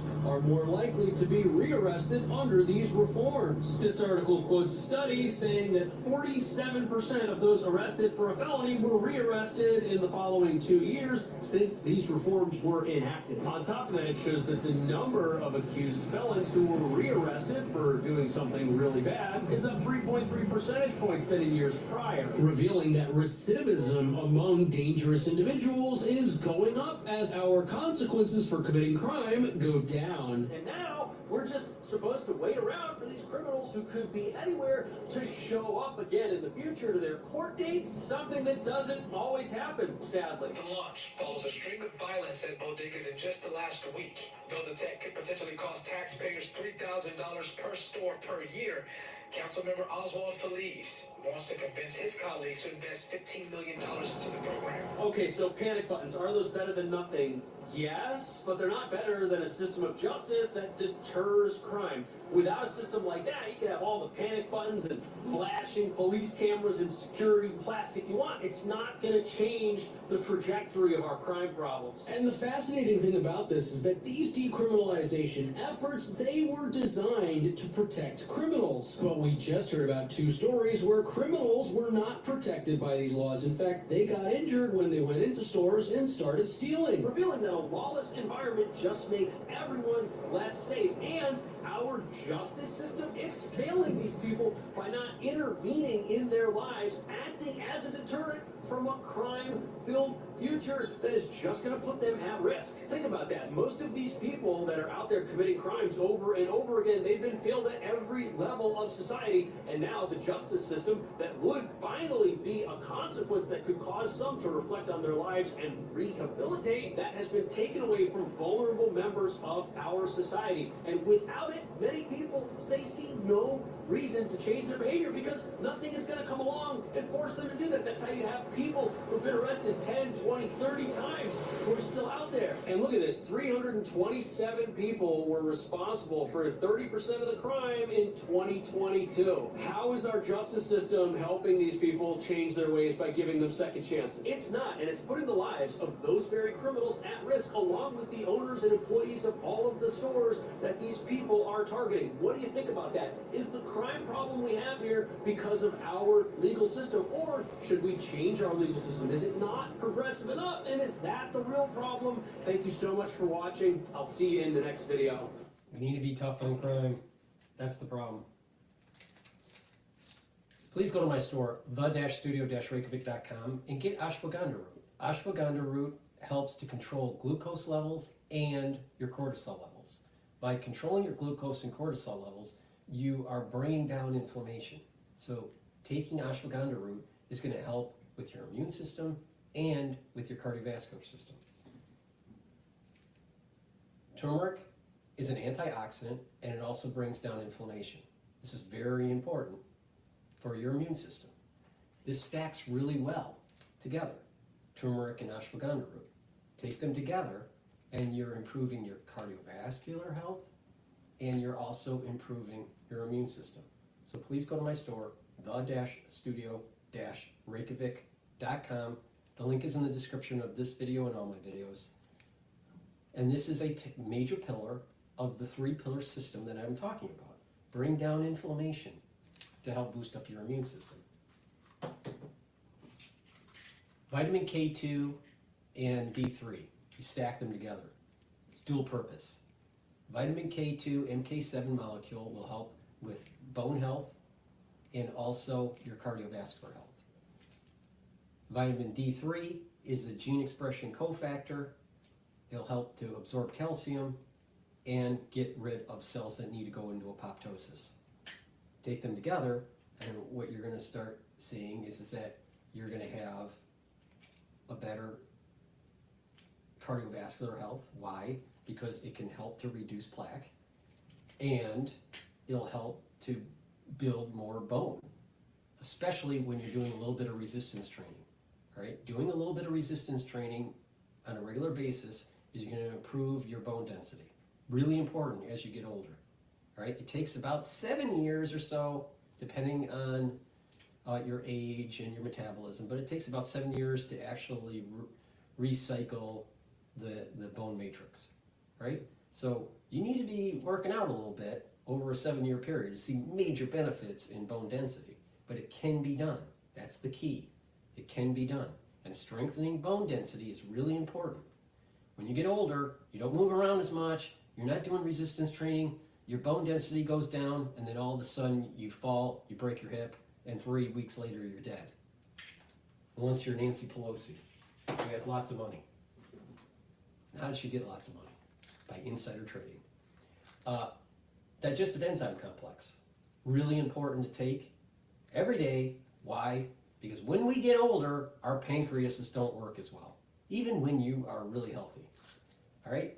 So to reduce the load on the pancreas, take the digestive enzyme complex. The digestive enzyme complex helps to break up carbohydrates, proteins, and lipids.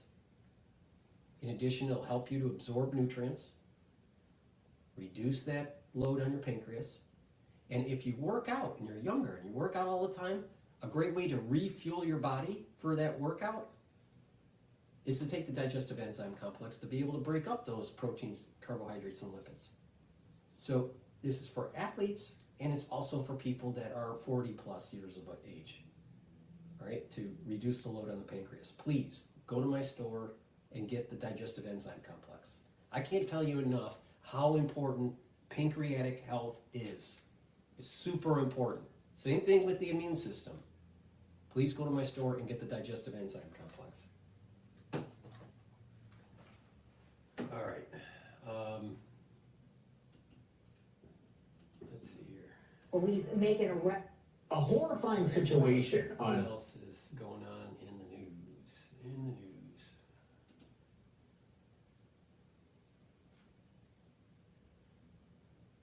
What's going on? So I guess the House Ethics Committee is going to issue a report on Matt Gaetz for misconduct. I thought that was going to be not released. But let's go to CBS discussing this issue here. As promised, when we see it, you see it. Right off the top, breaking news out of North Carolina, where police are on the scene of a shooting at a Food Line grocery store in the town of Greensboro. That is about an hour east of Durham. The Greensboro Police Department said they will release more details that also involve, as we're hearing, an officer. We're watching this story closely. We'll keep you updated as soon as we know more. Once again, North Carolina police on the scene of a shooting inside a store. All right. Former Republican Congressman Matt Gaetz tried and failed to block the release of that much talked about and very explosive House ethics report. CBS News reviewed the report, which accuses Gaetz of having sex with a minor, paying for sex with multiple women, and doing illegal drugs. Allegations in that report that Gaetz denies. That report accuses Gaetz of making $90,000 in payments to 12 different women. The House ethics report goes on to claim those payments were likely connected to sexual activity and to drugs. The committee wrote, it heard testimony that Gaetz had sex with us. This is your government working for you. 15-year-old girl at a party in 2017. The report called her Victim A and said she recalled receiving $400 in cash that evening, which she understood to be a payment for sex. The report also said Gaetz appeared to have set up an email account from his office in the complex of the Capitol to buy marijuana. That report went on to conclude that Gaetz violated House rules that prohibit prostitution, statutory rape, illicit drug use, and obstruction of Congress, among other standards. So lots to talk about here. Let's bring in CBS News investigative producer Michael Kaplan. Okay, Michael, the report accused Gaetz of violating multiple state laws while in office. What can you tell us about that? Hey, Reed, yeah. So the various state laws that the report says Gaetz, that the report found that Gaetz violated were state laws in Florida related to statutory rape, prostitution, and illicit drug use. And it all stems from a series of events and parties that Representative Gaetz allegedly attended that were drug-fueled, where there was a lot of sex involved. Women were paid, as you noted in your lead-in, a total of $90,000 in payments to 12 different women likely connected to sexual activity or drug use by former Representative Gaetz. And those laws are different than the laws he was previously investigated for by the Department of Justice in their federal probe. So how unusual is it to see a report released like this, especially after a lawmaker resigns from Congress? Well, it's really unusual, not unprecedented, and I think the committee did this sort of in light of, and they said they weren't doing this lightly, but they did this in light of the severity of the allegations and the obstruction that they say former Representative Gaetz engaged in all the way through. You know, there were, the report lays out multiple opportunities for Representative Gaetz to come forward to respond to these allegations, and they say time after time he employed delay tactics, he blew off a subpoena, he wouldn't sit for a sworn interview, and at the same time, publicly on social media and other places, accused the committee of engaging in a smear campaign, and that's his position to this day. He broadly denies these allegations, says he's done nothing wrong. But this is the first time we've sort of seen all this evidence put together, witness testimony, text messages, payment receipts, all put together in one place, and it spells a pretty damning picture. So, to that picture, does that report give any indication that Gaetz could face any legal action in the future? Why have we not seen charges?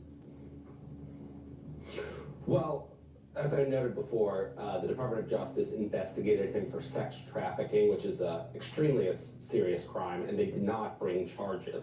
The House Ethics Committee concluded the same thing. He did not actually traffic women for the purposes of sex.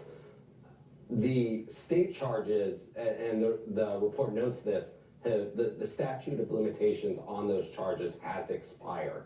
You know, one of the other things the committee's mandated to is investigate violations of House rules. And the report details many, many violations of House rules, particularly around receiving impermissible gifts and drug use and the like. And so, you know, the statute of limitations is one reason. But I really think here the committee's objective was to get this all out on one page. You know, these allegations have been swirling around Representative Gaetz for years through anonymous sources, through other folks who have been involved in litigation around it, but this is the first time you're sort of seeing a document come forward spelling out, an official document coming out, spelling out everything that sort of went on during this period where Mr. Gaetz was in Congress and sort of participated in a series of parties and events with rampant drug use and sexual misconduct.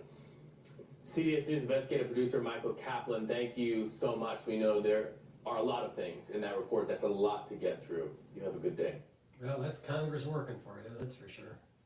All right, let's go to the Amazon strike issue.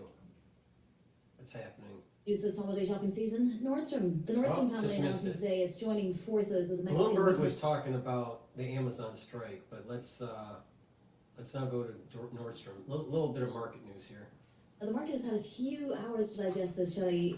Nordstrom down 1.6%. Not sure if we can really say, much about the stock price move, but how is this being digested by investors in Nordstrom?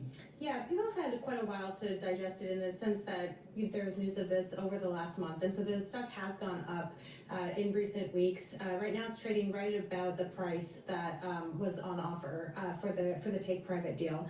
So in general, I think people think this will be good for the brand of Nordstrom in the sense that it'll allow the family who owns Nordstrom to really focus on getting the retailer back on track without having to worry about the public markets.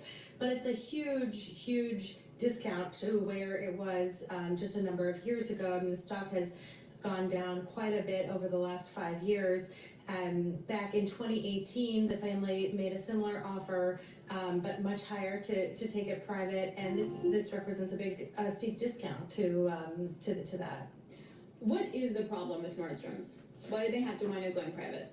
Yeah, I mean, I think it's a problem in general with department stores. I mean, the department store sales have pretty much halved in the last decade, and that's because more and more people don't see a need to go into the store. If you can get, as we spoke about Amazon, buy everything they need in Amazon. It used to be that some of the higher end brands wouldn't be seen, wouldn't be cut dead selling on Amazon. That's no longer the case. So you can buy anything basically now on Amazon. You don't really need to go into some of these stores. And a lot of these department stores sort of forgot the whole in-person shopping experience. The whole reason you go into a store is that you want that kind of service, and that requires people and labor and actually paying attention to the kinds of things that your customers want. Do we know anything about the family or much about family and who might be put into positions of power within the structure now? Yeah, already they're members of the family running the business right now. It's the CEO and chief brand officer. This is a company that their family that goes back over a century. So it's been in the family for over a century. This time around, they have a partner. This company, El Puerto de Liverpool, which is a Mexican retailer that is joining forces. So Nordstrom will take a 51% stake. They'll take a 49% stake. This company had already owned 10% of the shares, but it'll be interesting that they're teaming up with this Mexican retailer to try to see if together that they can turn it around. Does this mean that at Nordstrom Rack, when I go and shop there, I'll see more discounts or less? Because this is the real news that we need from this conversation. Yeah, I mean, Nordstrom Rack they're had kind of really expensive, I gotta say. They had really had something great going, really competing really well with the likes of, TJ Maxx and others that really brought people in. Then all of a sudden it sort of got rid of their big brands that were drawing people into Nordstrom Rack in the first place, and it was just sort of cheaper goods, and customers really recoiled at that. So in the last couple quarters, they seem to have been getting a little bit better, and the hope now for this company is, can you actually provide stuff that people want to get, people want to buy? Well, I guess some are doing it right and some aren't, so it'll be just a case of putting the right business plan into action.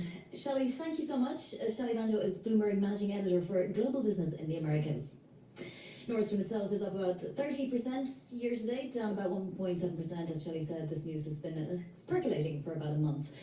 Next, though, do stay with us. We want to dig more into the year-end markets. Thomas Raymond, partner at Callan Family Office, is going to be joining us with his market outlook for 2025. And as me and Alex were saying earlier, all of those outlooks for 2025 see the S&P higher. In fact, many of them higher by more than 10%. We saw a couple of 7,000 marks there for the S&P for those forecasts, Alex. We'll be looking into that next. Do stay with us. This is Bloomberg Markets on Bloomberg Radio and Television. It might hit 7,000 next year, maybe, but there's a lot of international upheaval and uneasiness, and we need to understand that a little bit before we make that call. But please go to my store, the-studio-reykjavik.com. I'm going to plug another product before we go to live now from Fox. They're talking about in Israel considers an attack on Iran. My take on the drones is that it's testing some capability, probably from defense contractors like Palantir, where they're going to be doing an offensive against Iran. So it's going to be Israel and the United States. I think it's going to happen in 2025. I suspect that there's going to be a major attack by Israel on Iran in 2025. But we'll see. Please go to my store, the-studio-reykjavik.com. The link is in the description of this video and all my videos. Get the nattokinase. Nattokinase is a supplement that I have added to my stack to be fibrinolytic, right? It helps to break up clots, but also to bring down LDL levels and increase your HDL levels. By bringing down LDL levels, you're reducing the chances of it being oxidized, so you're reducing the chances of plaque. So taking nattokinase on a regular basis, you're reducing plaque buildup by controlling your total cholesterol. Really important, okay?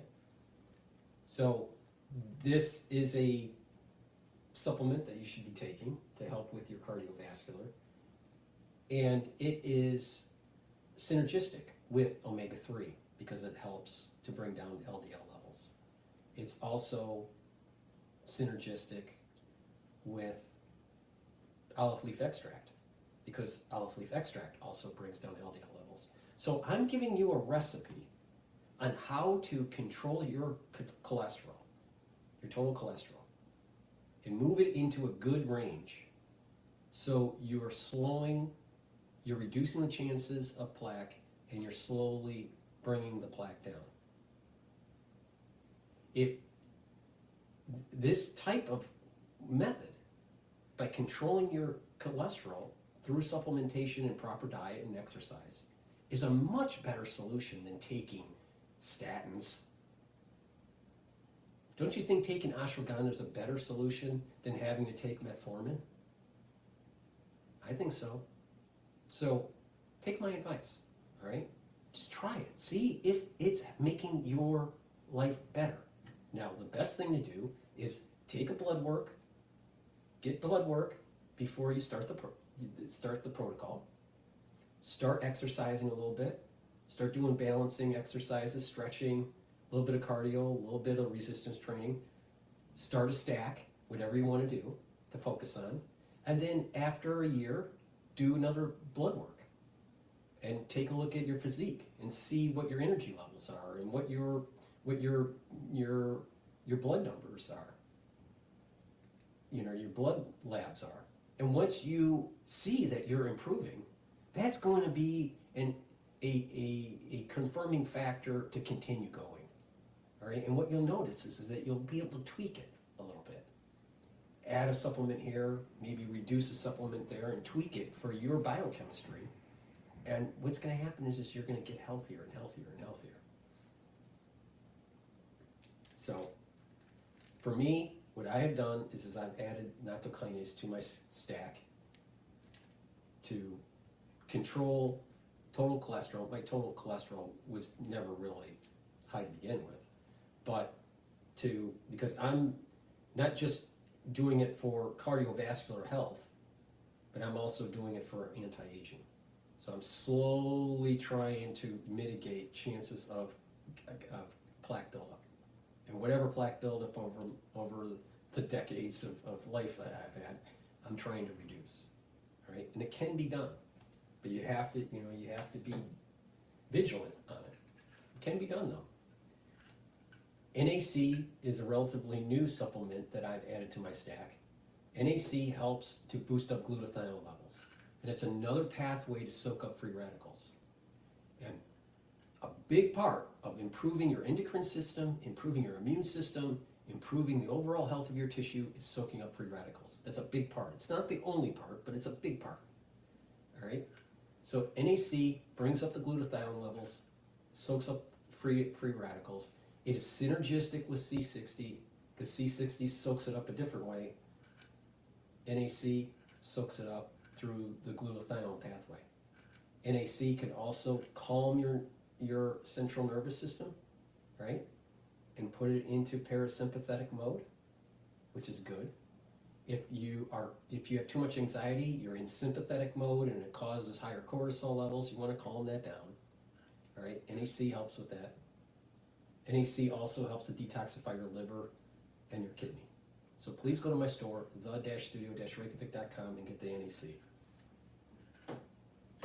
Ubiquinol. Ubiquinol is a supplement that I've been taking for a very long time. It's the highest bioavailable form of CoQ10.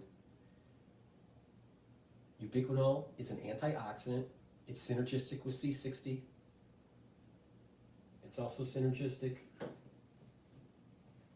with NAC, because NAC is an antioxidant through the glutathione pathway. Ubiquinol soaks up free radicals a little differently. It helps with the mitochondrial health, so you're going to have more energy, and it's neuroprotective.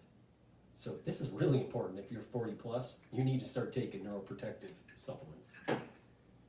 So those are the supplements that I have to go over there right now, and I want to play the news from live now from Fox and get a little bit of understanding about their reporting on Israel considers strike on Iran.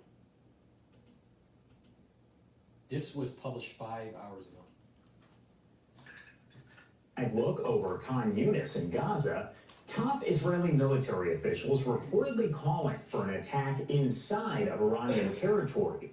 That's according to a new report from Israel's Channel 12, which is not entirely clear on the intensity or level of the attack. There's still kind of a lot left to figure out there. Now, all of this comes as Iran's supreme leader has denied that terrorist groups like Hamas, Hezbollah, and the Houthis function as Tehran's proxies. Ayatollah Ali Khamenei saying that if Iran, quote, takes action, it would not need any of them. As always, a lot to discuss out of the Middle East, so I do want to bring in Josh Haston, a correspondent with the Jewish News Syndicate. Thank you so much for taking the time to be here with us this morning. Thanks a lot, Josh.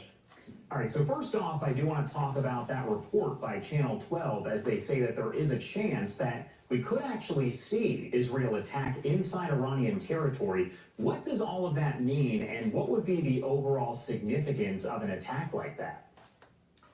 Yeah, absolutely. So, according to officials, Iran is the head of the octopus. So the Houthis have been firing ballistic missiles at the state of Israel. So one of the top security officials in the last 24 hours here in Israel indicated that why not go after Iran directly? Why not cut off the head of the octopus? Iran, of course, still striving for nuclear weapons. That is the biggest threat, not only to Israel, but the entire Middle East and the entire world, really. So it may happen. Israel, of course, in October did strike in Iran after Iran fired ballistic missiles at the state of Israel. We took out key positions there in Iran, taking out their air defenses and a lot of their missiles. So it is possible that Israel could decide to strike Iran again to send a message to them, stop funding the Houthis, and at the same time, even perhaps more importantly, stop your pursuit of nuclear weapons. Supreme Leader Ayatollah Khamenei saying that the different terrorist groups that are there, you have Hamas, Hezbollah, Houthis, that they are not proxies of Tehran, and also saying that they're not needed if Iran were to strike Israel. What do you make of that? Yeah, number one, they are absolute proxies. Iran calls the shots, again, the head of the octopus, over the Houthis, Hamas, Hezbollah, groups in Iran or whatnot. So what the Iranian leader is trying to do right now is take away the attention from the fact that those groups are no longer the threat that they once were. Remember, Israel dealt significant blows to Hezbollah, to Hamas. We're in the process of dealing blows to the Houthis. So this is the Middle East. You try to show strength, and the Iranian leader is basically saying, no, we don't need those proxies. Yes, he does need those proxies, just like he needed Syria.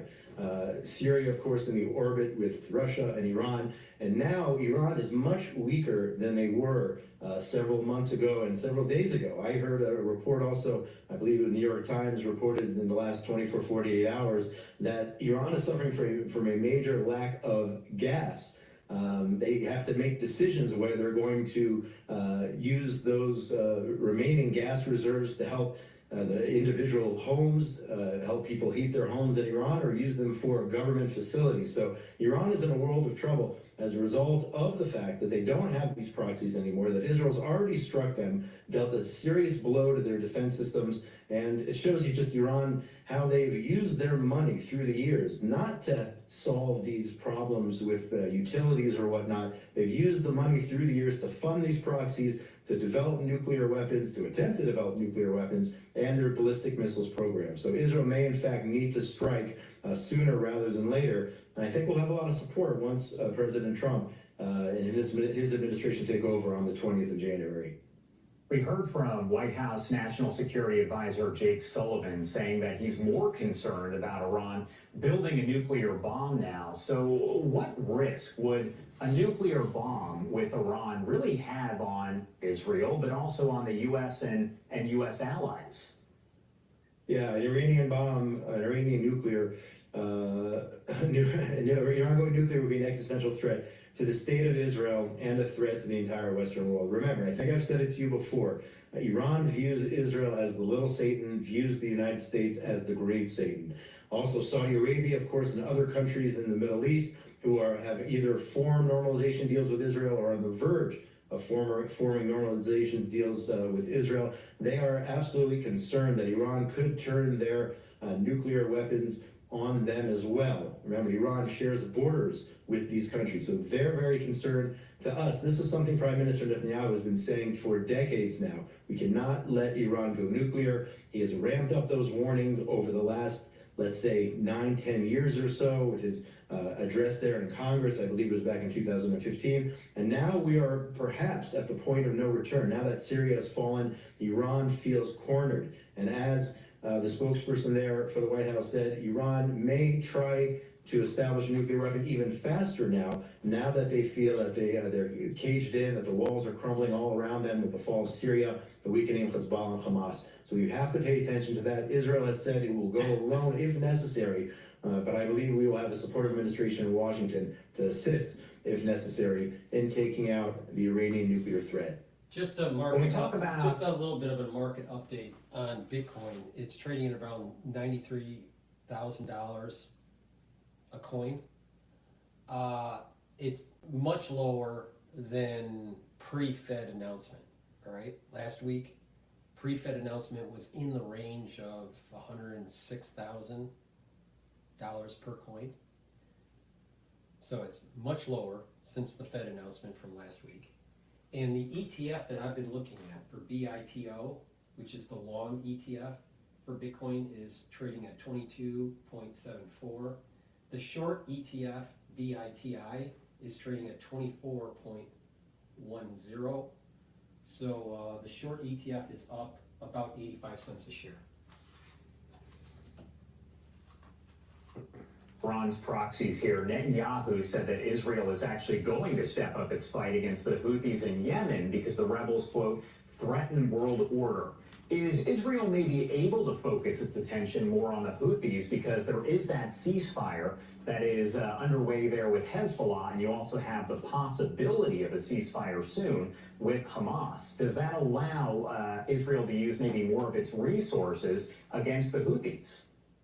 No doubt about it. That was one of the reasons that Israel agreed to a ceasefire with Hezbollah, is that it could focus more on Hamas. And now that the Houthis have struck Israel, I believe 3 times at least this week, a total of about 400 ballistic missiles and drones fired at the state of Israel since October the 7th. I don't think people realize how much damage they've tried to inflict on the state of Israel. Thank God, not as much as they would like. But now Israel can really focus on, again, the head of the octopus, Iran, and their proxy, the Houthis, who don't seem or haven't seemed to have gotten the message as Israel dealt a severe blow to both to Hezbollah and to Hamas. The Prime Minister warning that the Houthis could be next. We did strike them, taking out 3 key ports just several days ago, taking out energy infrastructure, but there could be more attacks against the Houthis, or, as we said just a few minutes ago, directly against Iran to prevent them from funding, from sponsoring one of their main proxies, this in Yemen, that being the Houthi terrorist organization. All right, Josh Hasten there with the... We're going to go to Bloomberg. Before we do that, though, please go to my store, the-studio-reykjavik.com. The first pillar of the anti-aging protocol and the protocol to boost up your immune system is the Max 35 or the Max 14. Take a teaspoon of this a day, swish it in your mouth, gargle, 30 seconds or so, swallow. Very simple. Not feeling well because of the cold season, take a tablespoon or 2 a day. Do the same thing, swish it in your mouth, gargle, and then swallow. Take it every day, and what it'll do is it'll help to boost up your immune system, neutralizes pathogens. So please go to my store, the-studio-reykjavik.com, boost up your immune system, and take the Max 35 or the Max 14. All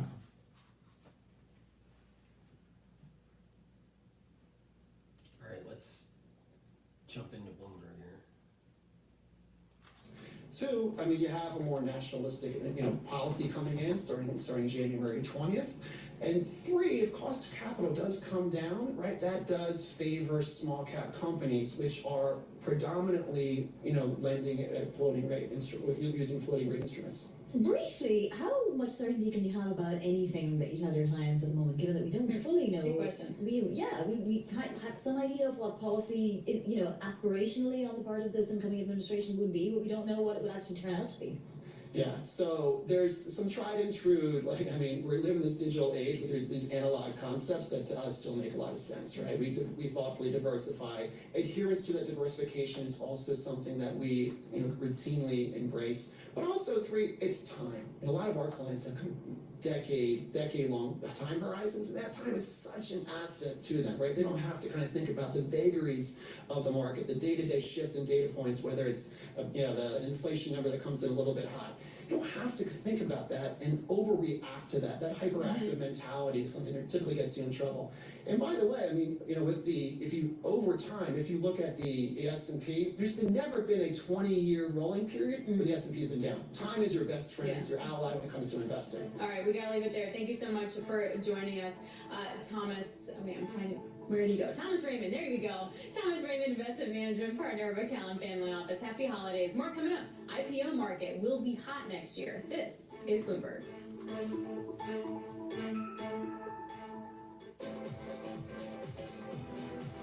All right. Please go to my store, the-studio-reykjavik.com, and get the structural nano silver gels. These are dual purpose products. I have 2 types. I have it in the dispenser that you can carry in your bag or in a tube form. Both work very well. It's made from structural nano silver. It's a dual purpose product. You can use it as a skincare. It'll help to heal a wound. In addition, you can use it to neutralize pathogens. Put it on your hands, around your mouth, around your nose, around your eyes, around your ears, lightly coat your nostrils. It'll stay active for 5.5 hours. So please go to my store, the-studio-reykjavik.com, and get the structural nano silver gels. Get a couple, items for your household or as gifts for the holidays. It's a great way to help people go down a health journey. So please go to my store, get the dispenser version or the tube version. It's the-studio-reykjavik.com. So just to reiterate, all right, Every show I do, or almost every show I do, so that means I have thousands of videos out there saying this, there are 3 pillars to improve your immune system and slow down the aging process. Neutralize pathogens so you don't get sick chronically. Soak up free radicals so you're reducing the stress in your cell and you're boosting up your energy levels. So you're taking strong antioxidants. And the 3rd pillar is lower inflammation.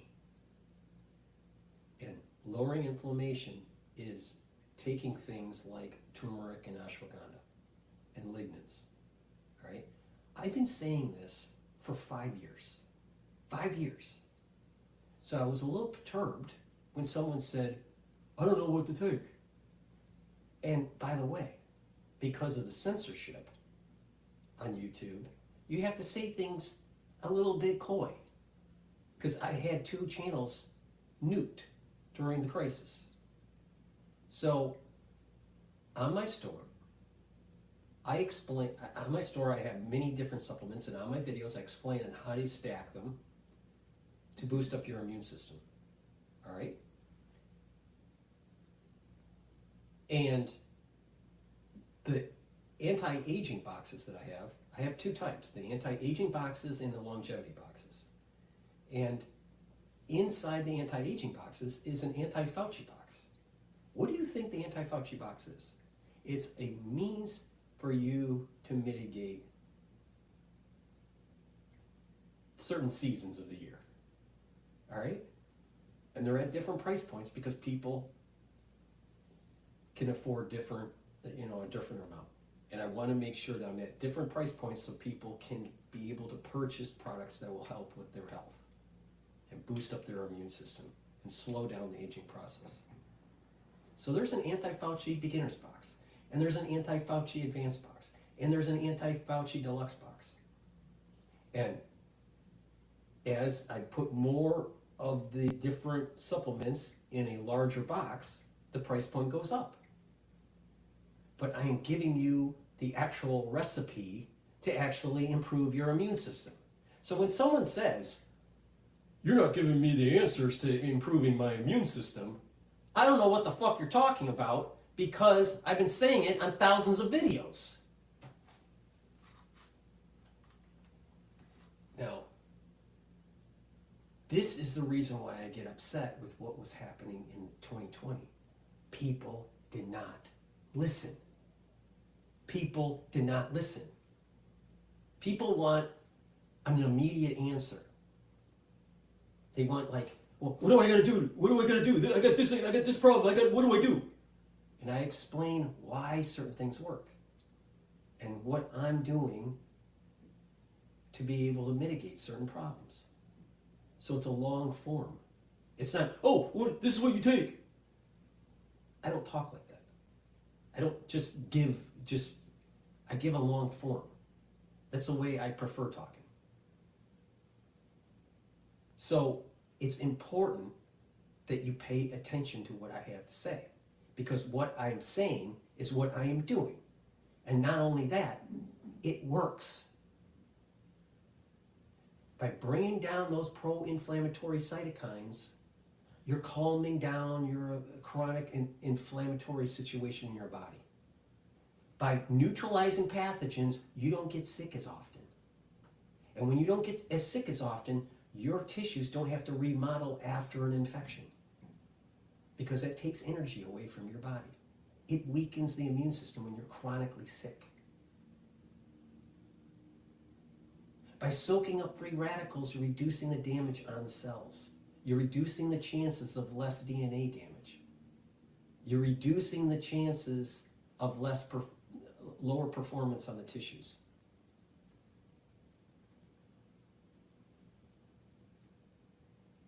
And so when you do this over time, you're not as sick as often, you don't have as much stress on the cells, and you calm down the immune system by lowering the pro-inflammatory cytokines. And what will happen is that your immune system will slowly get back to pre-2020 levels. And so as your titer levels start to go down from the crisis of 2020, and your IgG4s start to go down, you're starting to get back into homeostasis of your immune system. And that process takes anywhere, a big part of the process takes about 5 years. To complete the process takes about 10. But there's big benefits after the 5-year mark, right? It's not linear, it's nonlinear, the way this works, all right? It takes about 5 years to heal. So if you take the last time that you had an inoculation and go out 5 years, that's how long you have to do this kind of process, all right? Now there's some people that didn't do it and their immune system is calming down naturally, but it's not as robust by supplementation. So you need to add this, you know, for a few years to add to it, to get you into that kind of healing mode, all right? But if you're chronically sick and reactivating your IgG4s, you're weakening your immune system. If you're getting the crisis of 2020 on a regular basis, all right, and you're re-establishing it in your body, what's happening is you're reactivating those IgG4 plasma cells. And so IgG4 is an immune modulator. So it weakens your immune system. Oh, and that's exactly how over-inoculations work too. So I've been saying this for a long time. 5 years. I'm tired of saying it. I'm literally tired of saying it. But I give you the recipe. I tell you what to do. It's 3 pillars. Neutralize pathogens, bring down free radicals, and calm down the pro-inflammatory cytokines. That means taking structural nanosilvers, taking strong antioxidants like C60, and bringing down the pro-inflammatory cytokines by taking the ashwagandha, the turmerics, and the lignans. I've been saying this for a long time. Then you add to that, which is in the anti-Fauci boxes. I give you the recipe. I've been doing this for 5 years. And I've been saying it for 5 years. But people in general just want an immediate answer to everything. But there's a nuance. And that nuance is that your immune system needs to heal. And it's not going to be there's no quick fix. Why? Because you got titer levels that stay around for a while, like years. You have memory cells that stay around for years. And that's just the way that the overall immune system works. Now, if you have an integration problem on the cells that are long-lasting integration, then, you got a problem because it's integrated. It's integrated in the genome. How do you get it out? You can't. If it's integrated in a cell that can go into apoptosis and get out of your body over time, then you're okay. But if it's higher up if it's higher upstream of where the cell divisions are, like pluripotent stem cells, then you got a problem. So it depends on what the issue is. And there's different cohorts that have different problems. So there's no cookie cutter solution. But the majority of the cases, most people will benefit by just calming their immune system down. Reduce the number of times that you're sick throughout the year. Soak up free radicals with strong antioxidants like C60, and bring down pro-inflammatory cytokines so you're not constantly reactivating your immune system where it's in a chronic mode. Your immune system doesn't want to work in a chronic mode. It wants to be calmed down. That's the reason why there is an immune modulation that takes place with Treg. If you don't have Treg, you have autoimmune disease. If you have too much Treg, then you're not activating your CD4s and your CD8s as much, and you have AIDS-like syndrome. So it takes time. There's no quick answer. There's no quick answer. If someone says just take vitamin D3 and everything's going to be fine, they don't know what they're talking about. Because there's feedback loops and there's things, and you just gotta kind of have to calm it down. Calm down the system as the body is slowly bringing down those titer levels over time, as it's slowly getting rid of the memory cells over time. You're getting better and better. You're getting better and better. The problem is, what if a nefarious actor decides to release something? If a nefarious actor is out there trying to release something new that harms your biological system, then you got a problem. There's no quick answer. Never has been. There's no quick answer. Like, and this is the problem with the community out there is that they think there's a quick answer when you don't do anything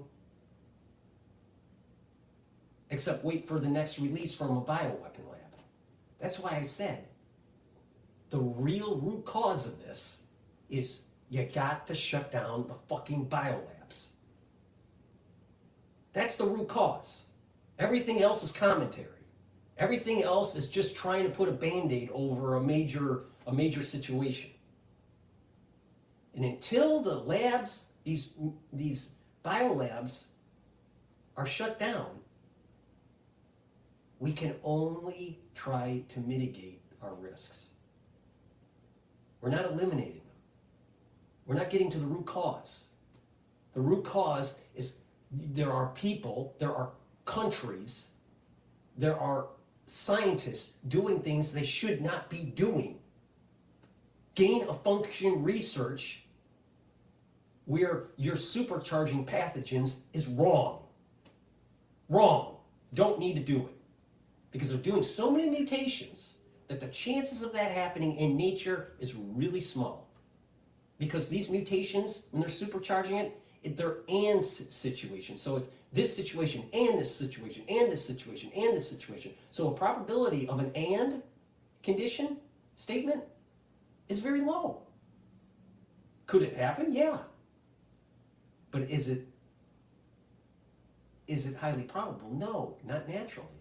With these supercharging these pathogens. So they turn into weapon systems. And that's why I keep on saying the focus was not on the inoculation injury. The focus should have been on shutting down the biolabs because that's the root cause. And I am not wrong on this. And nobody is as more accurate as I am on this subject matter. Nobody. So, with that said, I've been going for like,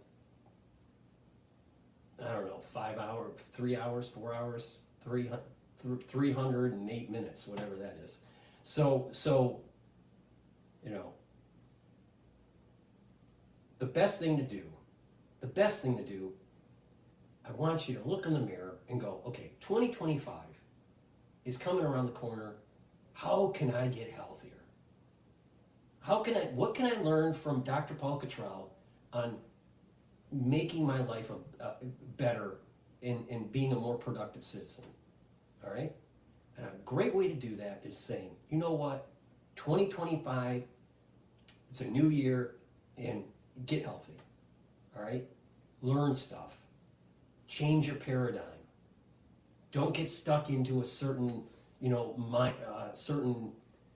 silo of thinking.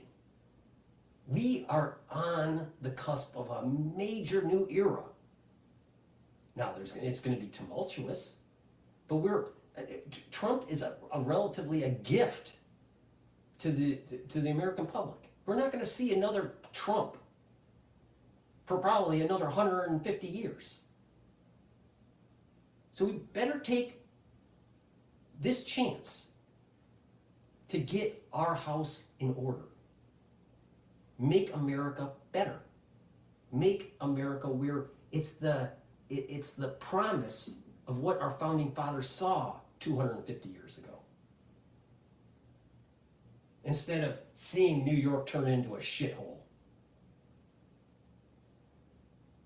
And people in Congress eroding our civil liberties. No, we can take charge. We can make a difference. But it starts looking in the mirror and how you're going to improve your life. You got to get healthier. You got to get smarter. You got to get engaged. And you got to push back on people that are taking advantage of you. That means the national security state. That means people in Congress that are making a buck on certain policies that they're passing and making your life more miserable. That's what we need to do. It's in our power. And that's what our founding fathers wanted. To be engaged citizens, to be informed. What we saw with X, with the bill, the omnibus bill, that was what our founding fathers wanted. The people to be engaged in the discussion of what's going on in Congress. And if we don't like something, we need to say about it. We need to talk about it. We need to, raise hell. That's what our founding fathers wanted. But how can you do that if you are chronically inflamed? How can you do that if you're chronically sick? How can you do that if you're chronically worried about your finances? How can you do that if you're just not an informed citizen? So the best thing to do is look in the mirror. 2025 is around the corner. Get healthier. Get more educated. That doesn't mean you have to go and get a degree. If you want one, great. But there's lots of ways to get educated. We have tons of information. There are tons of libraries out there that you can actually take a book out and read.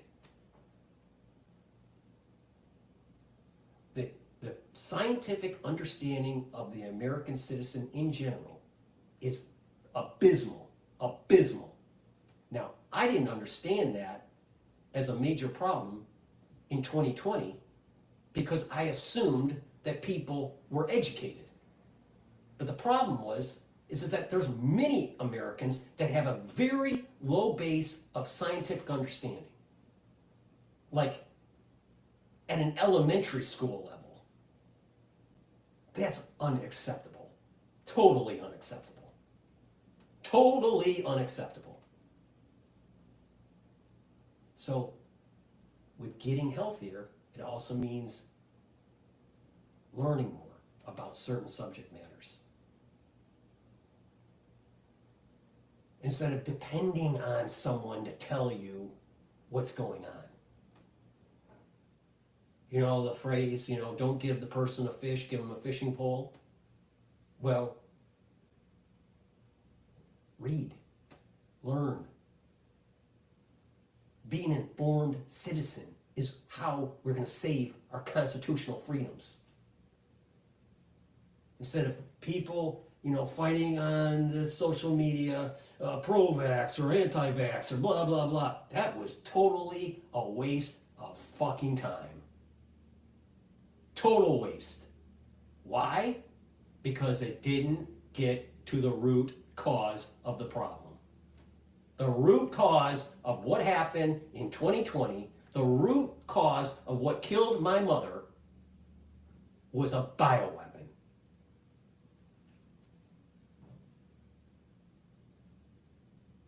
Now, if we don't wake up, if we don't listen to Dr. Paul Cottrell and follow his advice and get a little bit more educated on the subject matter and do something about the root cause, we are going to have another fucking event that takes place. So we calm down our immune system and then all of a sudden the fourth cocktail comes out. You know what the fourth cocktail is? It's a chimera between influenza and beta coronavirus off of the SARS platform.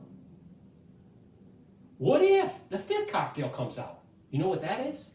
SARS platform, HIV. You know why they were playing around with beta coronaviruses? Because it can have a very large genome package, and it's respiratory. So, are we going to get to the root cause? Are we going to continue to support people that keep on talking about the inoculation injury? Because the inoculation injury is not the root cause. It's a runaway national security state making gain-of-function pathogens. That's the fucking problem.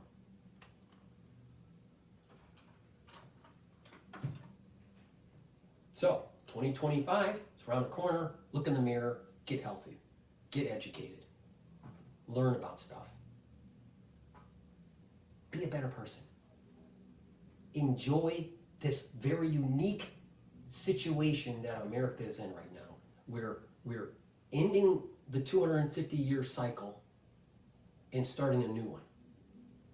And it's up to us to make it a better cycle than the previous one. And that means that Americans need to pull up their bootstraps, not depend on other people, and you need to get educated. The scientific base on people for the average citizen in the United States is abysmal. Abysmal. It can improve, but you gotta look in the mirror and you gotta admit that there's a lot of people that don't know what's going on with the sciences. They're too focused on bread and circus.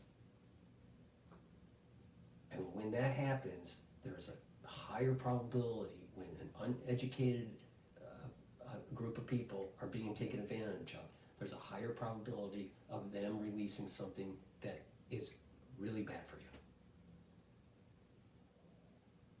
Now, why is Dr. Paul Cottrell so passionate about this? Why is he focused so much on this? Because I can see in the future Americans fucking up. Just like they fucked up in 2020. Now, hopefully, there's enough people that wake up that stop it from happening. But guess what? There's stuff in the freezer that's a hell of a lot worse than what we have ever seen in our lifetime. Please go to my store, the-studio-reykjavik.com. Get the supplements, get healthy, follow the protocol, boost up your immune system, and get educated. Thank you for listening, and have a nice day.